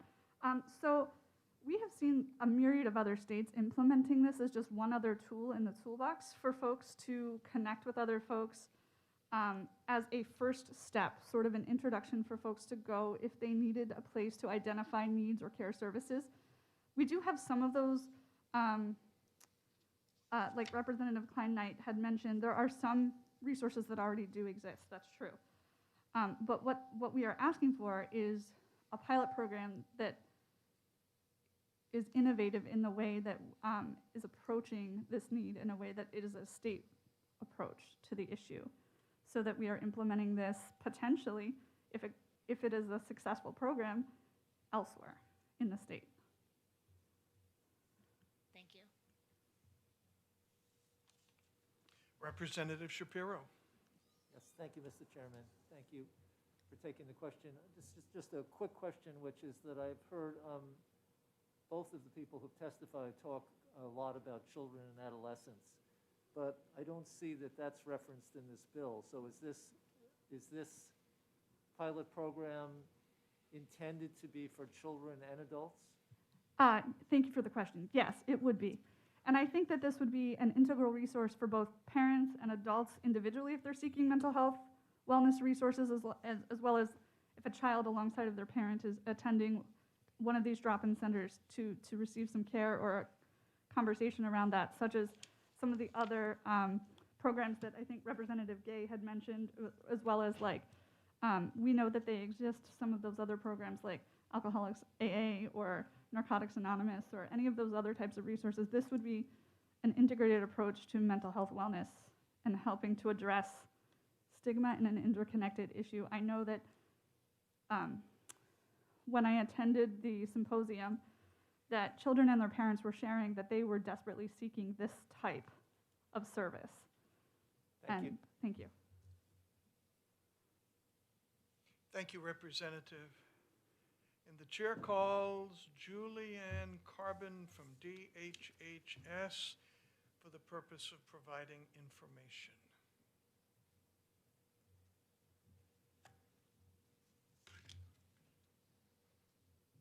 Thank you, and good afternoon. My name is Julianne Carbon. I'm the director for the Bureau of Mental Health Services. I believe I met you a few weeks ago at our DHHS meet and greet, so a pleasure to be here again. We just wanted to provide some information and simply say that we're here for the committee if you have questions about our current state of mental health services and the resources and the challenges that our system is facing. I think we are thrilled to see a bill like this be put forward in acknowledgement and recognition of the very important role that peer support services play in our system of care and just the unique type of services that they offer. I have brought, and I'll leave some handouts for you regarding our current peer support agency network. So we have 8 agencies that are located in all 10 community mental health center regions around the state. They are our network of peer support agencies. They offer walk-in, drop-in services. They provide peer support services on both an individual one-on-one level as well as group services. Their doors are open approximately 44 hours per week. It is a provision of our community mental health settlement agreement, so that's why we have this extensive network available statewide. Some of those peer support agencies also offer recovery-oriented step-up, step-down services, which are a residential program, as well as peer respite. So again, I'll leave just a basic handout about those programs. As you've heard, and this committee is very knowledgeable about all of the work that's happened in connection to the 10-year mental health plan. And so you may be familiar with I know you've talked about it this afternoon, the crisis redesign that we've been embarking on. And so just as a reminder, that system does include 24/7 phone, text, and chat services where people can get connected to both mental health clinicians and peers via that modality. The mobile crisis response piece that is available statewide is also, as you heard, a combination of a clinician and a peer who would deploy. And the next phase of that model, which really is a national, and it's called Crisis Now, and it's a best practice model for crisis services, and it includes that third component of a place to go, a location-based service where people can walk in 24/7 for a variety of support. You know, it can be a law enforcement drop-off unit. Here in New Hampshire, in about 2018, we did launch a pilot program here in Concord called the Behavioral Health Crisis Treatment Center. And that model was designed to be one of those drop-in locations. They were never actually, as Representative Snow indicated, staffing has been a significant challenge, especially for the overnight shifts. And they actually never got to the point of being able to staff their center 24/7. And so as we look forward, and as you've heard, so much money has come into the state for mental health regarding, as a result of the ARPA funding. One of the pieces that we are starting to explore and will be looking to better understand is what model will work here in New Hampshire. That model wasn't very successful. There's a huge need. I mean, you're all aware of the access challenges. And so that's a priority of ours at the department as well, working with our partners to better understand, what will be viable, accessible. Our current network of peer support agencies is only available to adults, so that is a unique limitation of the programs currently, but that's strictly because that's how the funding has been designed. So again, my colleagues and I are here as a resource to provide information and support if that would be of help to the committee. Any questions? Representative Merchant. Thank you, Mr. Chairman. Also, thank you for taking my question. Is there any data out there that looks at other models that have been done in some other states that we could, instead of trying to reinvent the wheel, take a wheel that's already been invented and utilized, that we could adapt here? Yes, that's an excellent question, and we are part of a national network of state mental health program directors, and through that association, they've done a lot of research on what type of models have been most effective. So there are some great models around the country that we're looking to, and they're often a combination of that, as indicated, that peer living room model, so just kind of comfy chairs where people come in and talk with peers to have their initial crisis resolved, all the way up to something that's slightly more clinical. So, Representative King. Thank you, Mr. Chairman, and thank you for taking my question. Sometimes I'm a little dense, so are you supporting this bill or not supporting this bill? it's hard to know. I mean, I'm simply here to provide information. I think a lot of the types of resources that are framed out in the bill are in place today. So I even heard that as part of this discussion. Follow up. I'm sorry to cut you off, but No, I cut her off. Go ahead. what do you think has, in your opinion, what do you think has worked and what hasn't worked in the pilot programs that you've established to date?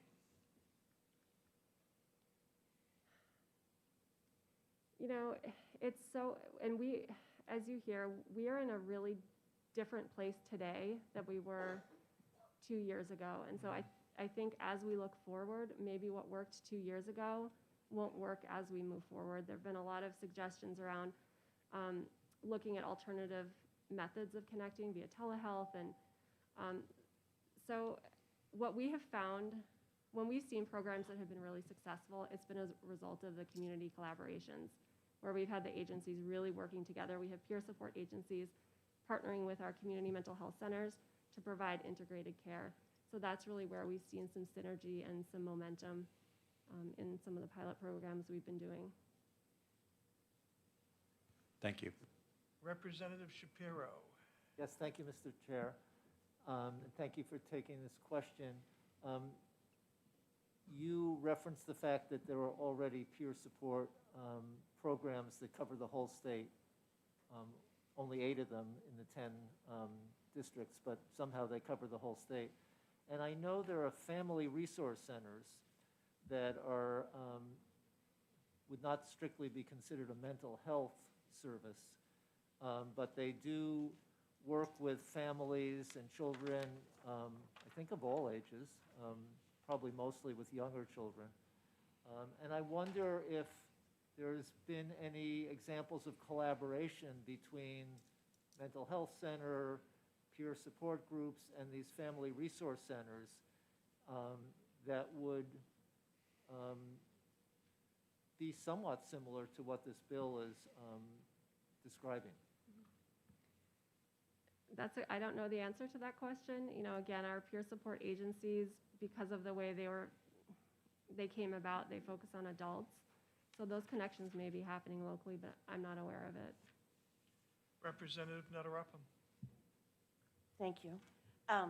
Would you have any idea of the statistics of the number of people that would call a hotline resource who end up in the emergency room anyway? I mean, is that the advice sometimes that the hotline would give? That's a tough question. I mean, the hope is that the majority of people do not end up at the emergency room. The intention is that we have this lifeline that people can call, text, chat into, and about 80% of those contacts will be resolved over the phone with no needed, deployment, no needed hospital stay. So the hope is that we're resolving and helping to keep people happy and healthy in their communities. Okay, thank you very much. Representative Snow. Thank you, Mr. Chairman. Thank you. Just as a quick observation, would you say that the mobile community crisis support team have reduced... Microphone? Oh, I'm sorry. Jeez. See how bad I am at technology? I can't even talk into the microphone. Thank you very much. I'm just wondering if you've noticed because I've heard reports that these mobile crisis response teams have really headed people off of landing in the emergency room. Would you say that you've gotten data back that indicate that those have been reasonably successful in many cases of shutting off that stop? Yeah, so I mean, as you're aware, we've had 3 mobile crisis response teams operating around the state for a number of years now. And those teams, we do see data, we publish it quarterly as a requirement under our community mental health settlement agreement. So you'll see that data. And they have been successful in helping to divert people. And so our hope is, now that we have a system statewide, we have data requirements statewide, that we'll be able to analyze some of that information statewide. Follow-up. And you are expanding those teams, at least in, I know in Manchester, it also now responds to children, but you're expanding those to include children all across the state, is that, or you hope to? That is the requirement, is that they are providing integrated crisis response services to people across the age continuum. Thank you. One more, yeah, good. Representative McMahon. A specific question to you relative to the bill on line 5, 6, and 7. Are those services being met now with the programs I should say, that you've described today? They are currently being provided by our peer support agencies during that kind of business hour timeframe. They are required to provide voluntary short-term services to help people on their wellness and recovery through our peer support agencies, yes. Then follow-up, Mr. Follow Chairman. up. Thank you, Mr. Chairman. Then relative to Representative Klein-Knight's goal in this bill, is it already being met, or how is it not? I mean, I think what was referenced is that it's really hard for people to even know what resources are available in the community. People aren't, the utilization numbers are very low. We, the state, do fund these programs, and our funding is minimal. It ranges from about $150,000 a year to $450,000 a year per agency. And so, they have limited ability of the numbers that they can reach. One more time. One more. And then specific to the bill, where the goal is to identify increased access, do we already have the access, and do we need to advertise it more? That is absolutely a strategy that we're looking at, is better information and public awareness around how to access care. And with your successful achievement of that goal as just described, do we need this bill? I Your don't know Honor. that I'm in the position to answer that. I think, do we need to build out our network of walk-in and peer support services? I would say yes.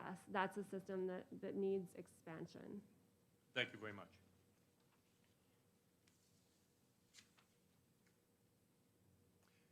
Representative Cushman. Thank you, Mr. Chairman. Was there any disruption to the availability of these peer support services being open in the last 2 years with the pandemic? Yes, and so we have some information about that as well that we publish quarterly, so I could get you that information.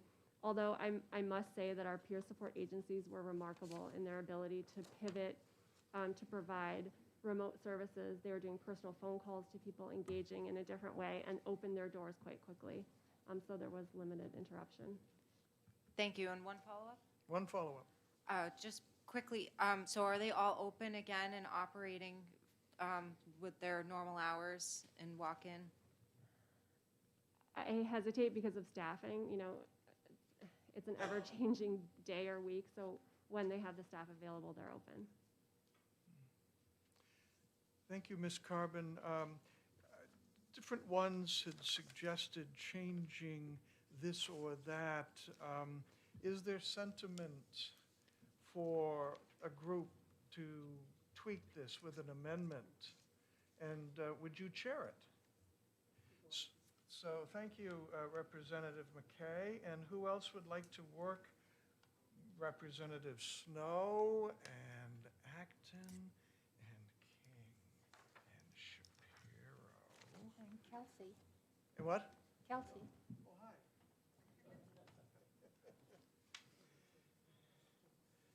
So, Representative McKay is chairing this with Representatives Snow, Acton King, Shapiro, and Kelsey. So make the connection. This is an early bill. We have to exec it by the 8th of February, so work quickly.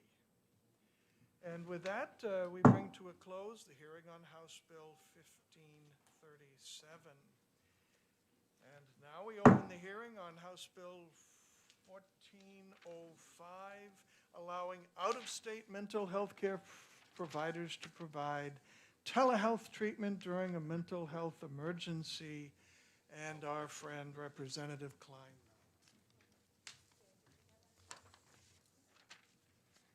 Thank you again to the healthiest committee in the body. You got it. For the record, I'm Representative Klein Knight, and I represent Manchester, Hillsborough, District 11.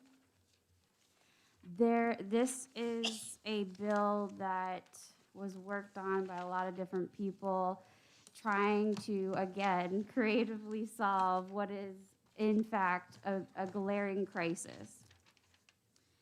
A lot of us know, and what we just heard reiterated, that we have an extensive lack of providers in this state. We can all agree on that. What happened the last 2 years proved a couple of things. And if those that are studying telehealth communications, they know a couple of things about this. One, that telehealth was all of a sudden funded very well for everyone that were being quarantined or not leaving their houses. And number two, how many people started to use those services because they had never had that option before. So there was a couple of things that we noticed. We noticed just how many people expressed interest in therapeutic services and the need for therapeutic services that they had never gotten until this moment and how it was made available to them. So I'd like to point that out because that number is very, very large and scary. So we're moving forward. We're getting healthier as a country. We're going to be losing a lot of these services and the funding that they provide because we're not going to be in crisis. We're not going to be in emergency anymore. But again, the numbers don't lie. The number of people that took advantage of these healthcare services and the number of people that also said they had never been able to get these services until they were offered just recently in the last 2 years has been quite apparent. And we cannot all of a sudden offer these services to people and then drop them off. So with that being said, the whole country was giving services to all different states. If you couldn't get a therapist in one state, it didn't matter because you were meeting them online and you were meeting them remotely. It was explicitly of great value to our state because of the lack of providers.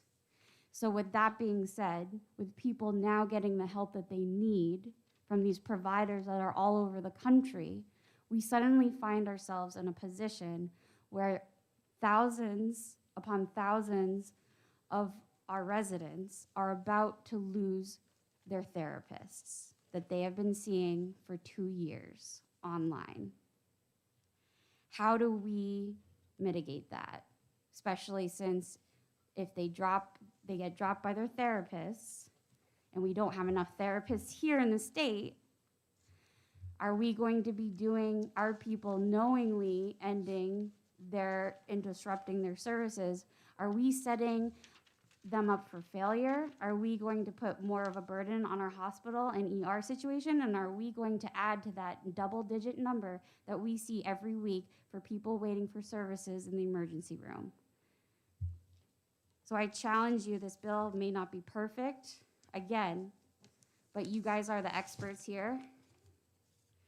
Sorry about your responsibility in that. But this is a problem that's not going to go away, and we're not going to be able to sweep it under the rug. And when we end the healthcare coverage that all these people are getting treated for at the end of this very month. On our website, it states that people will not be able to continue seeking out-of-state providers on January 31st. What is that number going to look like in our institutions? What is that number going to look like in our emergency rooms? And how is that lack of funding that we just heard from DHHS going to keep up with the ability to treat these people? Now, before I'm almost done, I swear. There is a compromise, right? It says, if you look at it, not more than five people a provider out of state is giving therapy to should be required to pay for our licensing. The idea behind that is that this was waived during this pandemic. They hadn't been paying the licensing fees, and they're already helping all these people. And the other idea behind that is if a provider out of state isn't seeing an entire workload to add to their income, and they're in fact doing us a service, our state a service from another state, would it be fair to then make them pay a licensing fee for one or two people that they're helping in our state? I leave that up to you to decide, but this is, again, a creative way to try and keep our people getting the help that they are getting right now and continue to get the care so that we don't see an ever-increasing amount of emergency room visits and people, and again, I hate to say it, but a skyrocketing suicide rate. And with that, I'll take questions. Representative Weber. Thank you, Mr. Chair, and again, thank you for taking my question. I'm thinking back to a bill we had pre-COVID that dealt comprehensively with interstate compacts on licensing to keep, not only to increase access, but also to ensure that somebody who is temporarily out of the state can keep on in therapy with an established therapist. But my question is, that was only for psychologists, which is a very small portion of our mental health workers. And I guess my question for you is, how are we at the moment monitoring the quality of care that is being administered under this program? I completely understand your question. Thank you so much, Representative Weber. Again, this is only pertaining to talk therapy, and I do believe that the talk therapy licensing is very, very similar throughout all 50 states. And I'm also pretty sure that if somebody was not being able to be treated in the state before, having the ability to talk to somebody is better than having no therapy at all. And I'm also sure that I hope, and I do hope sincerely, that they also would have the ability to see a different person as well. Follow up, yes, or second question. Sort of a follow-up. Sort of, go ahead. I'm seeing, as I was trying to work my way down to see if this had really been answered, but am I correct in thinking this only applies to physicians? Because it says this paragraph shall not, it doesn't apply to physicians. So how do we know that the people who are providing the services are appropriately licensed in the place where they are providing it, is my other question. Thank you so much for your question. And there may be an amendment that's needed to clarify that they are licensed in their own state, and that would be a very, I would be grateful for that, to solidify any misunderstanding and to know that they are actually qualified to give talk therapy. Representative Snow.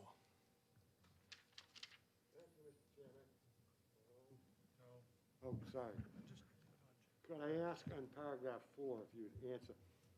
It says here that out-of-state mental health providers who provide telehealth treatment to fewer than 5 patients per year. Okay, I'm assuming those are the people who are licensed in their own state but not licensed here in New Hampshire. And the sentence at the top of paragraph 4, which says, notwithstanding the provisions of law to the contrary, an out-of-state healthcare provider providing services by means of telemedicine or telehealth shall be required to be licensed, certified, and or registered with the appropriate licensing board within the Division of Health Professions. I'm assuming that means that if you're an out-of-state provider and you get a New Hampshire license, you can then provide all these services. And if you don't get a license, but have a license in your own state, you can provide services to up to 5 people. Is that a correct interpretation of that? I'm sorry, I didn't quite hear the last part of your Am I not question. close enough to the microphone? I'm sorry. Get close. Thank you. What it says here is that the opening of Section 4 says, notwithstanding any provision of law to the contrary, an out-of-state healthcare professional providing services by means of telemedicine or telehealth shall be required to be licensed, certified, or registered by the appropriately licensing board within the Division of Health Professions. I'm assuming that sentence applies to one of the boards of licensing that are here in New Hampshire, so they'd be required to get a license here in New Hampshire. Then the exception comes that if you're an out-of-state provider who's licensed in their own state but not here, you can then provide treatment services to up to 5 patients per year without having to apply for a New Hampshire license. Am I interpreting that section correctly? I believe so. The idea is to allow people to help our state, out-of-state providers to help our state alleviate the shortage that we have.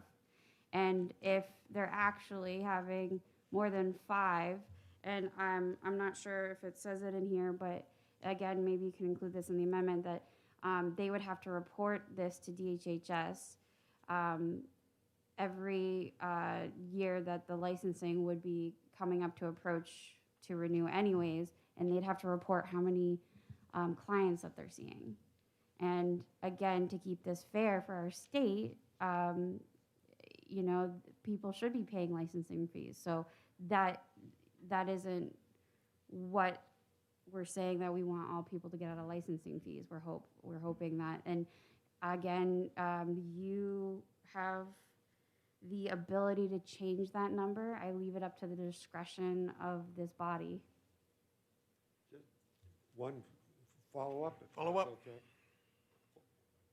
In addition to the Division of Public Health, there is another body that licenses all of the mental health professions, social workers, clinical mental health counselors, et cetera. The only ones that are an exception to that, they have their own board with psychologists.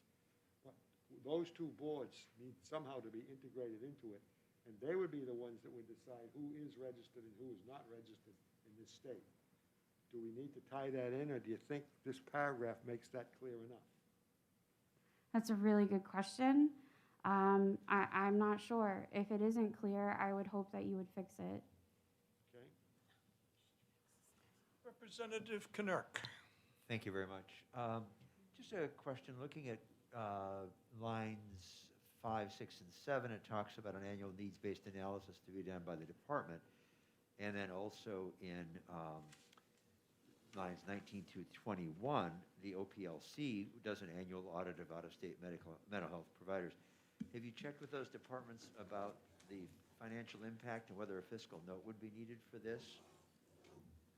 I've checked with the licensing department only on the basis of what it provides to allow people to conduct telehealth medicine and talk therapy. I did not and have not asked about the fiscal note, providing that, and this again might need an amendment where I'm hoping that the providers are forthcoming, and just like any other provider applies for a license, at that time they then tell this department how many New Hampshire residents they're seeing. And I hope that it would work similar to what is happening right now during the crisis. So I assume that whatever's been happening right now has been working, and I'd like to keep continuing what's been working. Also, and I'm not sure if this is a red flag, but we probably need more people working in the licensing department, because I've heard a lot of providers can't even get a hold of them. Representative Weber. I just had another question based on the fact that you have used the phrase talk therapy a number of times. And I'm wondering, is there something in the bill that I've missed that limits it to that, or are we talking about people who can prescribe medication? Are you intending to limit it to one thing, or are you intending it to be broader, is what I'm asking? I'm intending it to limit to just talk therapy, so this isn't abused by other providers in medicine. And because there are other licensing requirements for other scopes and more in-depth invasive procedures in medicine. So I'm trying to alleviate the need for what we have in the state, which is a lack of therapy providers. And is that specified in the bill at this point? I tried to specify it, and again, if it's not specified, and now knowing my intent, I would hope that you could maybe put this also in that group that you're going to be having. That would be really, really awesome. Representative King. Thank you, Mr. Chairman, and thank you, Representative, for taking my question, which I will admit that this might be a bit of a stretch, because I'm kind of putting words into what I'm sensing from our discussion. But the word I want to use is reciprocity. And I actually met somebody in October who had just moved to the Amherst-Milford area, and she couldn't practice in New Hampshire because she was not certified, and had to go through the whole certification. And she was moving from Massachusetts, which I'm sure everybody in this room would say that they're probably a little bit more regulated than we are, and probably tougher standards even. So my question is could reciprocity be incorporated in this bill? Yes, absolutely. I hope that we make things easier for people to help people and not harder. And I also hope that not only people can continue seeing people that they've developed a relationship with over the last couple of years, that they don't have to stop and find not only what is, I'm not sure if you have had calls from your constituents, but I have, in regards to, I can't even get a therapist even if I wanted one, or there's a wait list this long, or I had a therapist and they just moved and now I have to find another one, or I'm gonna lose my therapist at the end of this month because they don't live in the state. And then also on top of that, I have to then go, well, if I do find one, I have to start at the beginning of my trauma, and I have to relive that experience and start from ground one. And then if I don't like that therapist, or we don't work well together, I have to do it all over again. And then I have to wait even more months to get the treatment that I need, or work on the here and now of what problems I am having in life right now. So as you can see, the list starts to get longer of what we can and cannot help our people with. Thank you. Representative Gay.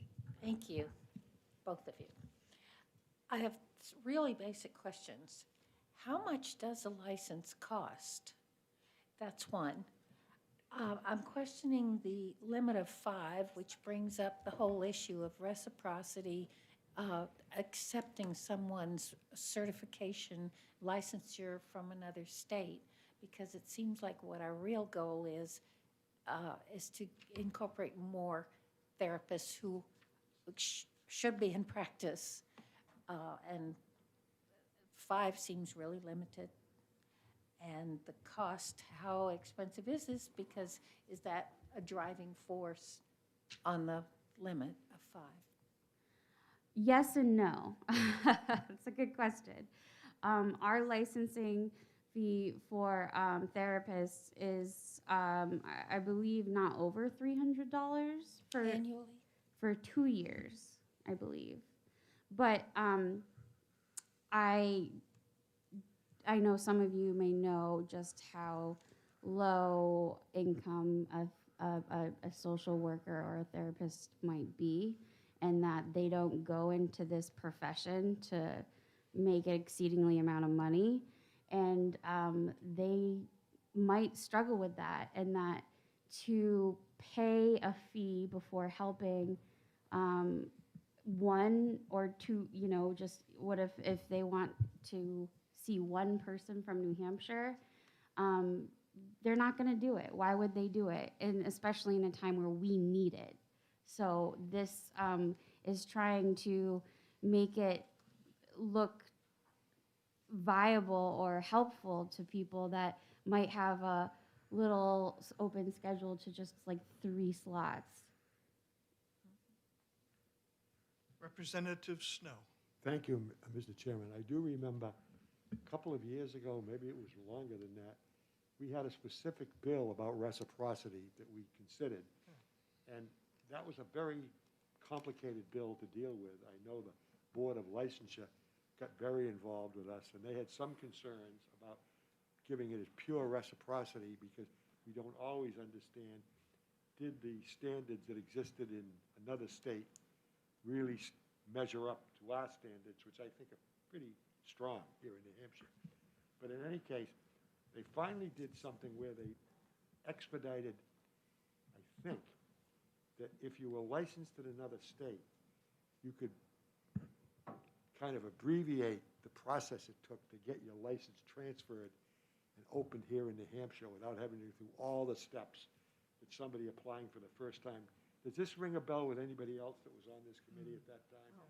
Yeah, I do think that there are steps that were already taken to expedite somebody that was like your neighbor who was licensed in Massachusetts, which does have good standards, that I think the Board of Licensure, and they'll really have to be the ones to answer that they've taken steps to make sure they don't have to go through all the, and there are a lot of steps you take when you're applying for the first time, but I think it was expedited.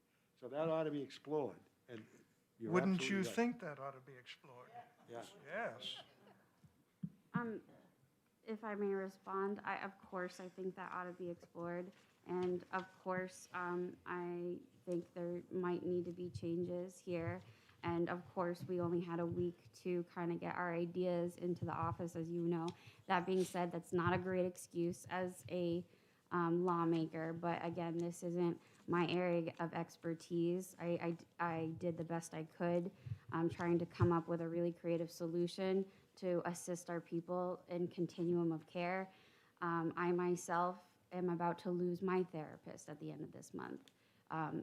And I, for one, don't know what to do along with all my people.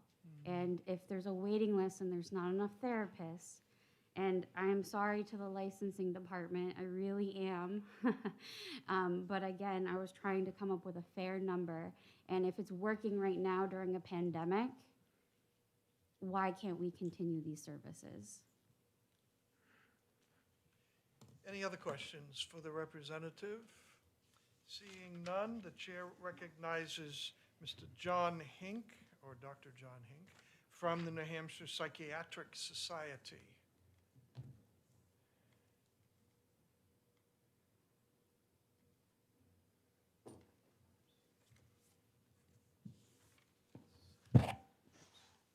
Yeah, hi, I'm Dr. John Hink. I'm currently serving as the president of the New Hampshire Psychiatric Society, which is a district branch of the American Psychiatric Association.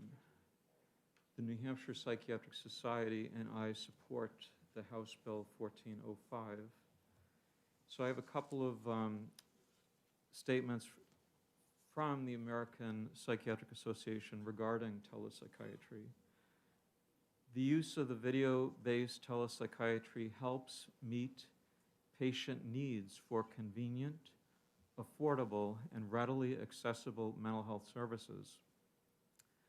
with a robust evidence base that shows telepsychiatry leading to improved outcomes and higher patient satisfaction ratings.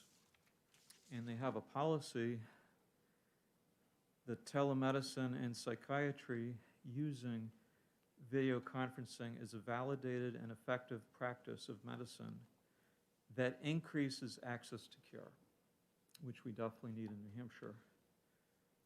The American Psychiatric Association supports the use of telemedicine as a legitimate component of a mental health delivery system. And they have done a couple of surveys since the pandemic, and that has shown, the results have shown improved access to care, reduced no-show rates, and a high rate of patient satisfaction. This underscores that psychiatrists continue to rely on telehealth for treating psychiatric and substance use disorders, and that the regulatory changes made at the beginning of the public health emergency to increase access to these services continue to be essential for doctors and patients alike. The benefits of telepsychiatry include that patients are more likely to keep their appointments, and when patients can use telehealth to be seen while at home, they are satisfied with treatment. They are more likely to continue with their course of therapy.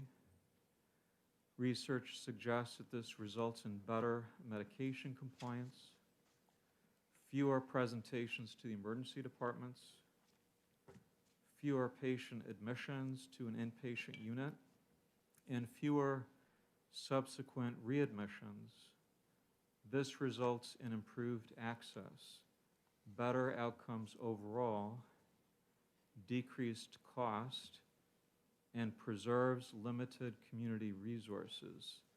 For example, too few psychiatric beds. And what's happening currently in the survey, what the survey showed is that the patients located, so in other words, currently, what I'm trying to say here, currently the psychiatrists being surveyed were saying that they were, most of them were actually treating patients from outside their state. So that's what the APA survey results were showing. And that the flexibilities around the licensure enacted because of the public health emergency has actually increased access to psychiatrists nationwide. So in closing, the New Hampshire Psychiatric Society supports the House Bill 1405, but I would recommend a couple of additions. Number one, and this would be to strengthen the bill. Number one, if out-of-state practitioners provide telehealth mental health services during a mental health emergency, they agree to be subject to the same rules and regulations of the New Hampshire Licensing Board in their specialty, as if they are licensed in this state. And then number two, they must have adequate liability coverage for the treatment being provided. Thank you. Thank you, Dr. Hink. Would you take questions? Absolutely. Representative Knirk. Yeah, thank you. I think this is a rather quick one. In the beginning of your testimony, you commented about video telemedicine, but our telemedicine statutes currently do include audio, video, and other electronic media. Are you comfortable that it would include all of those? Yes. Thank you. Representative Shapiro. Thank you, Mr. Chairman, and thank you for taking this question. I think you partially answered the question that I was going to ask when you said you would suggest an amendment that said that people who are practicing across state lines would be subject to the same rules and regulations as people who are practicing with an in-state license. Is that correct? Correct. So that's good. Who would have jurisdiction over who would have jurisdiction over following up on those rules and regulations? So for example, if somebody from New Jersey was doing telehealth with someone in New Hampshire, and someone in New Hampshire had a significant problem with something that that therapist was doing, an ethics issue or something like that, if the person was licensed in New Hampshire, they would address that complaint to the New Hampshire Board of Mental Health, say, if it was a social worker. With this person now practicing across state lines, who would have jurisdiction in terms of adjudicating that complaint? I'm not sure about the answer to that question, so sorry about that. But I believe a patient who would want to complain could have a choice of complaining to their own state medical board or complain to the New Hampshire Medical Board. Representative Woods. Thank you, Mr. Chair. If you, and thank you for taking my question. It's very simple. Could you provide us the wording that you would like for that amendment? Well, I have a written statement here. Okay. I don't write as fast as you. Okay, I could read it again if you'd like. Okay. Yeah. So submit it in writing at the end? I will. Or simply email the committee members. Just email. Okay. Representative Wood, follow up. Quick follow-up.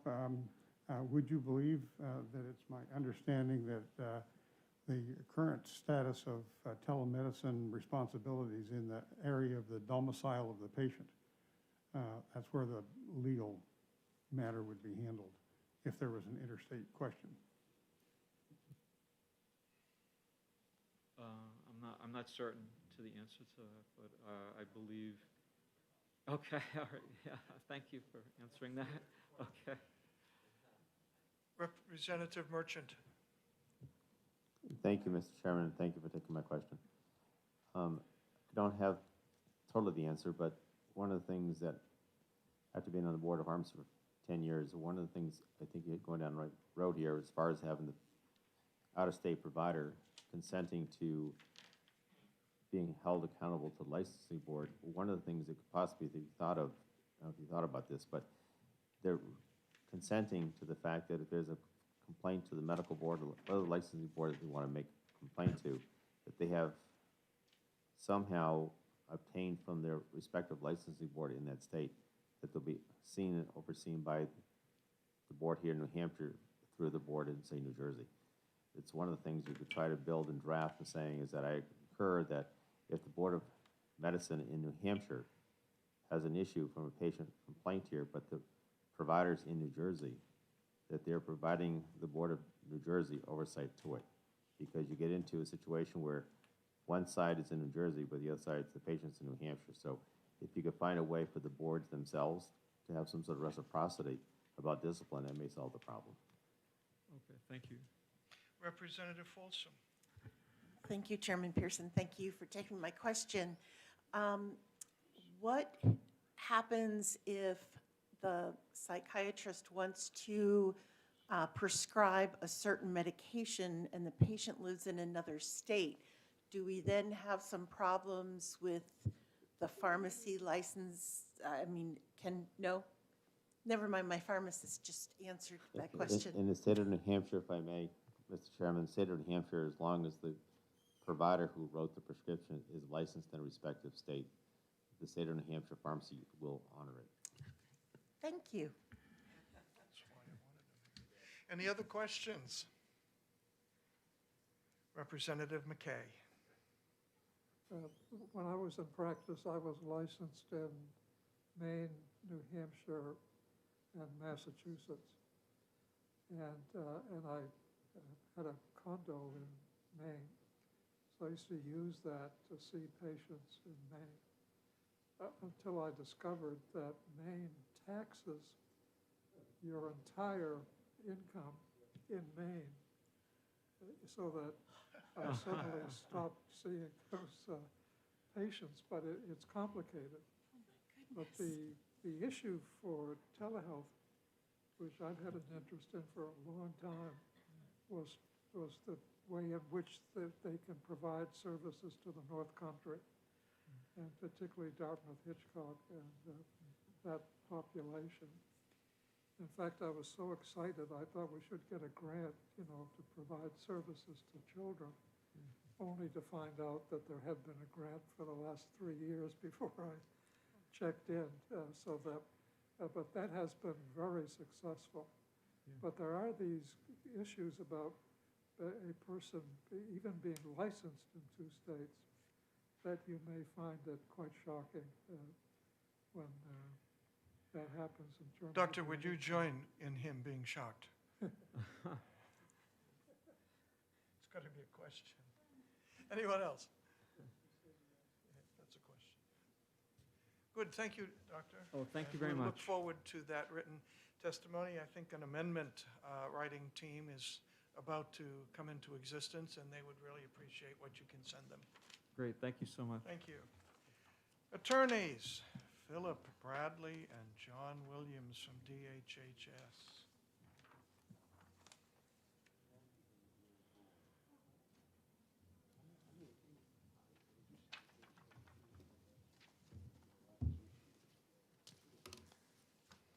Chairman Bradley, excuse me. Let me get myself all together in the right Senate and House. Here we go. Good to see afternoon. you again, Chairman, Counselor. Chairman Pearson, good afternoon. Counselor. And members of the Health, I can't even talk. This is Easy terrible. for you to say, sir. Health and Human Services Elderly Affairs Committee. It really is a pleasure to come before you again today. And I have with me also Attorney Philip Bradley. From the Department of Health and Human Services, thank you. And Philip is our general counsel, and he provides support for legislation as it relates to our Division for Behavioral Health. So I appreciate him being here today with me. The department is here to start off with our observations and concerns that we have with Section 1 of the bill. Just to give you just a very high-level overlay, that Section 1 of the bill has been designated as being a responsibility of the Department of Health and Human Services. And Section 2 of the bill, starting on line 8, is within the Office of Professional Licensure and Certification. We have the wonderful attorney Lindsay Courtney, who is the executive director of the Office of Professional Licensure and Certification. She's here today to answer questions as it relates to her state agency. In addition to that, we have the also wonderful Tyler Brennan, who is administrator with the New Hampshire Insurance Department, who will be able to provide a resource to you in the committee as it relates to what essentially is the remainder of the bill, starting with sections 4, starting on page 1, line 22, for the remainder of the bill as it relates to the insurance department legislation. One observation in looking at line 1 is it provides that it's going to amend RSA 310A:1G by inserting a new paragraph after that. The new paragraph is a Roman 2 lowercase a. In the same way that the Department of Health and Human Services has its enabling legislation for the commissioner to do global responsibilities and duties, we have ours under RSA 126A, and it's generally seen in A:5. So if you think about HHS and placement of where our rulemaking authority, this will make some sense, my following commentary. That RSA 310-A:1 is essentially the equivalent for the Office of Professional Licensure and Certification. It essentially sets up the duties of the executive director, as well as the responsibilities and oversight of the licensure of certain occupations and professions under that particular chapter, and also under that title, because there's an enormous, I shouldn't say enormous, but believe me, Attorney Courtney does an amazing job with a lot of boards and agencies that fall under her umbrella.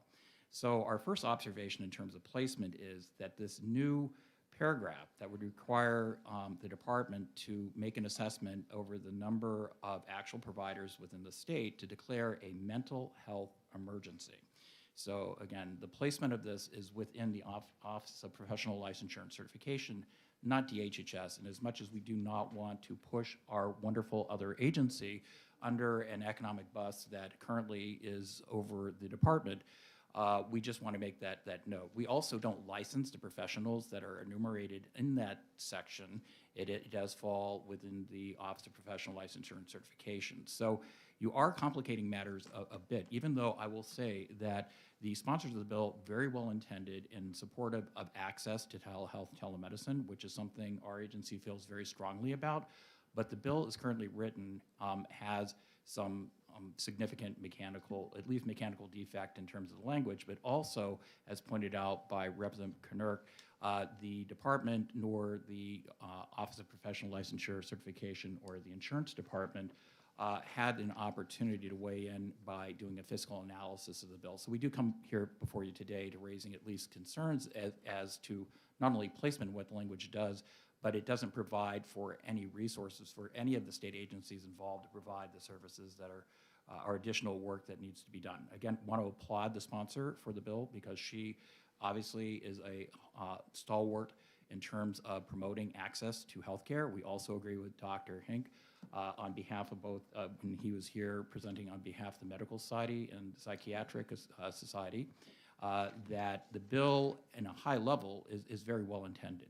But if you look at what's in front of you and the questions need to be posed about line by line and word by word, what does this actually do?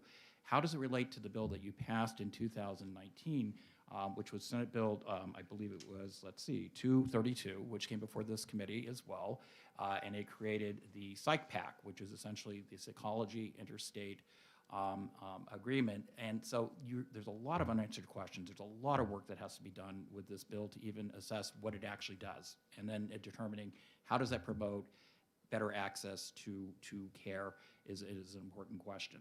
So it requires us in lines 3 through 7 of the bill to do an annual report and conduct a needs-based analysis and provide that to the legislature regarding its determination of whether to declare a mental health emergency for that year. Beyond the scope of the fact that it provides for no appropriation, it also doesn't provide with any clear standards as to the mechanism as to which an agency, whether it's HHS or OPLC, Office of Professional Licensure and Certification, would trigger that particular event. So regrettably, we're here today, obviously, as a resource, but in terms of Representative King, and I'm praying that he doesn't ask us the same question that he asked of Ms. Carbon, we are here as a resource, and I will do my best to dodge, but I can't do as diplomatic of a job as Ms. Carbon did. And Bill, do you have anything to add? I don't. I would say that our area of expertise here would be more in the mental health services system, not so much the individuals regulated, which is more the realm of OPLC. But if there's any questions we could answer concerning that system, we'd be happy to. And again, our regulation really concerns the public mental health system, not so much the private one. So we couldn't really even capture all of the professionals practicing that I think the bill would like to capture. Any questions? Representative Shapiro. Yes, thank you, Mr. Chairman, and thank you both for taking this question. I heard you say there's some confusion in terms of whether this paragraph, Roman numeral 2A, should be, whether that task should be tasked to the Office of Professional Licensure or whether it should be tasked to the DHHS or neither. But if one of those organizations had to make a determination, and I understand you're saying there's also not clear criteria, but if there was clearer criteria and one of those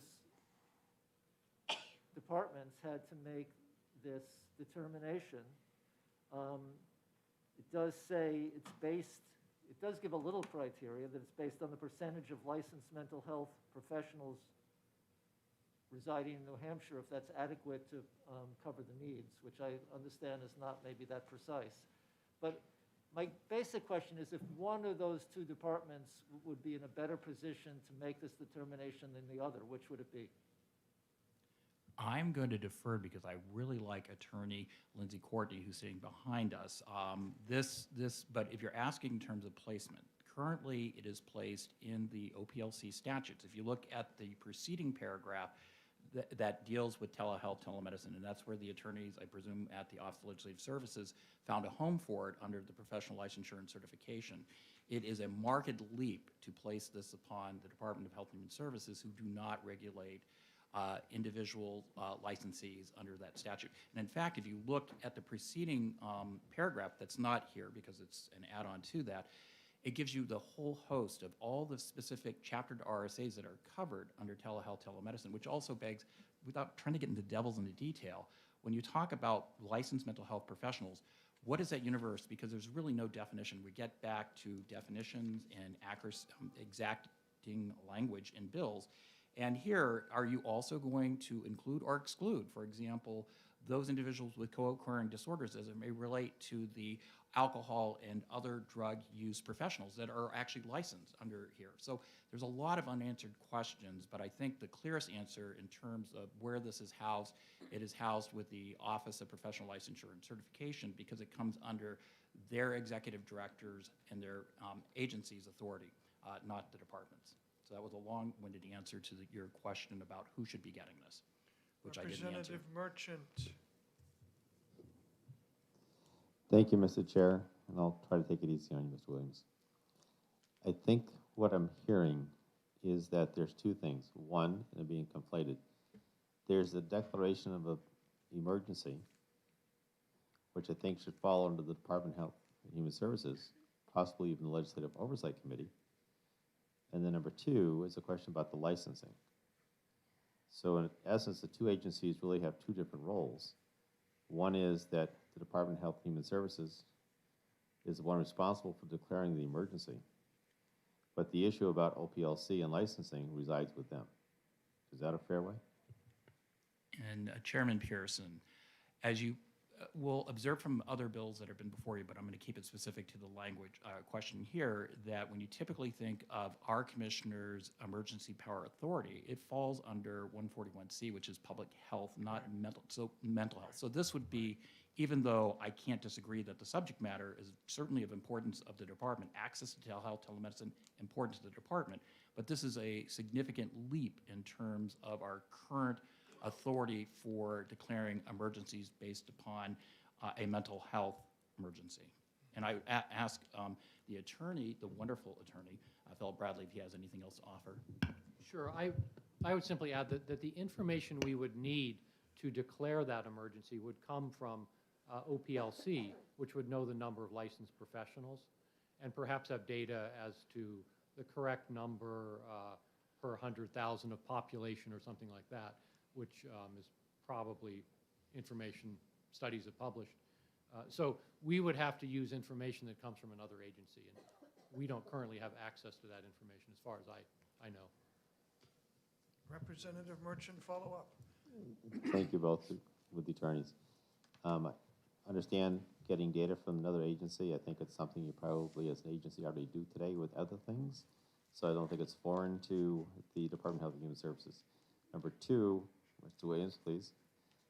Number two, in regards to your point about public health, I understand what you're trying to get to, and that's why I'm thinking maybe it's more like the Legislative Oversight Committee provides, if you will, through the department, that authority.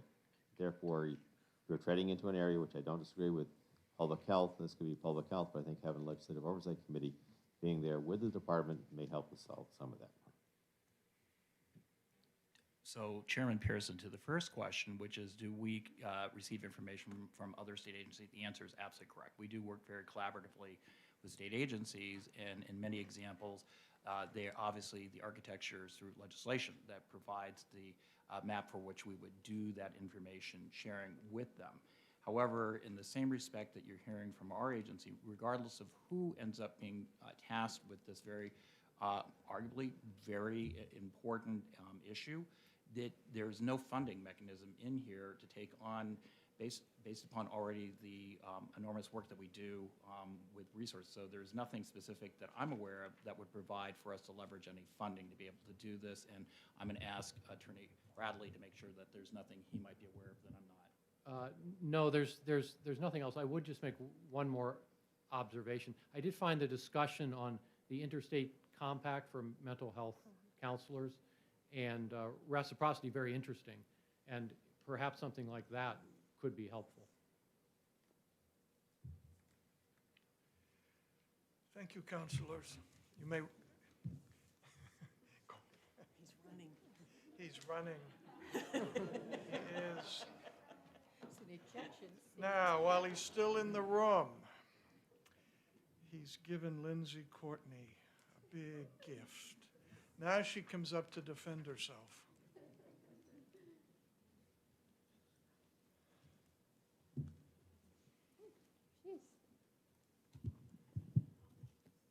Good afternoon, Mr. Chairman, members of the committee. Lindsay Courtney, Executive Director, Office of Professional Licensure and Certification.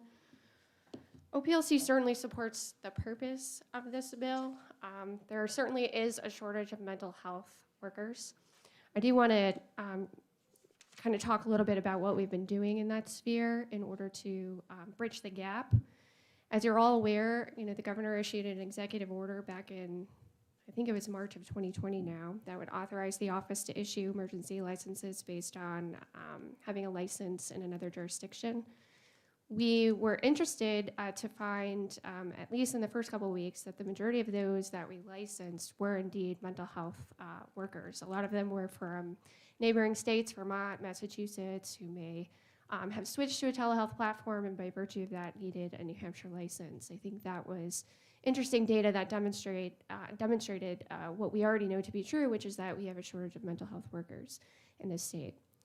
Throughout the pandemic, we licensed 22,000 healthcare workers, and 63% of psychologists who were active to practice in New Hampshire during the state of emergency, I think it was 45% of mental health counselors were doing so only on an emergency license. And so I think that, again, is data that demonstrates that we do have a significant shortage of mental health workers.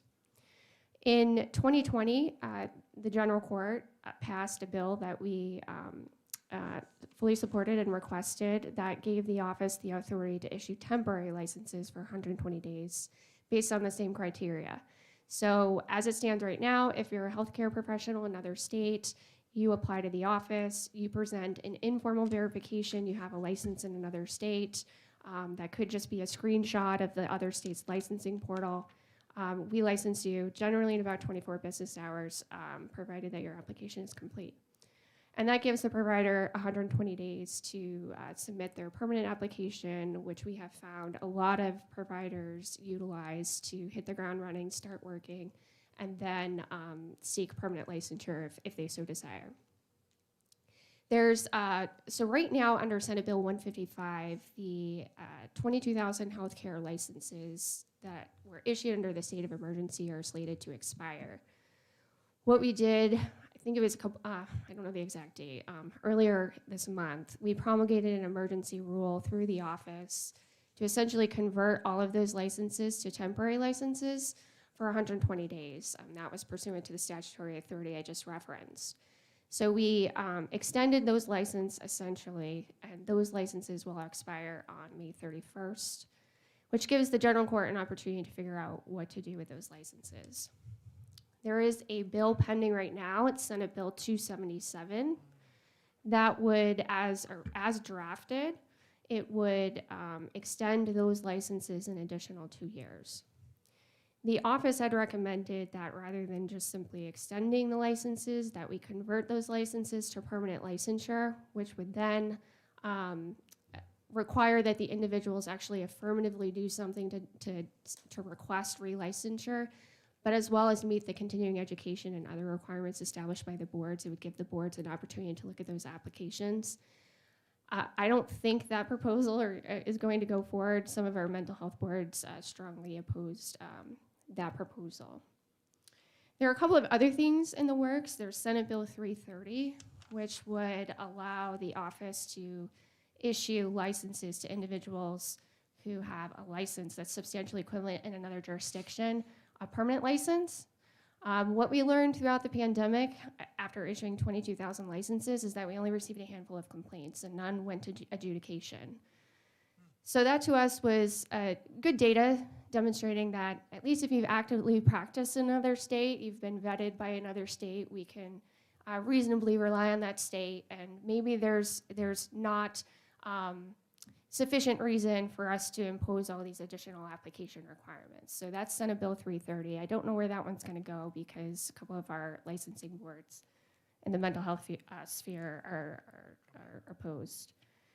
The, we have the compact requirement for the side pact. We've also proposed through, I think it's Senate Bill, I forget the actual bill number, but there's a mental health compact bill. We've proposed to join the mental health compact for mental health counselors. That's going to be going through this session again this year. That for mental health counselors would provide greater portability. So we talked about psychologists. This is another way. So I think the state is headed in the right direction in terms of recognizing portability. We do have concerns over the language of this bill because I'm not sure that it fully does what I think it's intended to do. Particularly, we have concerns that we wouldn't really be adequately protecting the public. So the purpose of a licensing body and the purpose of a license is to protect the public within New Hampshire. The limitation on 5 patients seems somewhat arbitrary. If the state has determined that we need a license and we need to have providers meet certain licensing requirements in order to demonstrate minimum competency, why would those 5 patients not be subject to the benefit of having that vetting process? Seems a little arbitrary.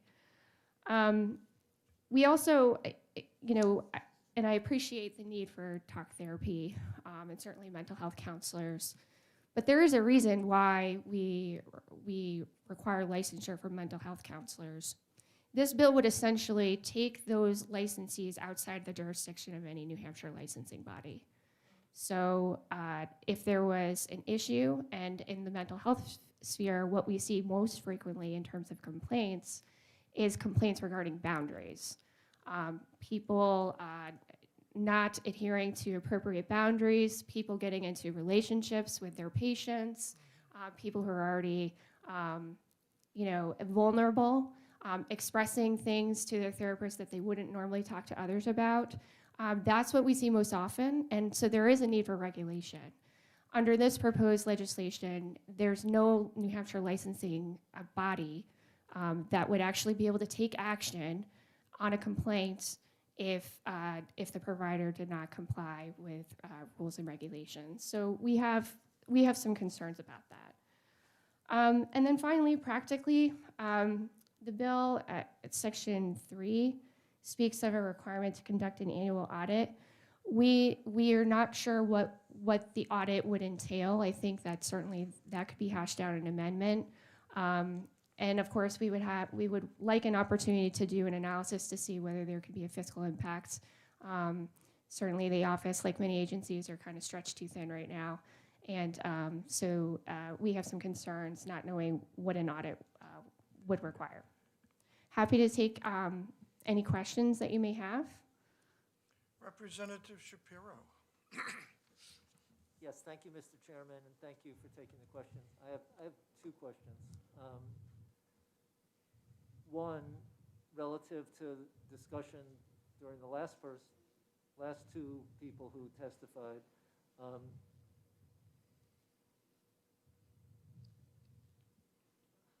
How well suited would the Office of Professional Licensing be to figure out the criteria for and analyze whether there is, quotes, a mental health emergency? If that task fell to your department, would that work? So I think we would need more direction. The office would need more direction as to what constitutes a mental health emergency. So certainly we know how many providers we have. What we don't know is how many active providers are actually practicing. A lot of people keep up with their licenses, their continuing education, don't actually practice. So we don't collect that data. So it may not be as reliable as you would think. I think the general court could certainly say in legislation, we need X number of providers per 1,000 individuals, and that would take the discretion out of it. My sense is that we're going to be in a mental health emergency for a long time. So I'm not really sure whether the declaration is required. To me, you could just take that out of it, and I think that would alleviate any issues. Follow-up? Follow-up. Yes, I'm one of those people with a license who's not currently working, so that, I'm no help. And so what I heard you say to that question was that we could just assume that there's a mental health emergency for the immediate future. Getting back to what you said that has been done in terms of people with a license elsewhere, and I guess we're talking about a lot of different groups. People are using the term mental health counselors, but there's social workers, there's mental health counselors, there's substance use disorder clinicians, and I'm not even sure if this included psychiatrists, but we did have someone testify about psychiatrists as well. But can you clarify in terms of the issue of people currently seeing somebody from out of state, and that's going to, the ability to do that will terminate at the end of January? It's now May 31st, correct, if they have only an emergency license. May 31st? Correct. Okay. So, so currently, that's not going to change until May 31st. And you're saying there are some bills, there are currently some bills that might extend that for quite a ways past that. Correct. Okay. Yep, it's Senate Bills 277. It was just heard by Senate Finance. That would effectively extend these emergency licenses. What we don't know, we have 22,000 licenses, but what we don't know is how many of them have actually already sought permanent licensure, because the data sets are different. Unfortunately, when you compare the data sets, they just can't be effectively compared.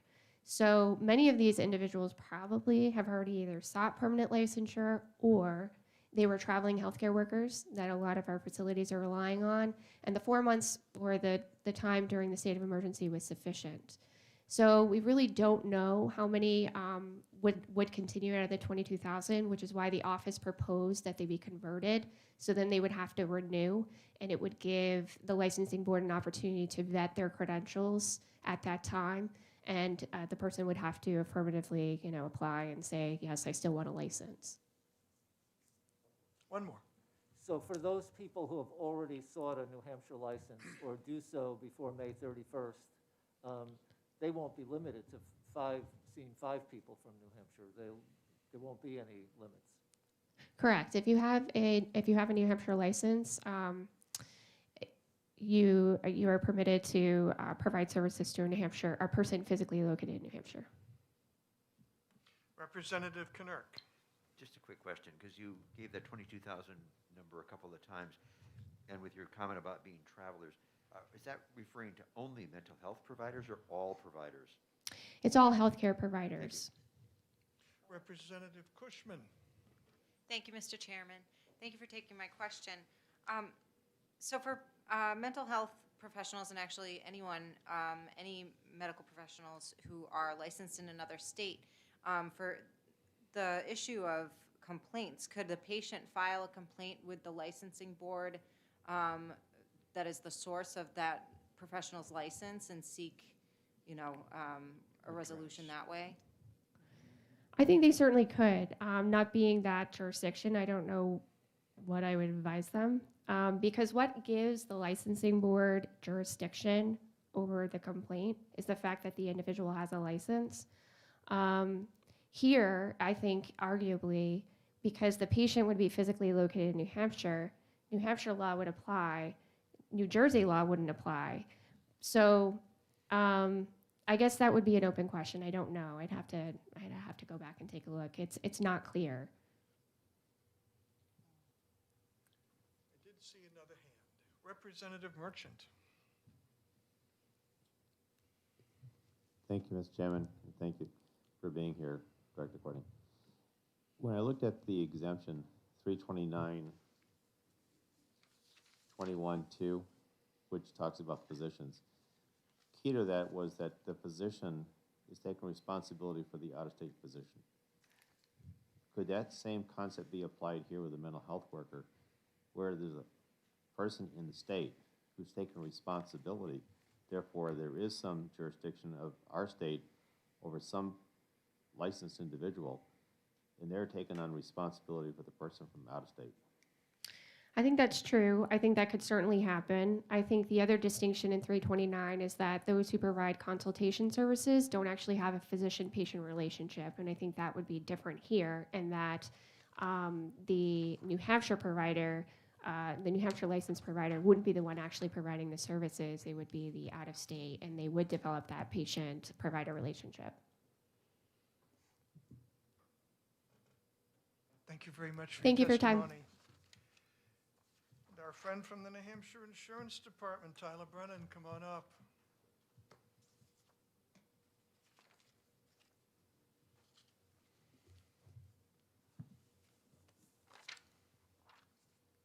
Thank you. Tyler Brennan, Life and Health Director with the New Hampshire Insurance Department. And we do not have a position on the bill, and I'm going to address just the insurance sections. I think so far we've just heard more about licensing, but there is a substantial component to the insurance side. And just by way of background, we actually already have fairly broad coverage requirements when it comes to telemedicine. And that section is under 415J, and it's even titled the New Hampshire Telemedicine Act. And it requires coverage of all healthcare services through telemedicine. Insurance company can't deny just because it went through telemedicine. It includes all forms of telemedicine, including audio-only coverage.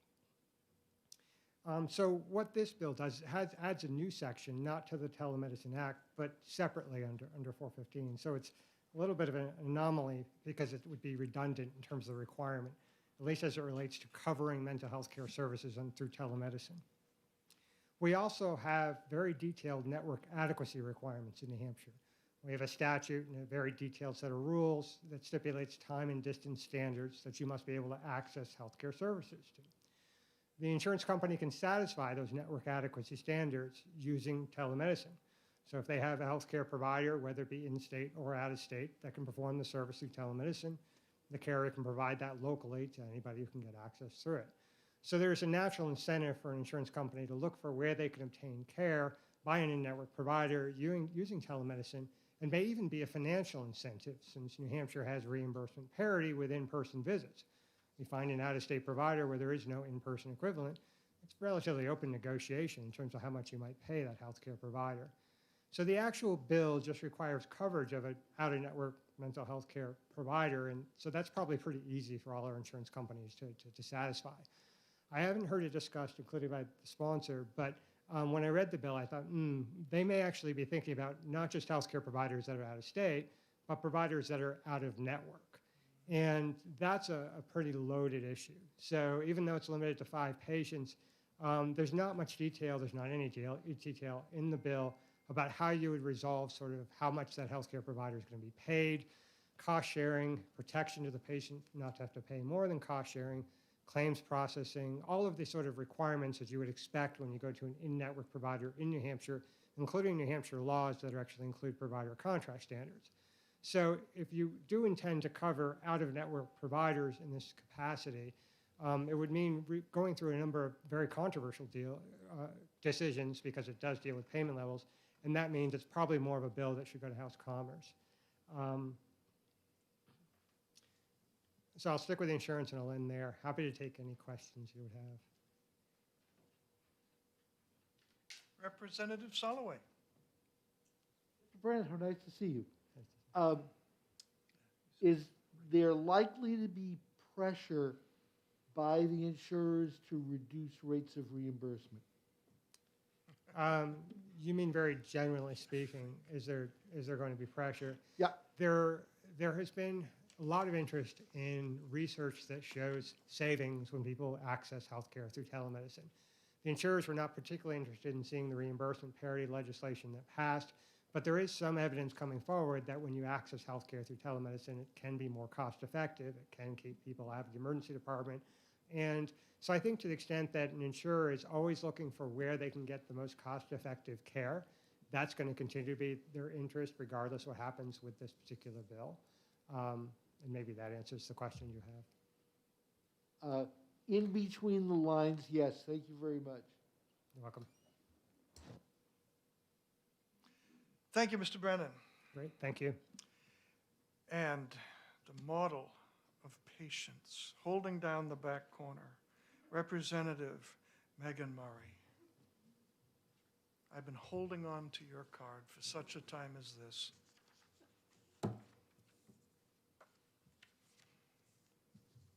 Thank you, Mr. Chair, and it's a pleasure to be back before you. Again, my name is Megan Murray, and I represent the town of Amherst, New Hampshire. And I do, for as many issues that we have, I do support the idea of this piece of legislation for several reasons. I am increasingly receiving calls from constituents who are, with great consternation, expressing to me their concern over an interruption in their service. Whether it has been somebody who has just recently relocated to the state and is then having to seek care and is not, and I do understand the testimony before us, behind us, with respect to the extensions. That said, the communication that individuals are having from their healthcare providers has not been that, and therefore I have been contacted. One of the other issues that I have been made aware of was that in addition to just mental health, telehealth services, there are issues around general healthcare services as well that were potentially going to be interrupted as a result that individuals would be participating remotely. And so where we go from here with this specific piece of legislation, I don't know. That is under your purview. But I would say that the increasing concern that individuals seem to be having over the fact that their services could potentially be interrupted, whether it's ending in January or in May, I think is problematic. And so if this bill is not the vehicle, then how else do we get there to make sure that we have continuity of care for individuals? And aside from that, I don't have anything else for you unless you would have questions for me. Seeing none, thank you so much. Thank you. As I've been listening to the testimony, I've come to two conclusions. Number one, as the part-time CEO of a medical facility with 3 family practice providers, I know very well the importance of this. This is important stuff to a lot of people. But the second conclusion I've come to is listening to the various people bringing testimony saying, this reference needs to change, this paragraph needs to go somewhere else, this doesn't work here, and so on. We have 2 choices. One is to appoint a subcommittee that is probably going to have to completely research and rewrite this bill. You've heard all the reasons why. Or we're going to say to this primary sponsor and others, great ideas. Now, you heard the testimony too. You go off and rewrite it and come back next year with something. Those really, I don't see another choice in here. So if there is sentiment, I'm talking to the committee now, if there is sentiment for a group of you to rewrite the bill, I'm not going to stand in your way. But if there isn't, there's the other choice. Representative Shapiro, and then Canuck. I think there is one other alternative, which is that the director of OLPC referenced several Senate bills that were going to extend temporary licenses, and people could get on board with working on one of those bills. I think she referenced 2 or 3 of those bills. So, Prime Sponsor, are you aware of those Senate bills, pretty much? Do you think those would be the kind of vehicles? Yeah, come on up. This is a group hug here. Yes, I think as a school of fish, whatever bakes it, right? Sure, yeah. Representative Canuck is next. Yes, SB 277 is one that just extends it for 2 years automatically. And it would seem to me that if we put and we've done this often where we have 2 bills and one of them is going to be a better solution coming out of the Senate, that will give a longer horizon, doesn't set up all of the difficulties of having to declare an emergency that may go on forever anyway, and automatically just gives us the 2 years to keep working on this. So I would think that may be a better solution overall. Not that I don't like the idea, it's just that it may be a more workable solution. We want to do the best for all the caring and hard work you've done to get something along. Representative Soloway. Thank you, Mr. Chairman. Taking a page out of Representative Wood's playbook, I'd like to go to the 30,000-foot view. And as we operate, one of the things that we have, a principle we've operated on for the years that I've been on this committee is it is not our responsibility to rewrite legislation. If the proponent of legislation cares to suggest amendments, if members of the committee wish to come in with amendments, but rewriting legislation is not our job. And as you indicated earlier when you brought this subject up, it is always the prerogative of the initial provider of the bill to rewrite it for next year. And I would like to suggest that we take a very conservative view of our role in rewriting legislation. We already have an excessive workload. Thank you, Mr. Chairman. Representative, it always warms my heart when I hear you use the word conservative favorably. Representative Leon. Thank you, Mr. Chairman. Senate Bill 330 was also mentioned, and that one was actually a request of the Office of Professional Licensure and Certification. So I think your idea was shared by many, and I think maybe we should let the Senate run with the ball on this one and then send it to us, in my opinion. Representative Woods. Thank you. Just a question for all the sponsors and co-sponsors. Are you working with the Commission on Telehealth that's active and it's doing much of the same sort of processing? Thank you for your question. We've been working mostly with NAMI. And again, we've been doing the best we can. And I just want to, I don't know if it's appropriate since it sounds like you guys are kind of in executive session right now. Well, you know, we were wondering that up here. Okay, yeah, We're technically not. We're lurching towards it, okay? I just want to say on the record for every single committee in this body, and with all due respect to Representative Soloway, I think it's entirely inappropriate to kill a bill just because it's not perfect when you hear an intent that is really needed and when you have an over-surmounting amount of constituents in a life or death situation, to not at least give it the old college try. Representative Snow is next.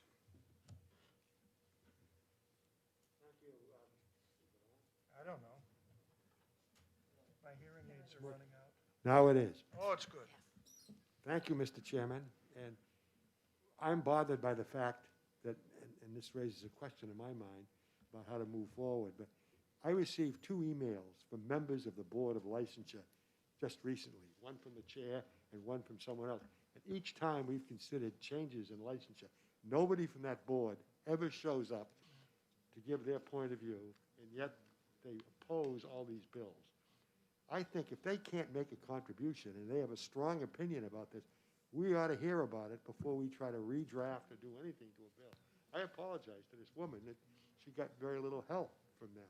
But I think at least we ought to pass the information along to the Senate that we received no assistance from this board, and that we think, I think either of those that would extend it in some other way, either for the 2 years or as he said, for the, give the Board of Licensure the ability to go ahead. But if they can't even come in here and let us know why they so strongly object to this bill, I don't feel we need to take any. Thank you, Representative. Representative Knurk. Sorry, it just took me a moment to find it, but SB 277 did pass out of committee 6-0 ought to pass. So I think there's a high probability we'd be Do you seeing like it. this bill? That Senate bill? Yeah, but I would think we could perhaps also, given the May 31 expiration date, perhaps we could ask that the Senate would expedite this over to us, and we should act upon it in the House very rapidly. Speak to your higher-ups in your party, see what they can do, and I'll run to the speaker, too. Well, being a Republican bill, I thought maybe you might speak to your higher-ups instead. Representative Hennessy is the prime I speak to sponsor. my higher-up But actually, by the way, it it did have just about every senator on it. Just about every senator sponsored this bill. Okay. So, Representative Merchant. Thank you, Mr. Chairman. Also, thank you, Representative Pinard.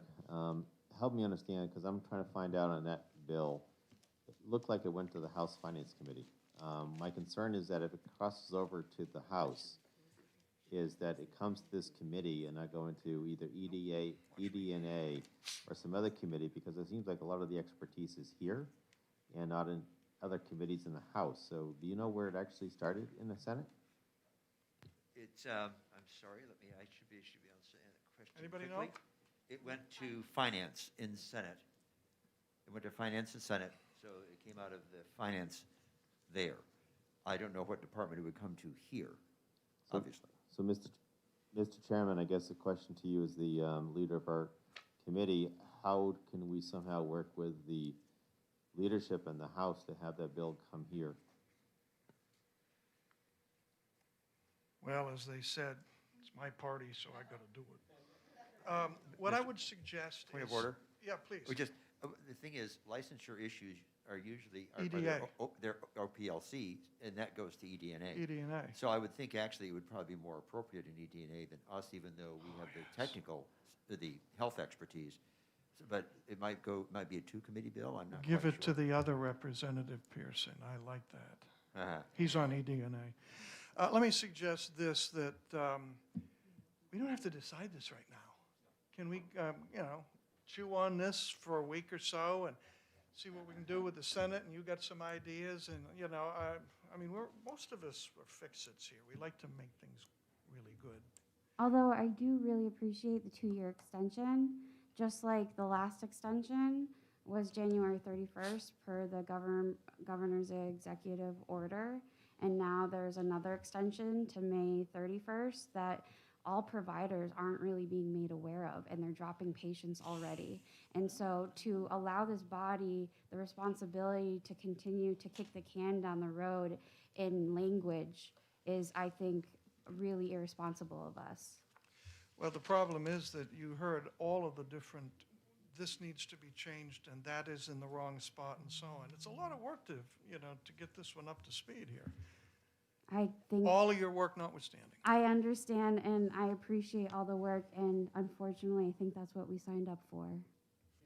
That's why we get the big bucks. Okay, with that, I'm going to close the hearing on 1405 and take a 5-minute mental health break. Thank you so much, Representative. Totally.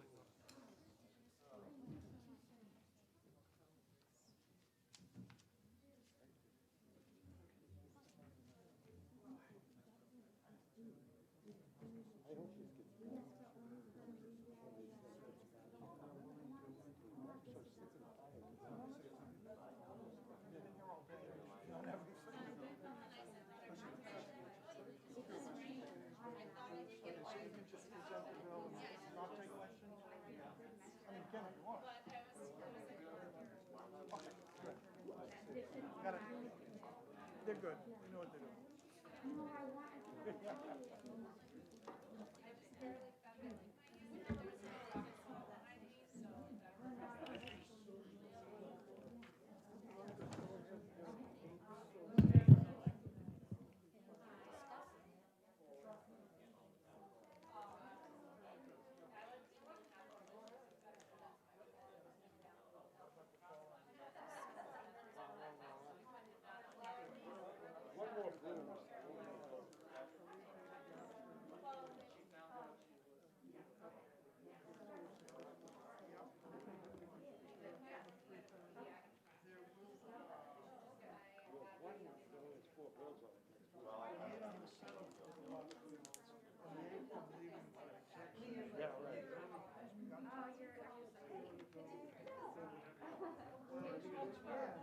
Hi. How are you? Good, good, good.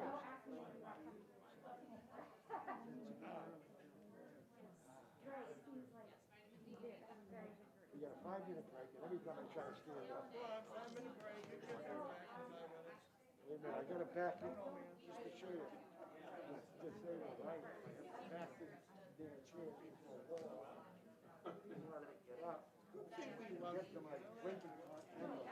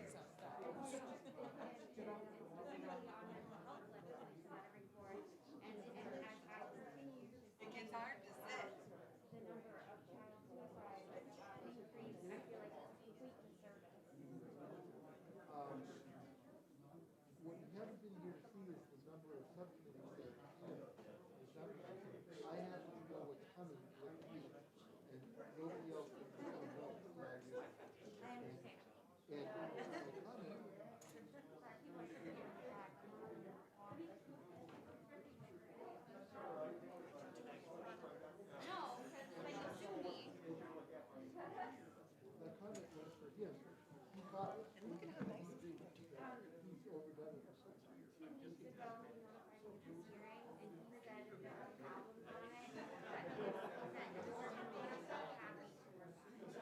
was contrary, that's why I did not understand. So either I was bamboozled in his communication, and I apologize, but that's not what I was mixing up making something better. If it had mistakes,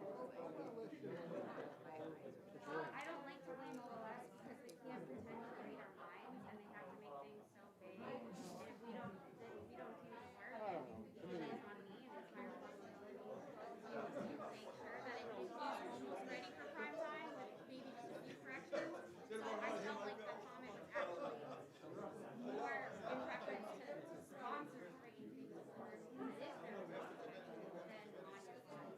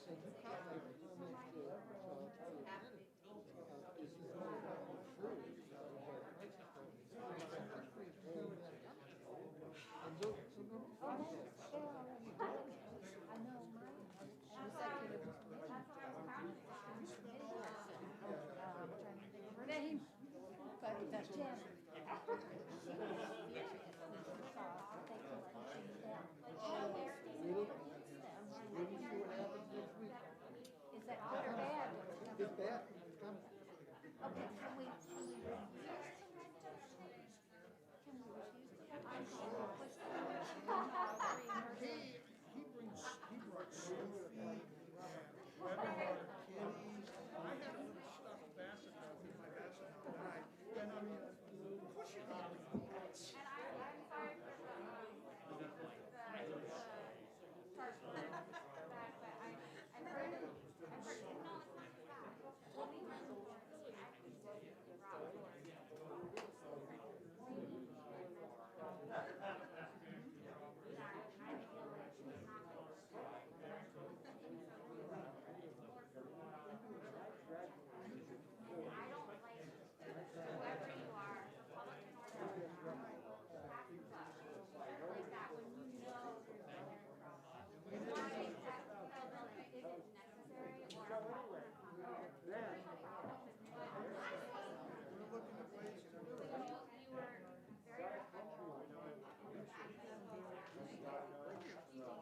Okay, kids.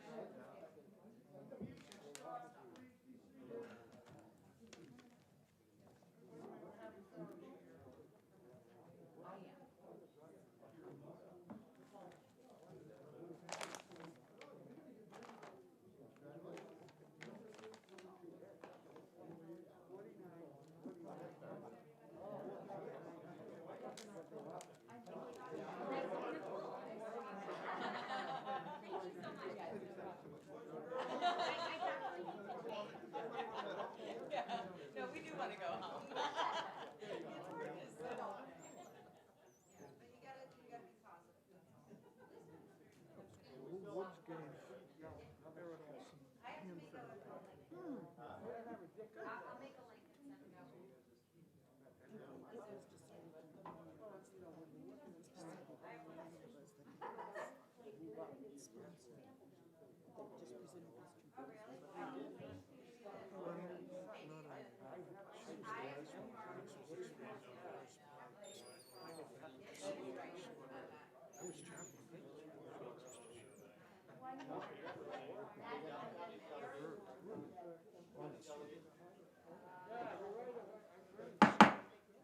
She brought us two back. And one says to rewrite them. Oh, well, we're not going to rewrite this. Okay.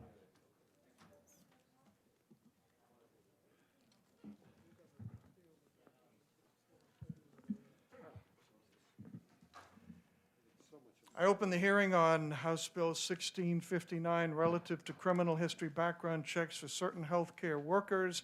Presenting the bill is Representative Abrami, and he is Vice Chair of Ways and Means. So if you wonder where the money comes from that we get to spend, Norm Major and Pat Abrami are the guys that get the money. So you got to treat me well, guys. No. Well, thank you, Mr. Chair. Just for the record, State Rep. Pat Abrami, Rockingham 19, Stratham.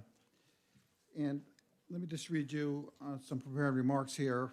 And I was asked by the New Hampshire Healthcare Association and the New Hampshire Hospital Association to file this bill to help with the current staffing shortages for nursing homes and hospitals, and additionally reinstate a law that was passed in 2017, SB 152, which sunset in 2019, right before the pandemic hit. The issue this bill is addressing are criminal background checks, which must be completed on anyone who is required to be licensed or certified licensed and is being employed by a residential care and healthcare facility, namely nursing homes or hospitals. The healthcare providers in the state have been struggling with workforce shortages for years, but the last 2 years have been even more challenging, in part due to the pandemic. The process to get healthcare clinicians licensed is time-consuming and is further delayed by the criminal background check process. The Department of Safety has done a terrific job recently opening a portal for state criminal background checks for anyone. However, the healthcare facilities must have national FBI-backed as well as state background checks. The Department of Safety portal only does New Hampshire criminal background checks. This bill would allow the healthcare facilities to utilize a third-party vendor to complete the federal background check, which is a requirement of healthcare facilities licensing under RSA 151:2-D. These third-party vendors can do both federal and state checks in one process. The bill does not preclude a facility from using the New Hampshire Department of Safety. It just gives the facilities an option to use whoever they choose and whichever is most expedient.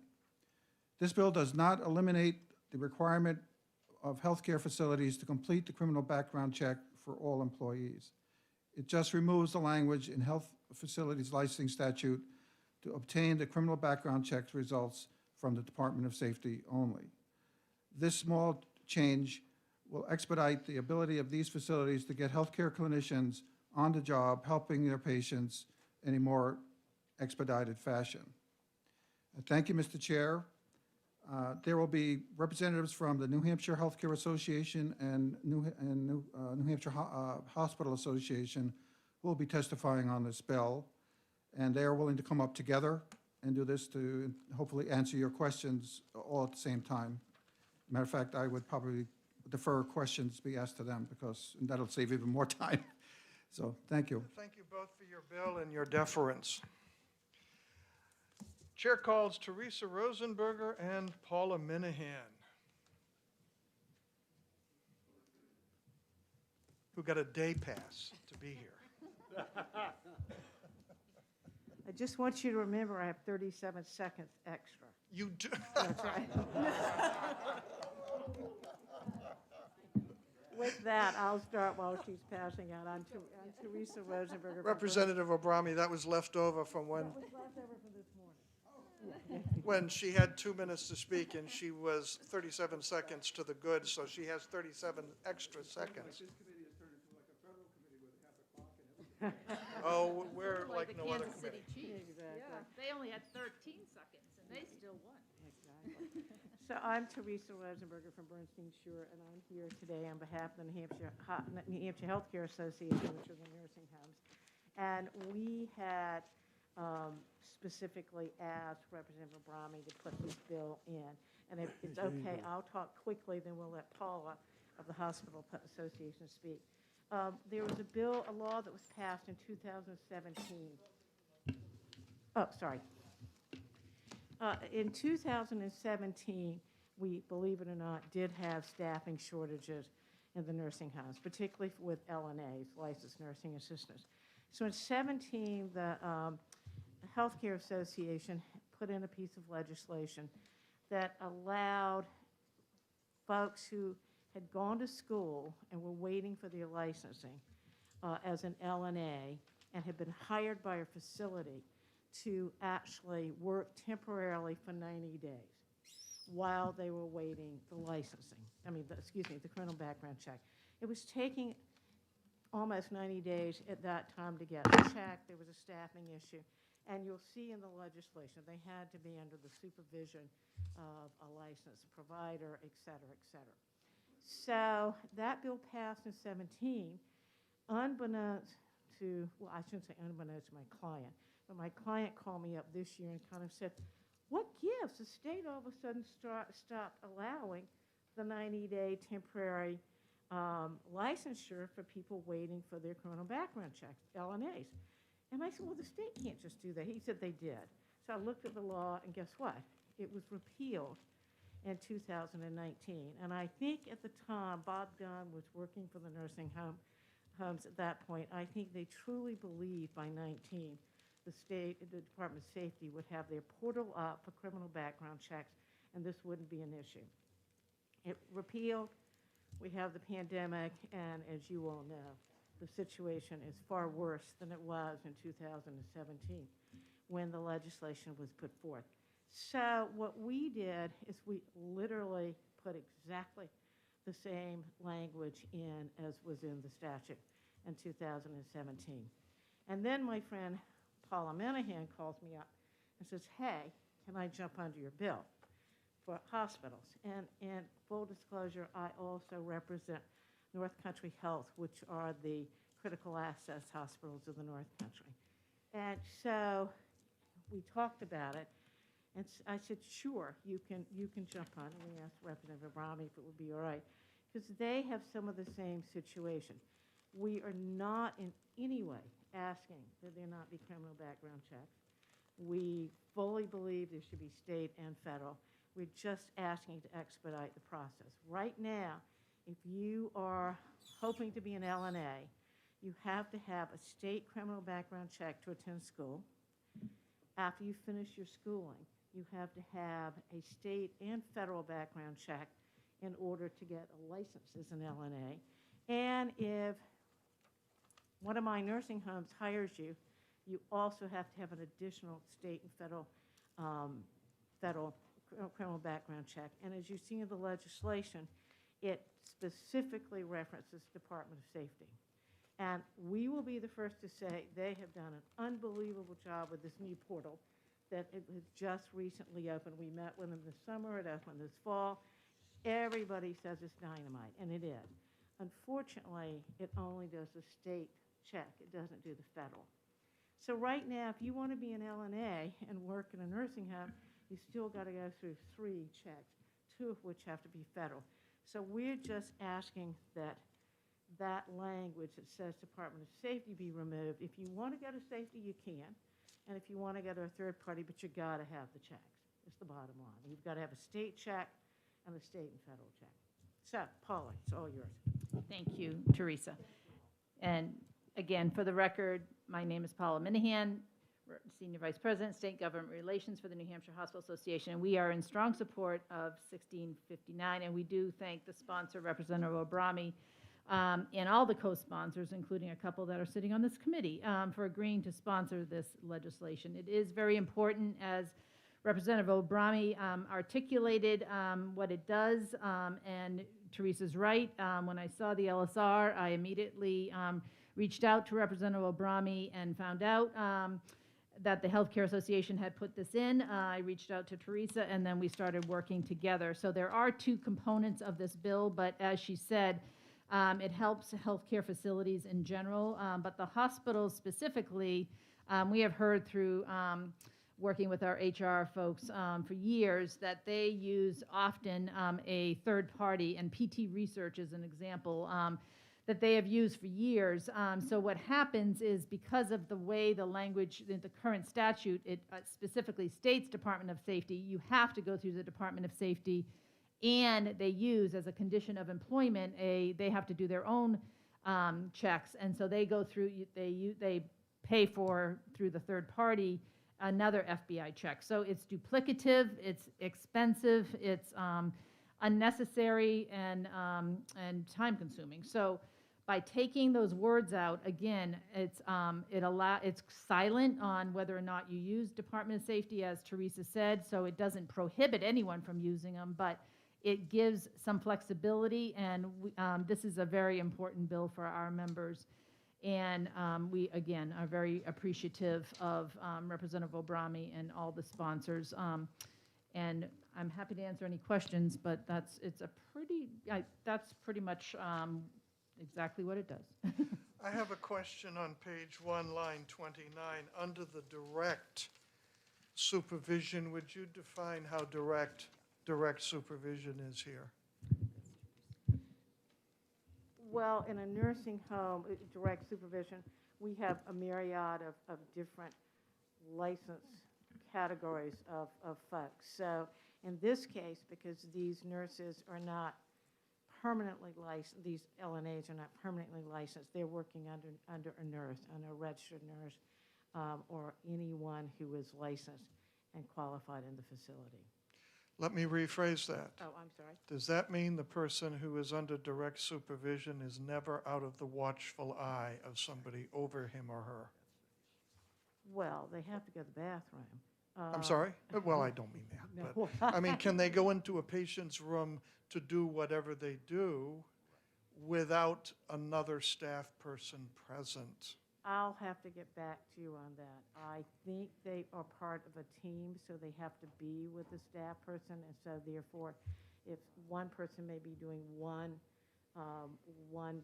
duty and another in the same room, but I will get back to you. Why I ask that is definitively because answer. my mother was in a nursing home in Massachusetts, and somebody was provisionally licensed, and when they finally got the background in there, they fired the person on the spot. My mother was not in danger because that person was never alone with my mother, was assisting, was working as part of a team. So I can understand that, but if you're saying we're turning some people loose here, it's supervision in a paper flow chart that raises some questions. I will double check for you. And also, please note that in here it says you have to have had a criminal background check within 12 months. Understood. Thank so, you. Now, that doesn't mean they couldn't have done something within those 12 months. Okay. But I will double check and get back to you. Thank you. Representative Knurk.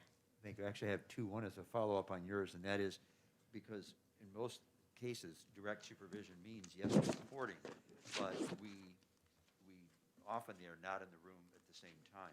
So I was wondering whether we should have something in this to clarify under visual direct supervision. That's one. That's just a question, a follow-up in his. The other one was I was going to ask Representative Obrami that question about who does this other background check, and you talked about third parties, but I don't see any mechanism in here about how we credential that third party. I mean, it would seem like anybody could just kind of set up their little thing and do this. Do we have any standards for credentialing that third party to make sure that they are doing proper background checks and records? I will check with the HR directors and find out. They contract with them, so they pay for those services, and they're done throughout the country, is my understanding. But let me get back to you on what the process is for them choosing these third parties to do this. Follow up? And then a follow-up on that is, given the fact that the cost on page 2, line 11, the cost of the check is borne by the licensee or certificate holder, once they have had this check, and let's say they decide they want to be going to a different place to work, are they provided with a copy of that so that they have that as a portability, so they don't have to pay that a second time to apply to another place? In other words, I guess, does it follow the licensee who was applying, or does it only stay with the institution, and that licensee has to keep paying over and over, even if just a few weeks later they decide they don't like that job and want to go somewhere else? So the first part is the responsibility of the facility to, as a condition of employment, they must make sure that they have done that FBI check. So it is not borne by the licensee. There's also, the licensee is getting licensed as a clinician, so there's that process as well. That's why it's a little confusing, but the hospitals, I'll just speak for them, they, as a condition of employment, they must ensure that they have gone through this check, this FBI check. Just a clarification follow-up? Sure.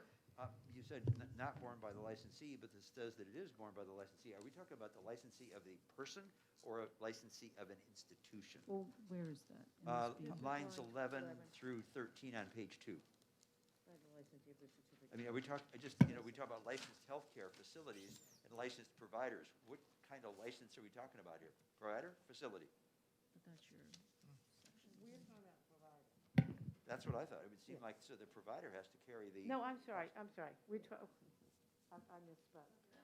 In order for the nursing home to be licensed, they have to do the criminal background check before they can hire these folks. So, and at least when I've talked to our nursing homes, they pay for it. The nursing homes pay for it. So the licensee in this case is the institution, not the person. Because this statute is having to do with residential health facility licensing. Right, thank you. And, yes. Yeah. So sorry, it's no matter what, the facility has to do the criminal background check, which includes state and federal, in order to hire the person. Yes, I was looking at who paid for it. Yep. Anyone else? Representative Merchant. Thank you, Mr. Chair, and thank you for taking my question. On a federal background check, is there one source for the check? In other words, regardless of who requests federal background check, is it going to be the same? Is it basically standardized at the federal level when I request a federal background check? So it really doesn't matter who requests the background check at the federal level. The report's going to come back the same. Is that That, the case? I will confirm that, Representative, but that's my understanding, is the process is the same, that they Right. check every single state for any criminal history on that individual that you're hiring. So I think you're right, but I will confirm that. Thank you. Yeah. Follow up? Follow up? In regards to about the licensee, I think once you have the federal background check and it goes in the personnel file, in essence, it becomes part of their record and they're entitled to it. So I would also go back onto page 2, line 3, has provided the facility and the licensee, which is the provider, a copy of the criminal history check. For two reasons. One is it should be part of their property, because it's in the record. Number two, if they have a question about the history, they can speak to it at that point in time. Good point. Yep. Representative Nettarapum. Is it on? It's on. Would you believe I've been trying to renew my psychotherapy license through the Office of Professional Licensure, which I mailed in July. And in September, I hear, oh, you need your FBI check. Oh, and where do I do that? Well, you can go to Salem.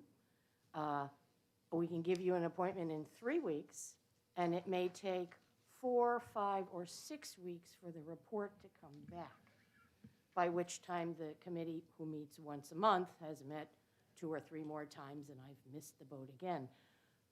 Would you believe that? So I would think any mechanism that would speed this along and gather in a third-party, registered, official, up-and-up organization to speed this along would be an excellent idea. If I had had a job offer, it would have been blown. So, and I have already been licensed in the state of New Hampshire for 15 years. They have all my original paperwork, and why do I need an FBI check? But one that takes 5, 6 weeks is ridiculous. Now, Would you believe? I believe you. However, I do believe you represent, and it's hard to see you over there. But there you are. Nice to see you. So this was in August. Is that what you said? I do believe, would you believe, that the process has improved significantly. What happened in Since July. August? Mm. Okay. At the state. Oh, okay, great. Because, and their backlog, what happened when the state of emergency was lifted, one of the 90 emergency orders or the executive orders that I mentioned earlier today, one of them had to do with criminal background checks. That went away immediately. Overnight, the backlog at the Department of Safety expanded. So then we immediately had a big problem, and the Department of Safety has been extraordinary in trying to help move this whole process along because they became really backlogged very quickly. That's why things have gotten much better, and this portal has helped on the state side, which gives them more opportunity to work on the federal FBI side of things. Because it's the same staff that has to do this. And I thought there was someone from the Department of Safety here, and maybe they are still here.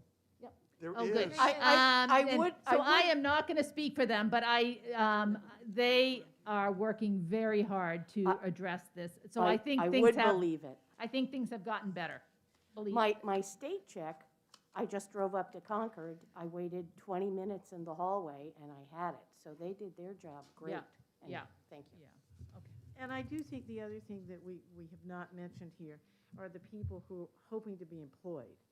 I mean, you can't be employed unless you have these checks and you've got your license. So without this, you've got LNAs sitting out there that have finished their coursework, they're waiting for their licensing, and they've got a job offer, and they don't, So then the question is, do they sit and wait to be an LNA, or do they go work somewhere else? And so it's just a snowballing situation. We're just trying to get more bodies on the floors, to tell you the Mr. Chairman, if I could, Thank you. question? Thank you.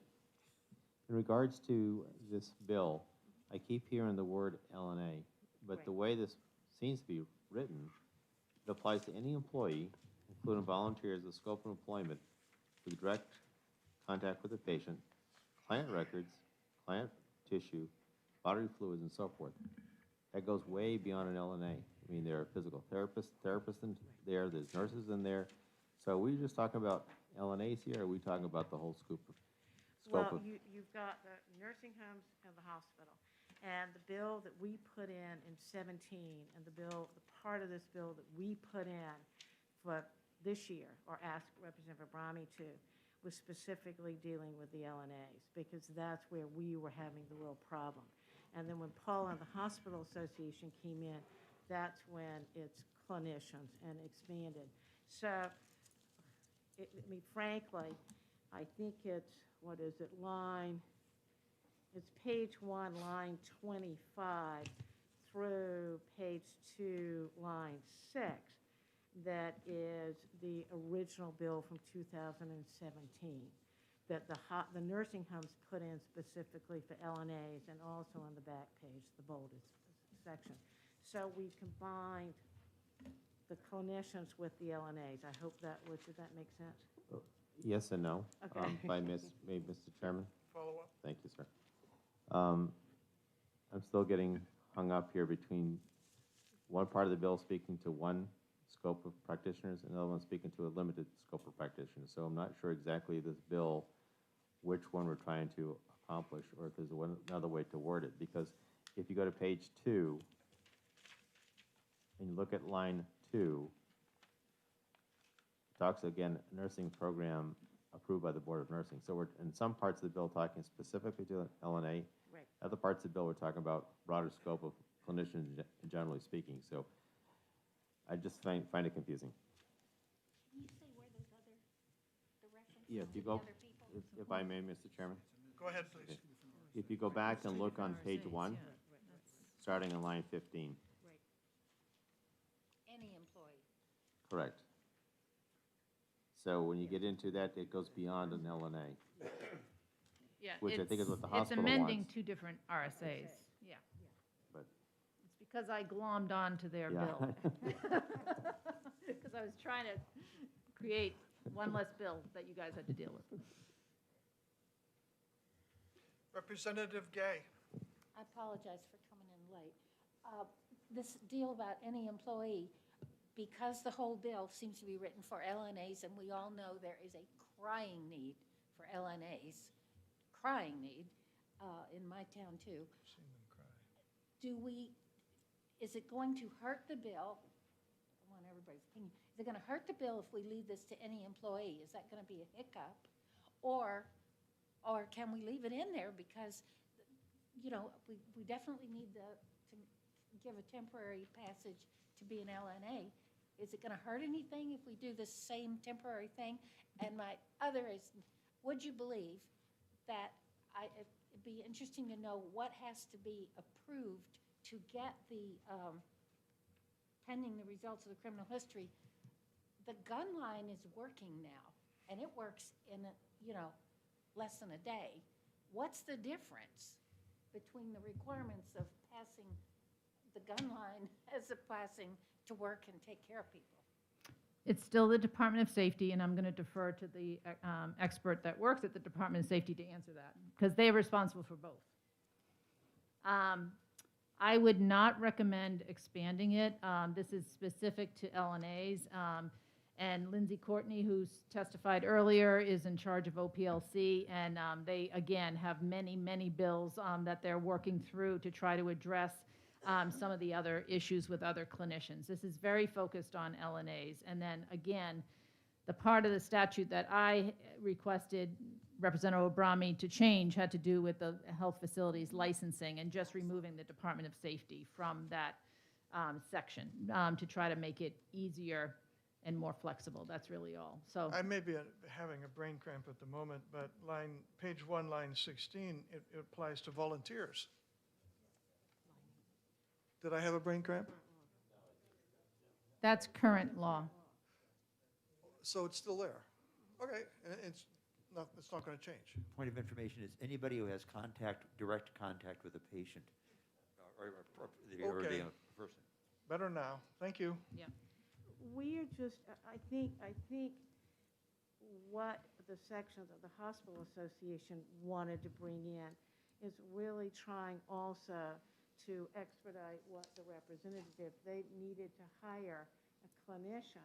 Oh, yeah. Then again, safety's done a fabulous job. I mean, you can get your state background check back in minutes, but you can get your state background check back in minutes, but it's the federal side. So we're just trying across the board, trying to say we're not changing the rules. You're going to continue to have that federal check.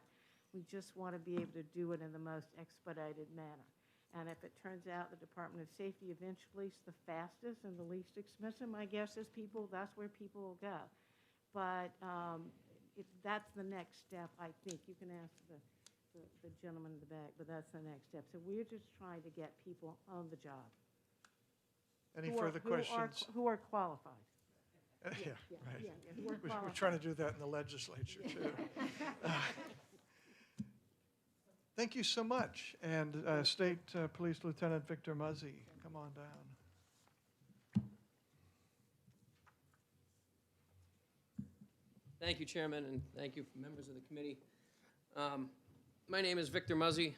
I am currently the Commander of Record Information Services for the New Hampshire State Police, which luckily today encompasses the gun line, or our Permits and Licensing Unit, and the Criminal Records Unit. So I think the state police, by and large, I'll start off by saying, is in support of this. I think we, pursuant to what's been discussed, the troubles that we had with the executive order being lifted, the rush of folks that we saw to do background checks on and other things contributed to our delay over the summer, which thank you for the credit in working through that. And I think we are at a more sustainable point at this point with our backlog.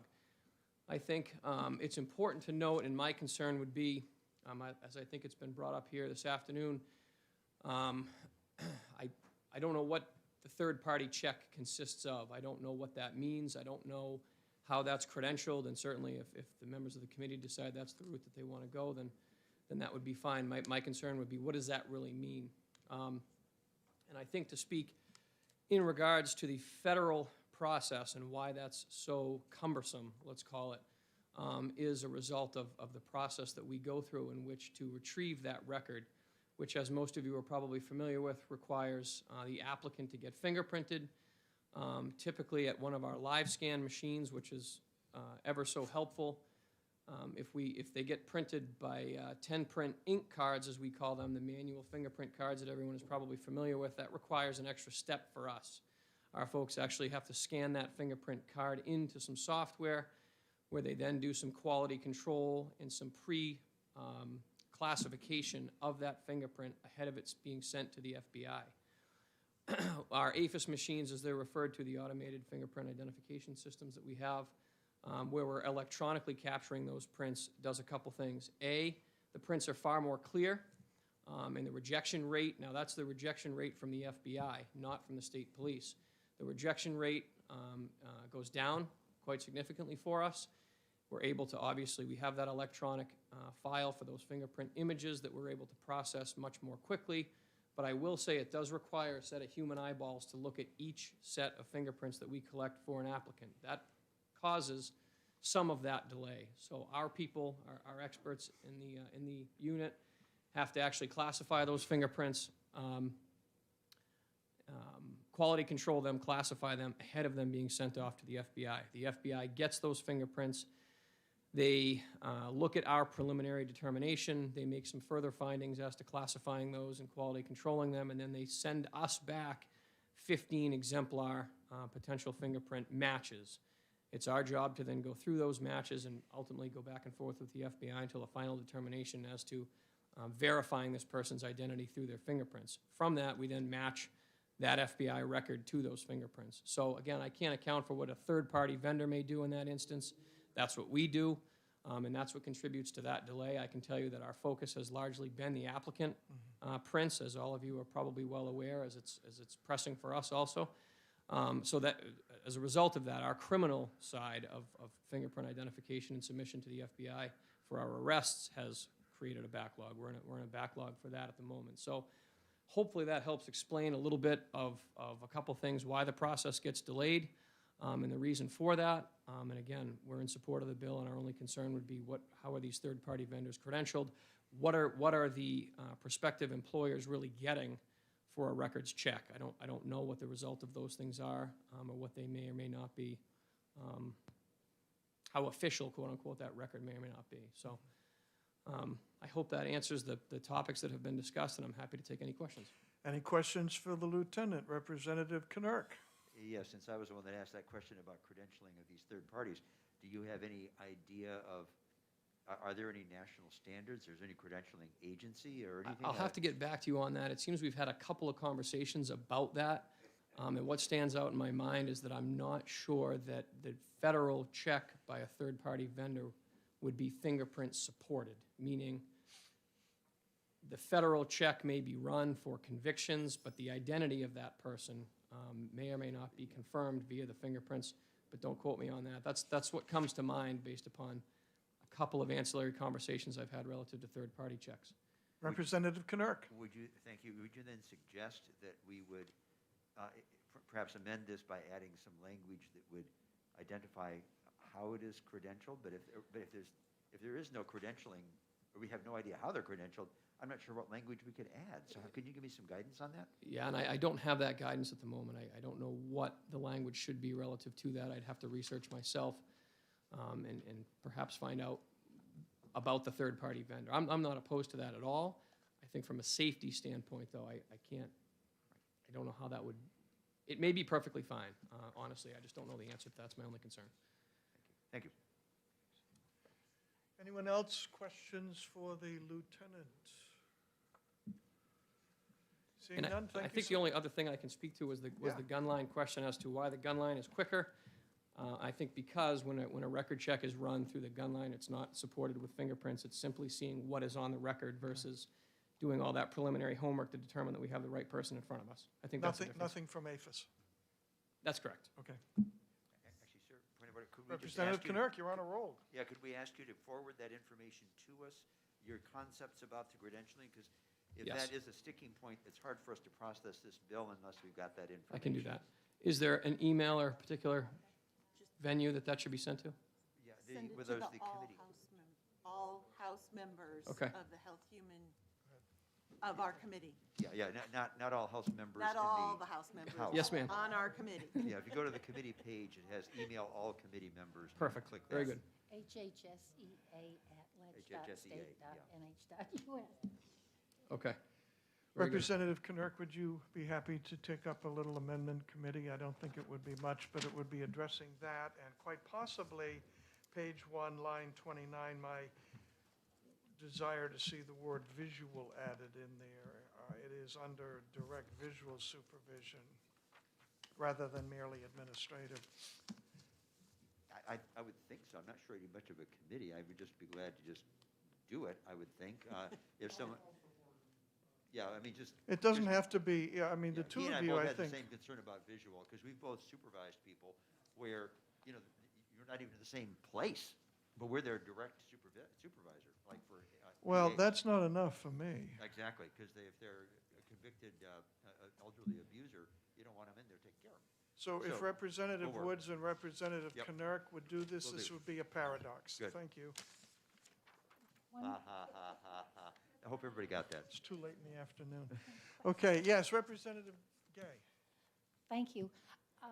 What is this third party?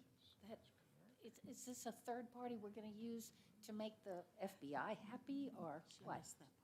I believe there are third-party vendors that will supply federal record checks for a cost. What that means or what they have at their disposal, I don't know. That's, I guess, our concern. I have to do the research on that myself to understand what a third-party vendor can offer. Follow up? And that is permitted by the FBI, that they accept these third-party people? It's permitted, it would, in this case, would be permitted by the employer as to where that check came from. I guess I would equate it to a Google search where you're gonna get whatever you're gonna get back from the internet. I don't know what venue this third-party supplier of background checks, I don't know where they're getting that. They may be getting it directly from the FBI, and if so, then I think that would be sufficient for the purposes of the check. I just don't know the answer to that, and that would be my only concern, is to determine that. One more. So if, say, a nursing home is trying to fulfill all the requirements, it sounds like this is a federal requirement, so that's why I was wondering that would the federal requirement be satisfied by a third party? Oh, good question. They would? No, good question. Is it? Representative Knirk, speak to it. No, I don't know. It's a good question. I don't It know is a the good answer to question. that. Oh, I thought you had a good answer. No. No, shoot.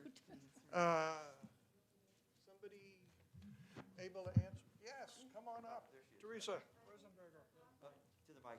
To the near mic. Thank you, and thank you, Lieutenant. Thank you, sir. I'm sorry, I forget, I can't speak so loud in a mask. The hospitals and the nursing homes now accept the third-party checks. And they have to be, and I will find out about what the credentialing is, et cetera. But in order to see if I can even get you what maybe they give you back.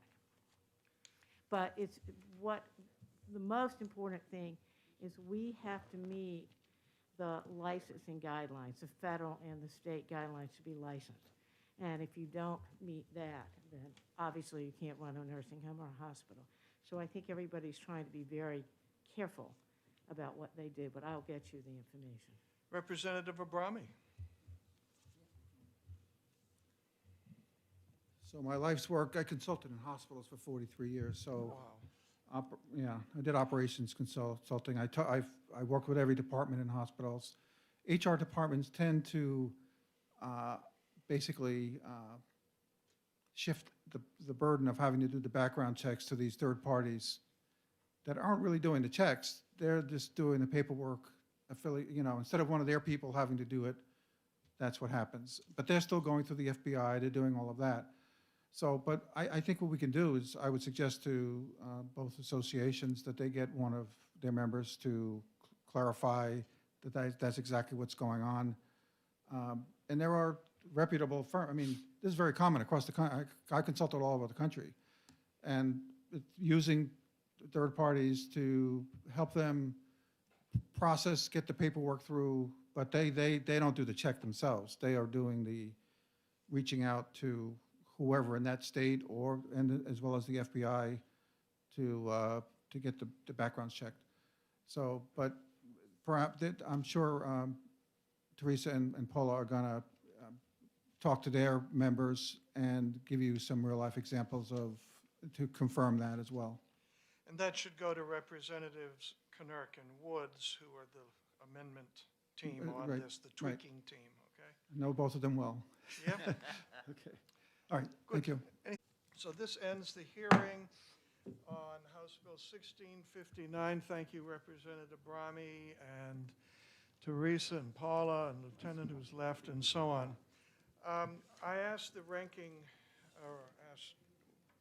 co-ranking Democrat member if she had any objections with a couple of these bills, because it didn't look like we had any objections on our side of the playground either. So 1327, including, this opens the hearing, the exec session on House Bill 1327, including diabetes and the conditions listed for eligibility for a service animal. And you remember Senator Shaheen's granddaughter and grand dog, and the testimony about how the, I totally blanked out the name, monitor. Thank you, continuous glucose monitor.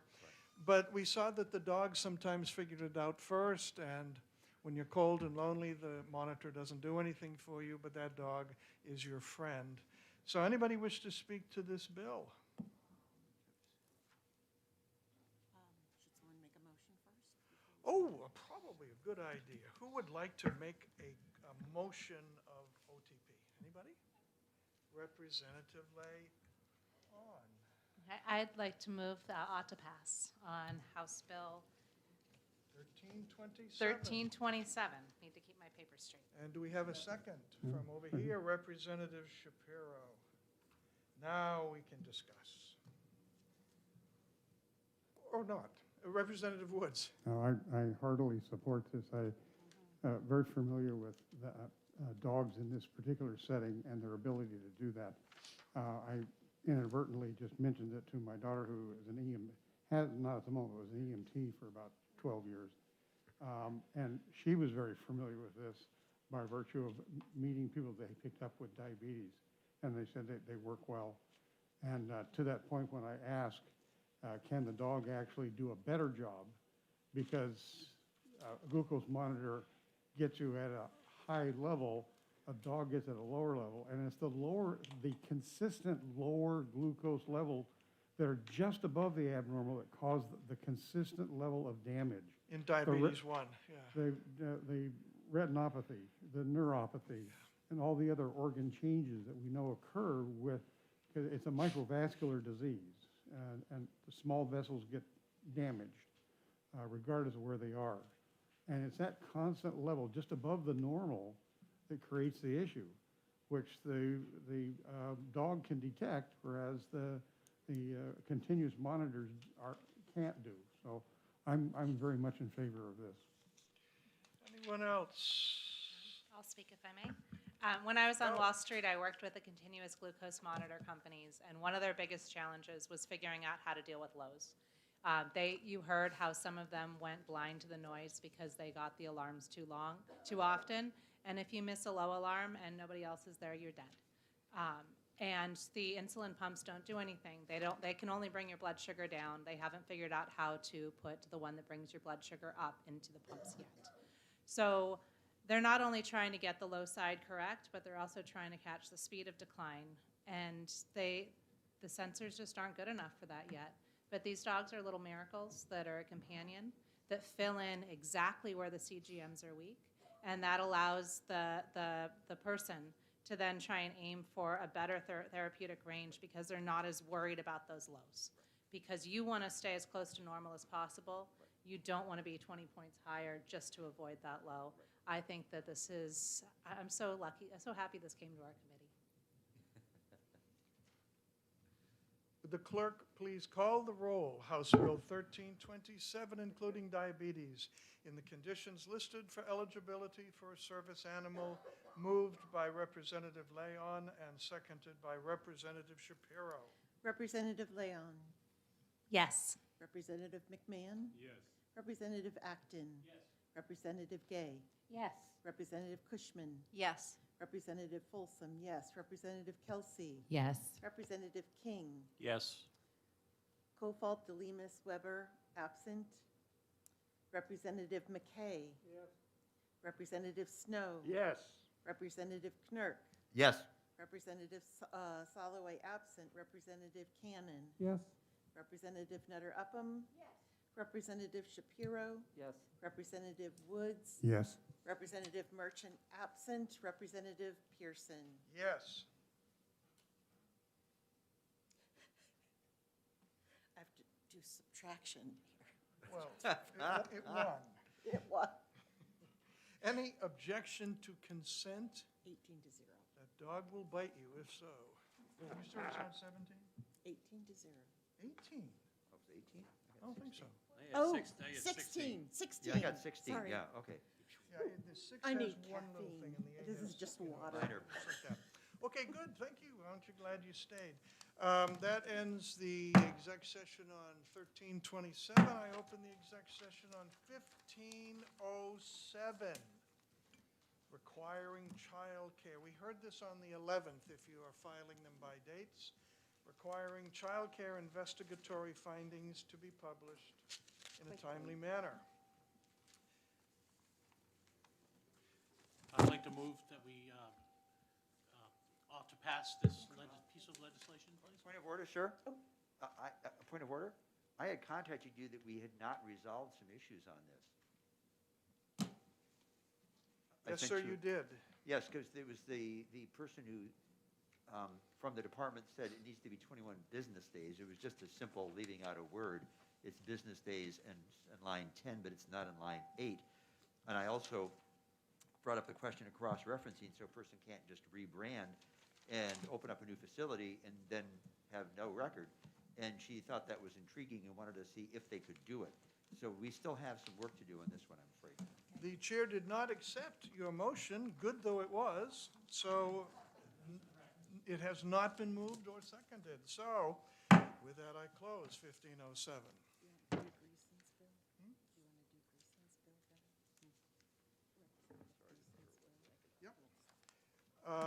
Now, before, I would like, and the Representative Weber agrees, to look at 1634 relative to state grants for researching the effects on the human body of COVID-19. Are we good to go on that, everybody? We pretty well made our mind up? Yeah, we heard this on 11, Representative Greason, sole sponsor, he wanted to get a study going, and we had a lot of trouble with it. Before I plow in and make a mistake, I don't think we put together any kind of an amendment thing. I think we all just did what you're doing. So we can go with this one? What's the number? 1634. I'm seeing Jen while we bring it. Yeah. Okay, so there's no pending amendments or anything that I have forgotten. All right, good. Open the hearing on 1634 FNA relative to state grants for researching the effects on the human body of COVID-19 vaccines. Do I have somebody to move ITL?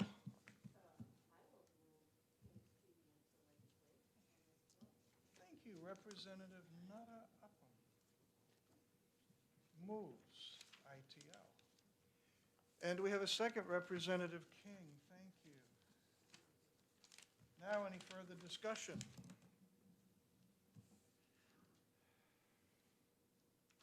I'd spoke, Representative Woods. I'm adamantly against this one I'm adamantly against, this bill. I want to ITL. That's why did I get it that right? Looking at this bill from a number of perspectives, one of which was the grant application. My brother-in-law is he's an MD, and he does bone marrow transplants, but he's also a researcher. And he's also a reviewer for NIH. And so I went with him in detail over this grant process and how it occurs at NIH. and I'll just be very, I won't go, I'll spare the gory details, but this process is not, would not fly well and would not end up giving us the result we want, both in terms of the quality and the timing and what's required. Just wouldn't fly.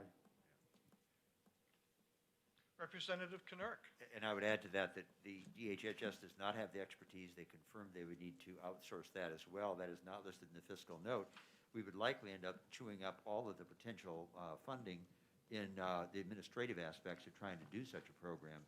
And it's already being done at a much higher level, and I think that we should let the higher level continue. Thank you. Representative Leon. Leon.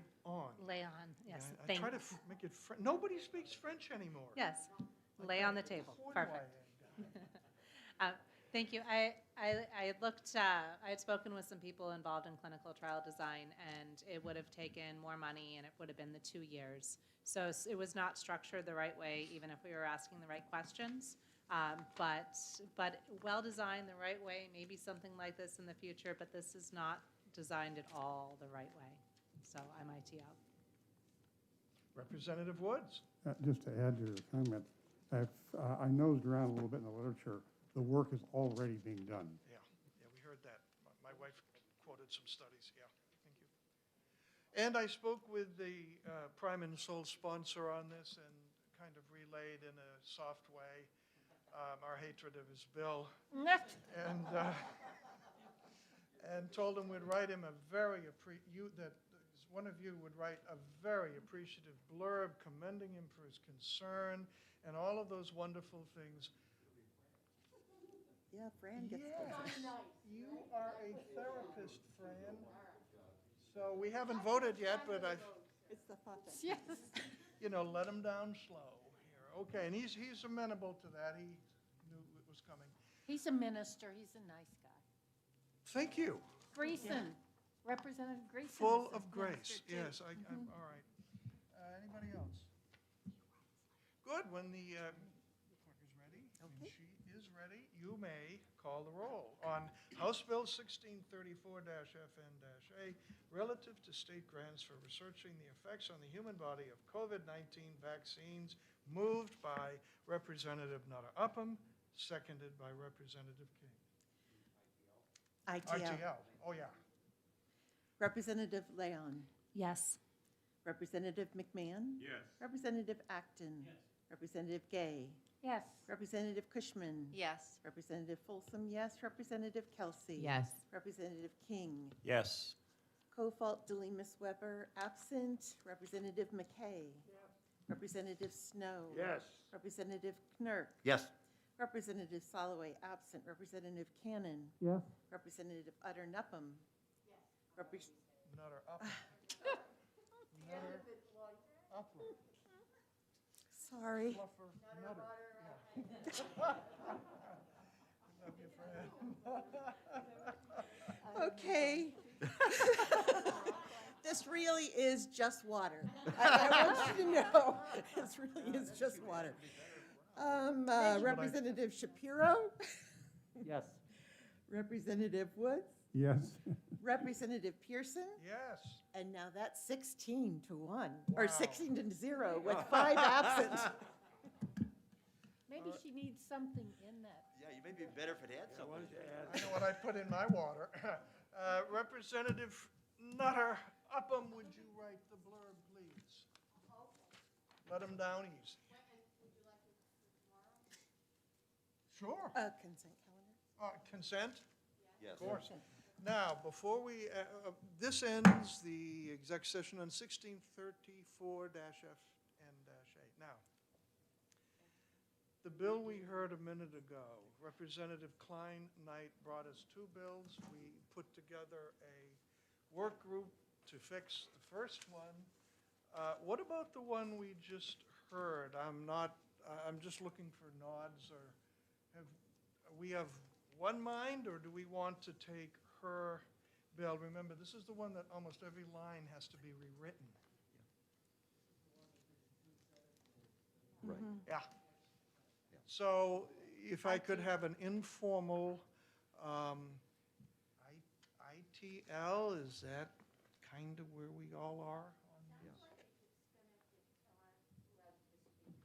Yeah, we got some, Representative Knirk, you had your hand up.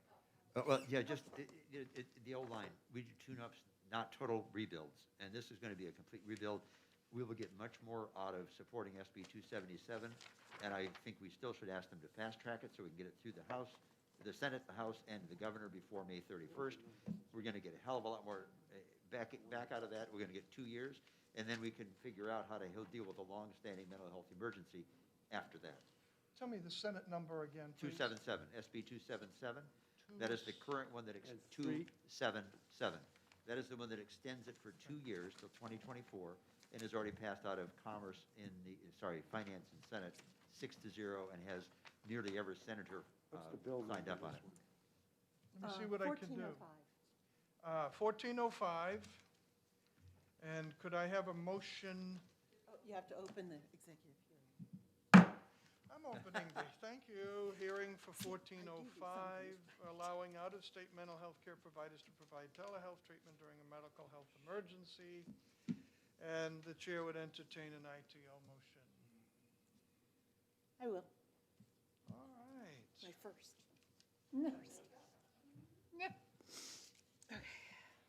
Representative Folsom That means I have to write the plan. moves. Somebody from over the side of the playground for a second? I don't remember. ITL on 1405. We were hoping to make We it were hoping to bipartisan. do bipartisan. I'm not looking specifically at you, I'm Thank looking at all of you. Jerry Cannon Jerry does it. Cannon. I'll do it. All right, thank you, Representative Cannon. All right. It's been moved and seconded on House Bill 1405.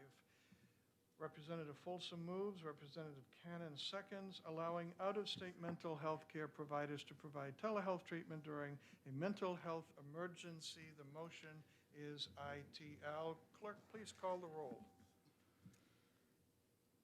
Representative Leon. Yes. Representative McMahon. Yes. Representative Acton. Representative Gay. Yes. Representative Cushman. Yes. Representative Folsom, yes. Representative Kelsey. Yes. Representative King. Yes. Kofalt Delimus Weber absent. Representative McKay. Representative Snow. Yes. Representative Knirk. Yes. Representative Soloway absent. Representative Cannon. Yes. Representative Nutter Upham. Representative Shapiro. Yes. Representative Woods. Yes. Representative Merchant absent. Representative Pearson. Yes. 16-0. Any objection to consent? Good. And Representative Folsom, Yeah, I get the blurb. a very loving put down here on here. Yeah. Yeah. on our grandson. Well, I do apologize. I said I'd keep you to 5. It's 5 minutes to 5, but we're done. So this No, ends no. the hearing on 1405. I'll see you all tomorrow morning. No, wait, sure. We Sure. can still, we have one more to do, 1390, the telehealth translation. I've got the amendment, I she's told got you the earlier, I've got everything ready to go on that. Anybody want to help the gentleman out? The doctor? Okay. Let's go for it. Sure. Is this I right? want one more to do.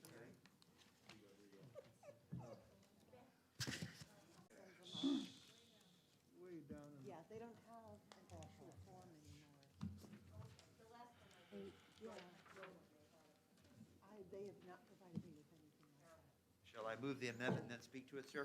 Well, no, not just quite yet. number We are we want to talking get, what's the number again? 1390, Thank you. 1390. All right, I got it now. Yep. And actually, probably a good idea to read it first, the amendment. Yes, well, I can also guide people through it. Oh, that's good. I mean, just to set the background, I can explain what it's about. I open the executive session on House Bill 1390, an act relative to access to language translation services in telemedicine. Our new friend, Representative Murray, who is here much of today. Representative Knirk, would you speak to your amendment, please, and what it does? Yes, sir. Basically, as you may recall, we sort of all agreed with it sounded reasonable, but it's in the wrong place statutorily.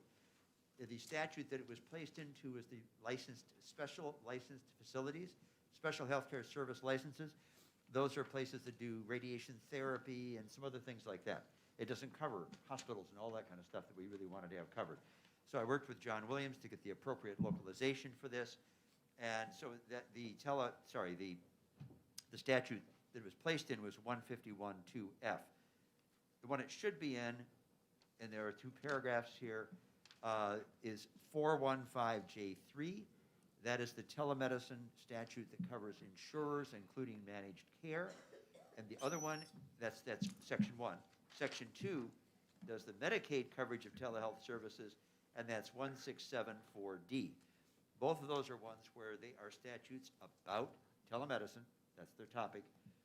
It covers then all of the facilities and providers. But again, the only people who are required to do this are the ones that are required federally to provide translational services. Then they would be required to provide those services for people using telemedicine. So the idea is, since it has to do with telemedicine, put it with telemedicine, and we wanted to actually be talking about the appropriate facilities, not just these special licenses.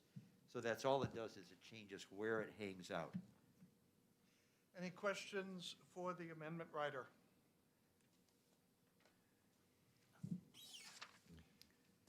I have a question.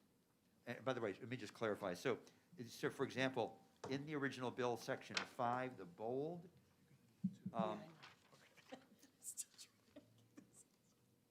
that is what then is incorporated, because these are new paragraphs. That's why they're not bold in the amendment. So that language about if they're required to ensure access to limited English proficient speakers under blah, blah, blah, you'll notice that that is repetitive between lines 5 through 8 and lines 11 through 14. Again, it just finishes with the last part of either line 8 or line 14, in person or utilizing telemedicine. So the reason it's not bolded in the amendment is because there are new sections in 415J3 and in 1674D. Representative Cushman, did you have a question? Yes, I'm just triple checking clarification. Yes. So I believe that this is saying that facilities that are already required to have this technology for in-person are now required to use it, or not technology, but service, are required to use it for telehealth services.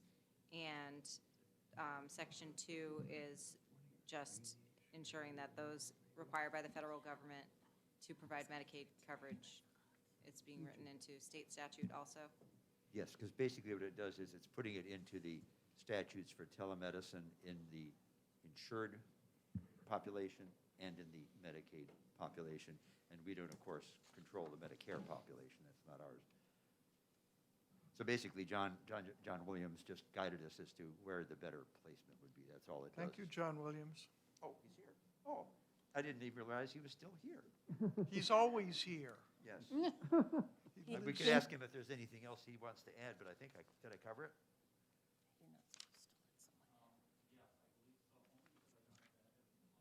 Oh. Take the win. Take the win. No, I was going to take it up to him. The extra copy. There should be an extra copy somewhere.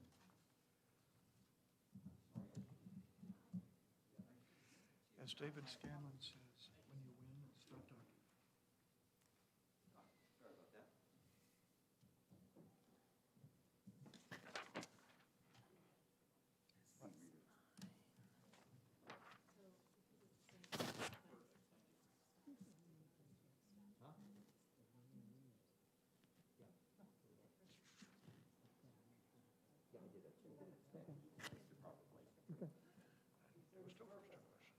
Yeah, he said. We good?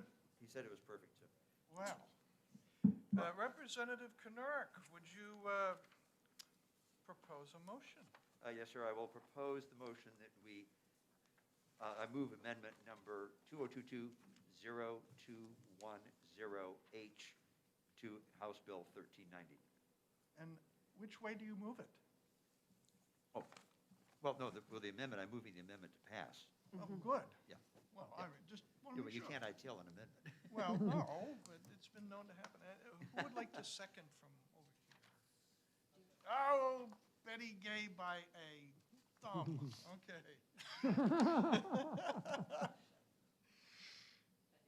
Any further discussion?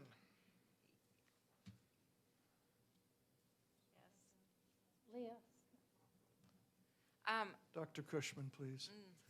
You're never going to live it down. She's You not can here, say you're gonna Nurse get away with Cushman. it.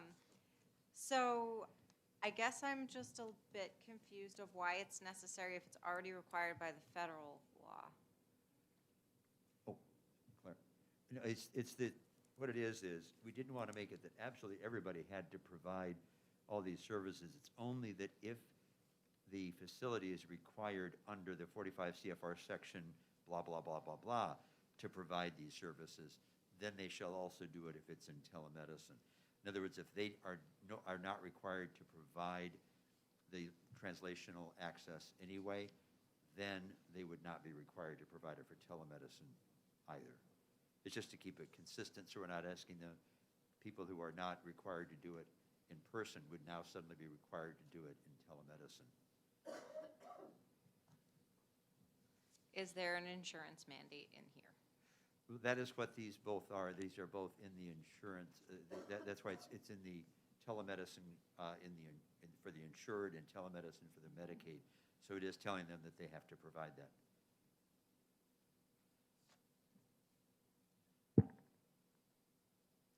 Representative Shapiro. I'm not positive of this, but from my experience with providing interpreters in the mental health center where I worked, it wasn't the insurance that was mandated to pay for it. It was the service provider that was mandated to pay for it. Trust him. My experience, yeah. So, Ready to go? Go. so in that case, it's a mandate on the facilities. Okay, but they already provide these services anyway because they're required to. Okay, thank you. Good? Thank you for that. Thank you for your tenacity, appreciate that. No, I do, appreciate that.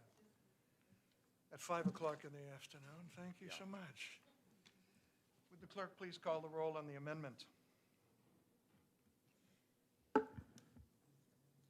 Representative Leon? Yes. Representative McMahon? Yes. Representative Acton? Representative Gay? Yes. Representative Cushman? Yes. Representative Folsom, yes. Representative Kelsey? Yes. Representative King? Kofalt, Delimus, Weber, absent. Representative McKay? Representative Snow? Yes. Representative Knirk? Yes. Representative Soloway, absent. Representative Cannon? Yes. Representative Nutter Upham? Representative Shapiro? Yes. Representative Woods? Yes. Representative Merchant, absent. Representative Pearson? Yes. 16 to 0, 5 absent. Now, accept a motion for OTPA on House Bill 1390 as amended by 2022-0210H. Representative Knirk, you're a co-sponsor, you get the honors. Oh, am I? Oh, yeah, I am. You are. Sorry, I forgot. Yes, I would move, please, ought to pass House Bill 1390 with Amendment 0210H. And actually, while I have the floor, I would like to apologize to Representative Cushman for answering too quickly and being incorrect. It doesn't say that it's an insurance mandate. That was my error. It says the facility is required to provide it. So it's a service mandate, not an insurance mandate. My apologies. Representative Acton, you lost by a thumb last time. Would you like to second this? All right. Yay. Clerk, please call the roll. I had that job, you know. Yeah. Yeah. That's right. Yeah. Representative Leon? Yes. Representative McMahon? Yes. Representative Acton? Representative Gay? Yes. Representative Cushman? Yes. Representative Folsom, yes. Representative Kelsey? Yes. Representative King? Kofalt, Delimus, Weber, absent. Representative McKay? Representative Snow? Yes. Representative Knirk? Yes. Representative Soloway absent. Representative Cannon. Yes. Representative Nutter Upham. Representative Shapiro. Representative Woods. Yes. Representative Merchant absent. Representative Pearson. Yes. 16 to 0, 5 absent. Any objection to consent? Thank you. And this ends the exec session on House Bill 1390, and let the record show I owe all committee members 7 minutes. See you tomorrow. They can give them all Mr. Chair, to me. Mr. Chair, So they could give them Mr. Chair, to get this done. Mr. Chair. Sir. We have a request from the audience that he also is owed 7 minutes.